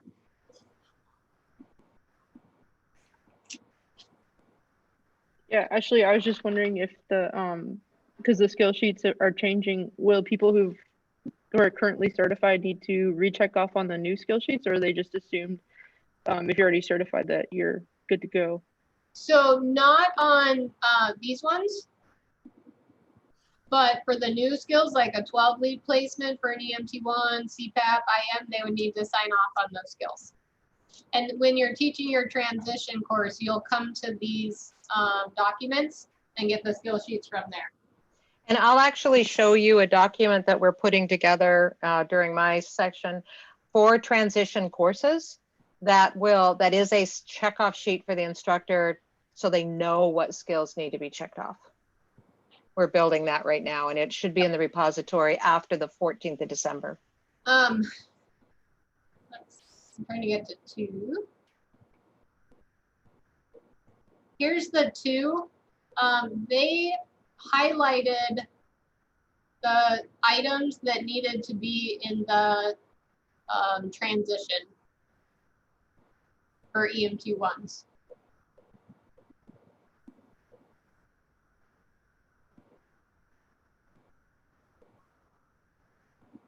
All right, do you guys want me to show you any other skill sheets or do you think you have a good handle on these? I'd say I realize you're gonna actually get your hands on these and really look through them, but for right now, Joe, did you have a question? No, that's what I was going to say. I need to put my hands on them and play with them and take some notes. Yeah. Well, and we realize with all of this stuff, you're gonna have to look at it. You know, I can't read the whole EMT1 scope of practice and objectives to you. Like, you actually got to go and do it.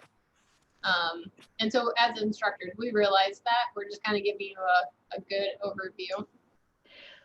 Yeah, we're trying to give you where you can find it. And then when you're getting ready for your EMT1 class, if you're going to be doing it in interior region, just set up an appointment time with Ashley and she will help you walk through some of the stuff that you go, I remember this from my class, but I don't know if it's going to happen.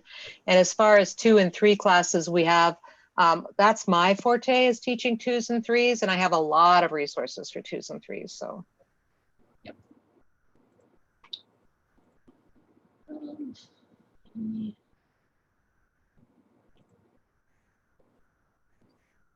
I have so many tabs open, I can't find my scope of practice.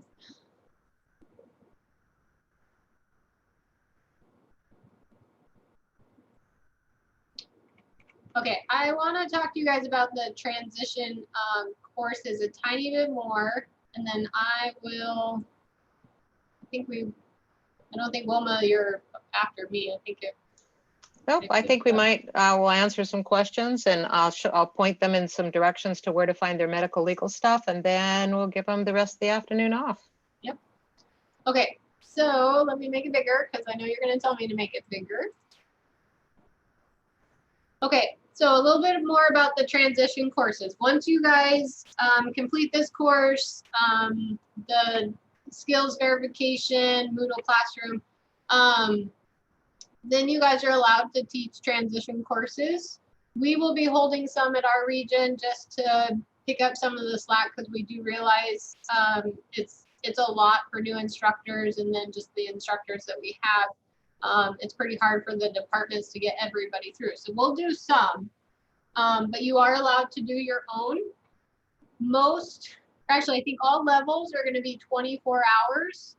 So you would need to build a 24-hour transition course that includes all of this stuff.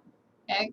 Now, I personally, I have not been on an ambulance for quite a while. I'd say like 3 years now.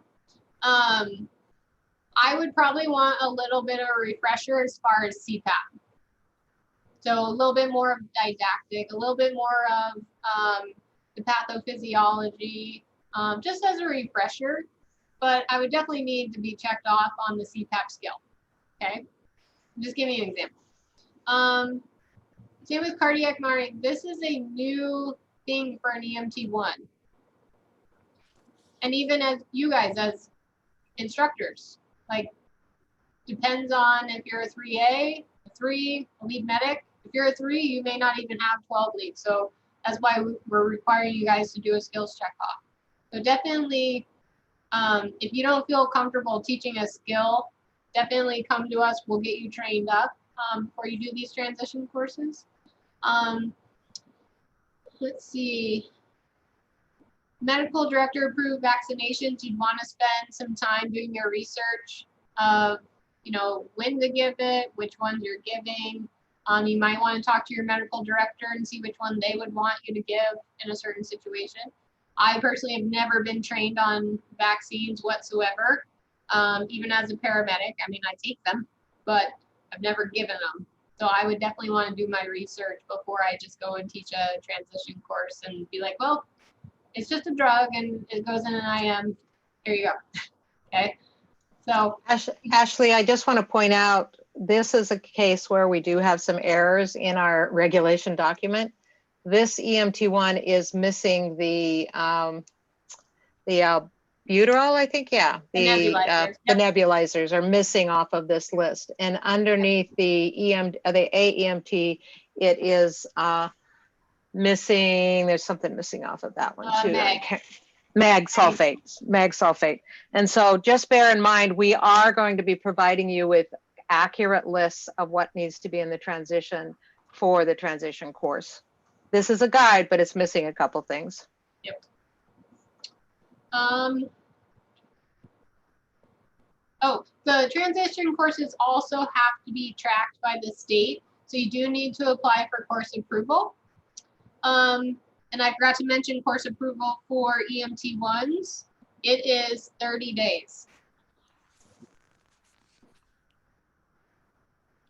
So I've been in a situation sometimes where somebody will call and say, I need you to teach this class and we need to start next week because our funding is going to go away.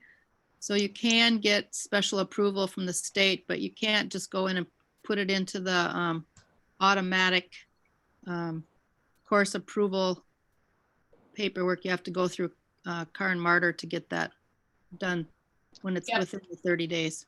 You would still follow the normal process of applying for course approval, but you would want to send her a quick email or phone call saying exactly what Terry just said. Their funding's going to run out, and so I had to submit the class within the 30 days. Okay. And, But if you do it on a regular basis, don't be surprised if she refuses to give you approval if it happens regularly. So it best be an exception. Yeah. So in transition courses, as far as course approval on time, I'm going to defer that one to Wilma because I'm not part of that work group. It's okay with the transition 14 days because it's like a refresher class. It's going to be a 24-hour refresher class. So you can do that in 14 days. It's simply because, and it's going to be in the CLEM that shows that that can be done in 14 days.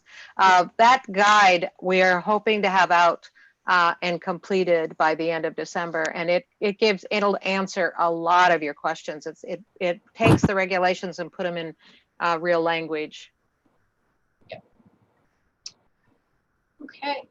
Do you guys need a break before I show you how to put in a course approval? Maybe I don't remember when we broke. I'm good. Okay. Joe, I didn't hear you. Yeah, I said we can just roll on. Okay. All right, so let me just back out so you guys can see. So here's my main page.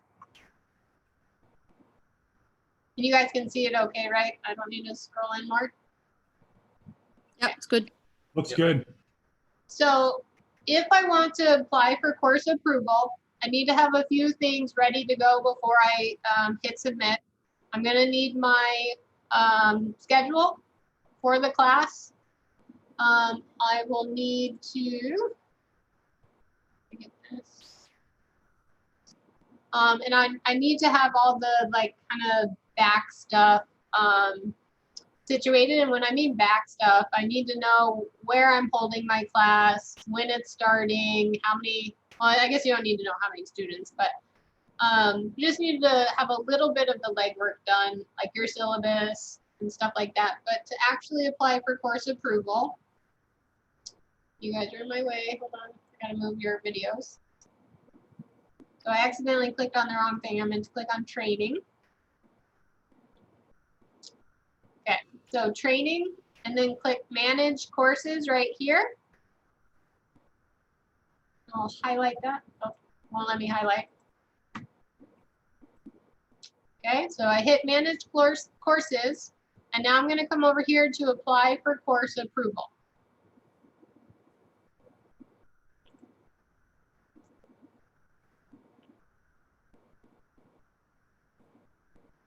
It's going to take me to the details page. And let's just do initial, there it is. So I'm applying for an initial EMT1 course. So I'm not doing merge didactic or refreshers. I'm doing my initial. And then it's going to bring up different selections for you based on what course type you put in.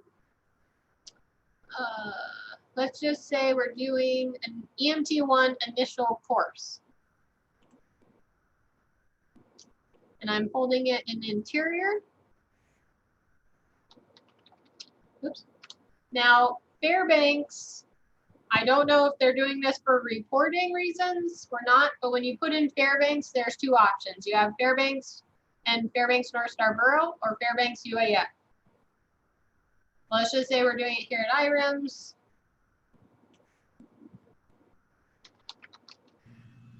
I'm doing it. Can I ask a real quick question right there? Yes. So what happens if you, let's say the location you're going to use has a problem? You know, there's a COVID outbreak. I was going to teach it at UAF and there's a COVID outbreak and I need to move it. Do I have to reapply or can I alter? Nope, you can just send Karin an email saying that you need to move it, or I'm canceling it, or I'm pushing it back a couple days or months or whatever. And she's really good about that. I'll have to check if you can actually edit the dates right here once we submit it, but I'm just putting a test so when I do submit, she knows that it's not real. And they're working on this whole system, and that might be something we want to suggest to them to add for being able to do. So I'm keeping notes. Okay. So let's just say we're starting in January. We'll say we have it ending April 21st. My test day. Just FYI, for our region only, we don't get notified if this is your test date or if the end date. We only receive the end date. So we receive every course approval in our region, even if you're at UAF.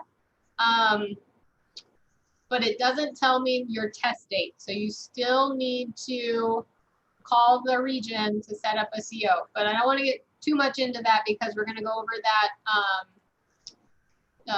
during the testing.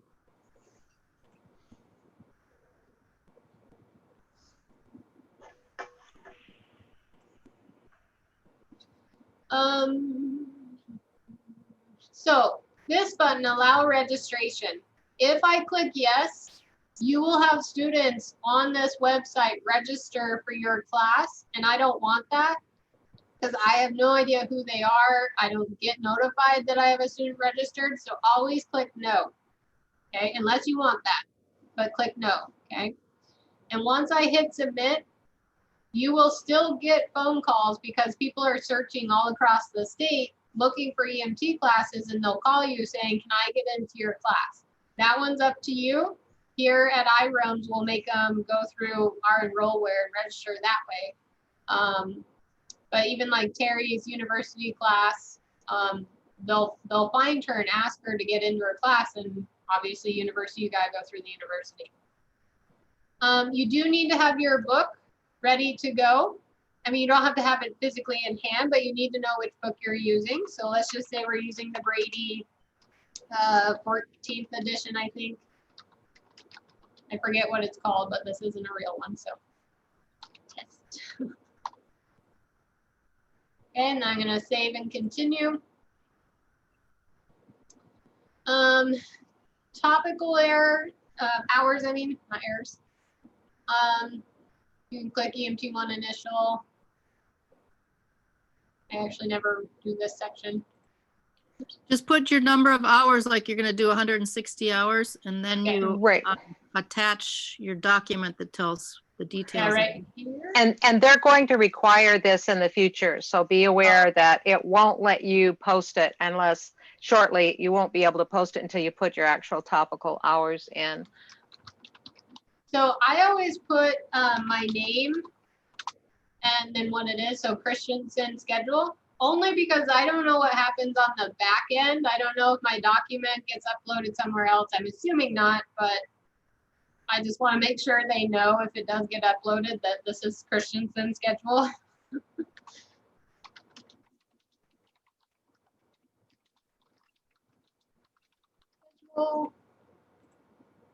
And then I don't believe, unless they fixed it, they don't have a schedule. So I always have to click syllabus. Put that in your notes, Wilma. Yeah. It is interesting that the state believes that a schedule is a syllabus, and once we explain to them the difference, they realize that they should probably fix that. So that is on the list to fix already. And I'm just gonna do a random schedule. Here we go. a syllabus does include a schedule, but it Yeah. usually includes a whole lot more than a schedule.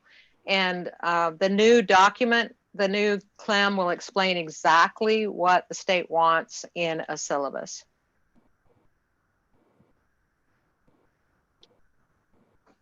Okay. And then save and continue because it uploaded.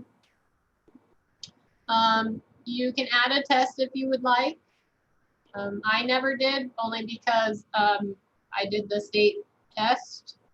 I suppose you could upload your course final, but I just never did. Terry, did you ever upload your course final, or Wilma, did you? No. And it's not really necessary. They don't do anything with it. It's just an option within the program that they're using, because some states do require it, but Alaska does not. Yeah.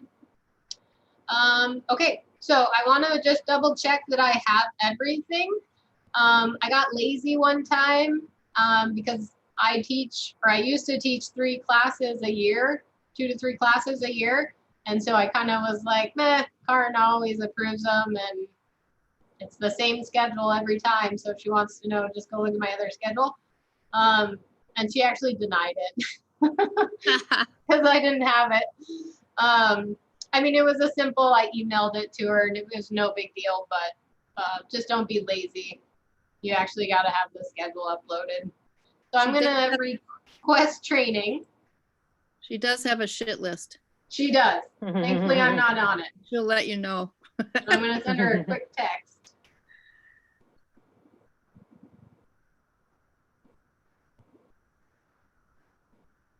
Okay.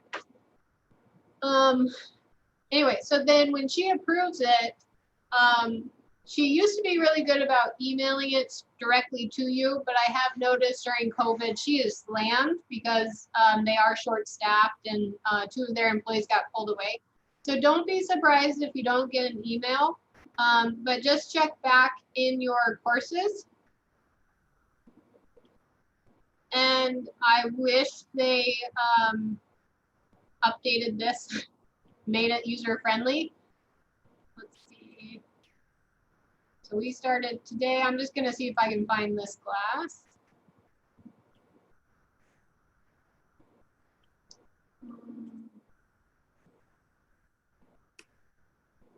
There we go. Here's our class. So it will say course approved right here on status. It was created September 2nd by me and approved by her. So you can see I did at 11 and she did it at 2:30 p.m. So she's pretty fast at it. Anyway.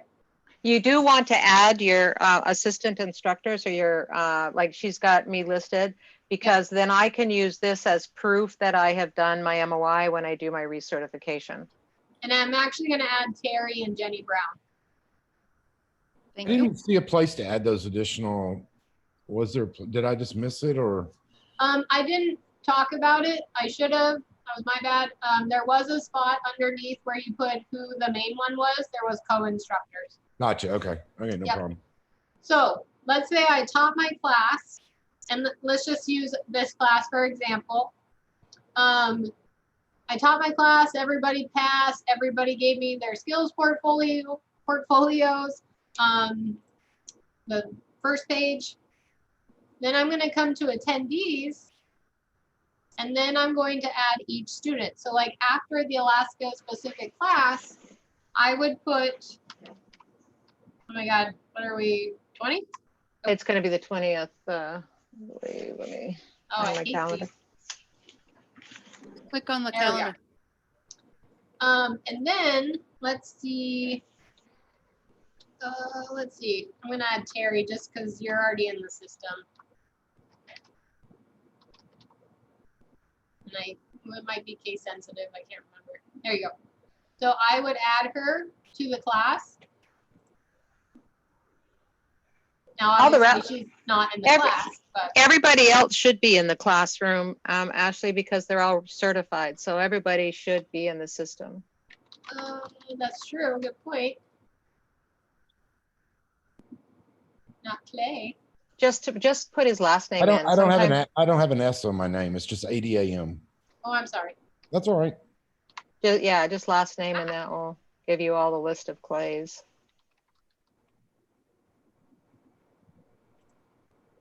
There you go. That's you, right? Yep, that's me. Okay. Be very careful when you are doing this because there's a lot of Christiansens, there's a lot of Adams, you know, and it would bring up everybody. So just make sure you're clicking on the right one. And so once we finish this class, I'm actually going to go in here and add all of you and that you passed. We'll just say that. You can hit apply all. And then I can save training roster, and then Karin knows that you were in my class, that you passed, and that I'm recommending you for certification. My brain is starting to go. Certification, and you guys will need to go in and apply for your instructor. And before I do that, I'm just going to delete her out. Can I ask a question about that? Absolutely. So I was just on the portal looking at something else for my agency, and I noticed they don't have the new names in use. So when this class concludes, are we going to be the old multi-level instructor, or is there going to be a special way to issue these cards like our AEMT cards? No, they're in the process of adding those, and so there may be a lag between now and the next couple of weeks. Tony is revising all of the applications, and the application should be coming on board any day. But he got absorbed out of the state office, EMS office, into a COVID role, and his time has been split 3 ways between 3 different agencies. So he's working as fast as his little fingers will work. No, I understand. Thank you. I just noticed it wasn't on there. Neither is Yeah. the application, just Right. Yeah. We are aware. He's working on them, trying to get them built. Yep. I'm just going to show you guys quickly, and we'll show you this numerous times. And if you forget, you can come to my office. I'll show you again. But once we're done with this and I put you in the class, you guys will come to your portal, sign in, and go to applications, and then it will bring this page up, and then I'll hit view my applications. And then you scroll down, and because I'm already a paramedic and EMT multi-level instructor, I don't have any like EMT1. I shouldn't even have reciprocity because I'm here. I love that I have a fire chief one that I can apply for, but not that level. So if you don't see what you need on here, give me a call and I can call Karin and have it added to you. It's just a glitch in the system. And just to point out, just as a reminder, this is a pilot instructor course. And so most of the instructor courses aren't going to be taught until after January. So you guys are you're being given a special opportunity to become transitioned earlier than other instructor courses would be because you're a pilot. And so some of this stuff isn't quite ready. We know we're going to have it by January 1st. So if we're not seeing it here, it's simply because it's not out yet, but by January 1st, it will be. Yep. So definitely give it time. And this is also where you would walk your students through if you were teaching an EMT1. They would go to this tab right here. Or not the instructor, sorry, the EMT1 initial. Right here. And if you were teaching an EMT2 initial, you would want to click here. I always walked my students through this only because I learned it's a lot easier for me to take time out of my class to walk 14 students through the application process than to do it on the back end of fixing them. Students will spell their own names wrong. They won't capitalize their names. They'll give wrong email addresses. So if you don't check it for them, it's a lot of work on your part trying to fix all these, especially the ones because they don't know, they don't have fire departments usually to go back to and have hand holding done. So that's just how I did it. And within the next few days or few weeks, there is going to be a video for your new students too, that they can go on the very front page and look and watch how to create an account and how to do their first application. That is also something that Karin and Tony are working on. Yep. Let me get back to the schedule. Okay, so When you're having students put their information in there, have them do their permanent email address, like a Gmail, not a university one, if it's a temporary one or with the fire department, because then the information will follow them wherever they go. And the same with their permanent mailing address.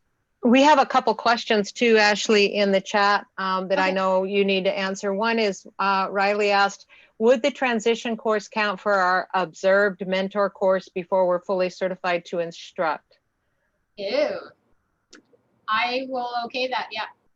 See, that mentoring is a requirement by us, not a state requirement. And so it isn't that you'll get your certification, but if you want to teach for us, then you need to be mentored. So, but the state does not require a mentoring for the EMS instructor. It does require a mentoring for the EMS coordinator. Yep. Through regulation. And just kind of going back to the mentorship, it's not that I don't like trust you guys or you know, that you're lacking in areas or I want more oversight or control or anything like that. I had some really fantastic mentors at the university. I was truly blessed in my position. I was the program assistant. So I helped with the paramedic program before I was an instructor. I helped with Jenny Brown's class, Terry Solomon, who's on the line, her class, Jan Dick's class, Scott Mench's class, Gordon Hill's class, and Barbara Michael's class. So that was 7 classes I was helping with in one semester. And I learned so much just by them taking me under their wing. You know, I think Terry was the first one to let me cover one of her classes when she was sick.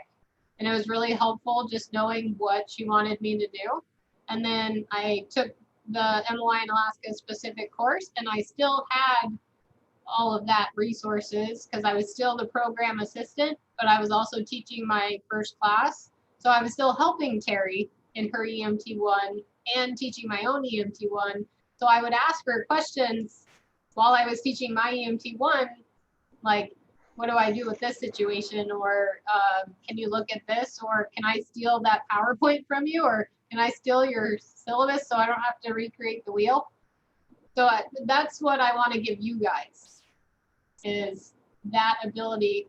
I mean, it definitely, like Wilma said, it's not a state requirement. If you want to teach for IRMs, it's just a simple, here, give me your lesson plans and see, you know, what we can improve, or I'm your resource. If you got questions, I'll be happy to come to your class and help TA, or we'll find you a good mentor like Terry is willing to be a mentor. So she'll be happy to pop into your class and, you know, see what you can improve or not improve or what you do great. So I highly recommend it. Any other questions? It's just that 2 brains are better than one. What? It's just 2 brains are better than one sometimes. I learn a lot from working with people too. Yeah. Well, and sometimes there's stuff you forget too. Like you just kind of get stuck in a rut as an instructor, and then you go help with somebody else's class and you're like, oh, that's a great idea. I totally forgot about that. I'll start doing that in my class again. So, all right. So, I know that was a lot of information to put into your brains. We'll be covering some of this tomorrow, like course documentation and record keeping. I'll show you guys again how to apply for course approval. Same with the portfolio, EMT, practice skills. I kind of jumped ahead on that, but we'll show it to you again because we realize it's a lot of information all at once. I'd like to, if I could, go and show you really quickly where you can find the information for your legal stuff. There's a couple places. I'm going to take over and share my screen, and this time I'm actually going to share it correctly. By golly. First, I'm going to go into the coursework under the Alaska Specific in the my drive under the Alaska Specific for those that have it, and it works. And we'll try to troubleshoot if you're missing it. Are you seeing my screen? Yes. Okay. Underneath the EMS statutes and regulations, we have several of the documents, like if someone is doing the grounds to suspend or revoke, that is listed there. You can also find all of them in this section here. And you can actually do a search on this document if you were looking for, I gotta find my search here real quick. F4. Try Control F. Yeah, it works as, yeah, there we go. And if I revoke and look for the section on revoke a license or certification, it will jump to that section. Maybe. You have to. Yeah, I think you have to download it to get that to work. But if you download it and then you can get it to work. And so there's in that section, you'll find a lot of the regulations. But if that doesn't work, where you can find it, and I just put this link in the chat box, if I wanted to do the 7 AAC 26, which is the EMS regulations, it will bring me to the EMS regulations. And then within those regulations, I can search. If I wanted to say, I want to just search in this section, you can look through and find the 7A, the ones that have like the 7AAC regulations. If you're looking for Alaska statutes, you can actually go back and this is the Alaska Administrative Code. You can get to the statutes as well from the same section. And so you can go back and find the statutes, and you can just do a Google search for Alaska statutes. So anything that starts with an AS is an Alaska statute. Anything that starts with an ACC or AAC is the administrative code. So you're going to find it in here. And if it says CFR, that is the other regulations, and you can just do a search on Google to find it. So someone who's doing the respiratory protection standard and training, that is is a CFR, so that you can do a quick search for it. So you should be able to find, and the bloodborne pathogen, and those are all the Center for Disease Control, I think, but let me see, CFR 29 CFR. Those are federal regs, right? CFR. Yeah, those are federal. Occupational safety, that's OSHA. Gotcha. So all the CFRs are OSHA, and you'll be able to search their site for the CFR that you need to research. So you should be able to find all of them either on the OSHA site, on the legislative site. And when I go to the legislative site, you can start out with the Alaska Legislature, and then underneath the Alaska Legislature section, you can go and look for publications where it's they give you the list of the various information that you want. And then this has the links. And if I need a link to the various areas, but I gave you the link to the, I was just at, let's see. The best way to go is if I want Alaska statute online, and you want to make sure you're in the basis, the most current one, the 2019. There are others out there, but you want to do, it says Alaska basis, and now I'm in the Alaska statutes. And so if I were looking for the Alaska statute on domestic violence, I would be able to find .66. 3440.310, and there's going to be the information on that statute. And it doesn't look like that's the right one. So did we give you the? It's 310? 1.66310. Oh, yeah, I've got the right. So you can also do domestic. We'll have to fix that, Ashley. That one might have been taken out. Well, no, this is, okay, there it is right there. You're right, it's 1865510, so it's been totally changed. Make a note, we need to change that. And there's the regulation on it. So we didn't even have the right regulation listed there. So who is doing it? Andrea, you're doing it, so make a note. That was a test. Yep. So Yep, everybody can make sure they've got a current law or statute to report on. Yeah, so we have the wrong one listed there, so we need to make sure we change our work, and I'll go in and do that now so that we don't forget it next time. But so, and then you talk about, so, and the goal of what tomorrow is what the statute is and why EMTs need to know it. You don't have to go into the statute itself. In that 10 minutes, we just want you to give us an overview of what it is, like a synopsis of what it contains, and then why your EMTs need to know it, because this is what you're going to be doing with your students, okay? Yep. Mm-hmm. Don't need All any righty. activities or PowerPoint or anything like that, just No. 10 minutes.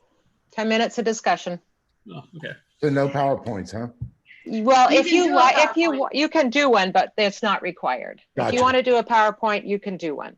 Okay. But remember, I was it's just only saying- 10 minutes. And here's a clue, and I'm sure Ashley told you this last week, that it takes a minute for every PowerPoint. So if you're going to do a 10-minute, you can't have more than 10 PowerPoints. Nope.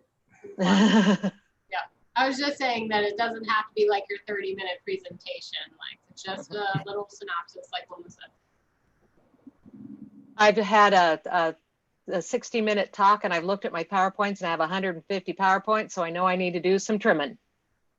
All righty, ladies and gentlemen, we appreciate your, is there any other questions? Did we catch all? Andrea had a question. Should I contact Ryan Turley to find out who can mentor me? Absolutely. Ryan would be a great resource. Yep. Thank you. You're welcome. And just remember, though, that that's an IRMS requirement. If you talk to Ryan and say, hey, I need a mentor because I just took the Alaska Specific, he's going to have no idea what you're talking about. I mean, you can teach in the interior without a mentor. It's not a problem. You can be certified without the mentor. It's just that if you want to teach as a contract instructor with IRMS, we would like to at least monitor one class. Yeah. So we have an idea of your teaching style and where you best fit.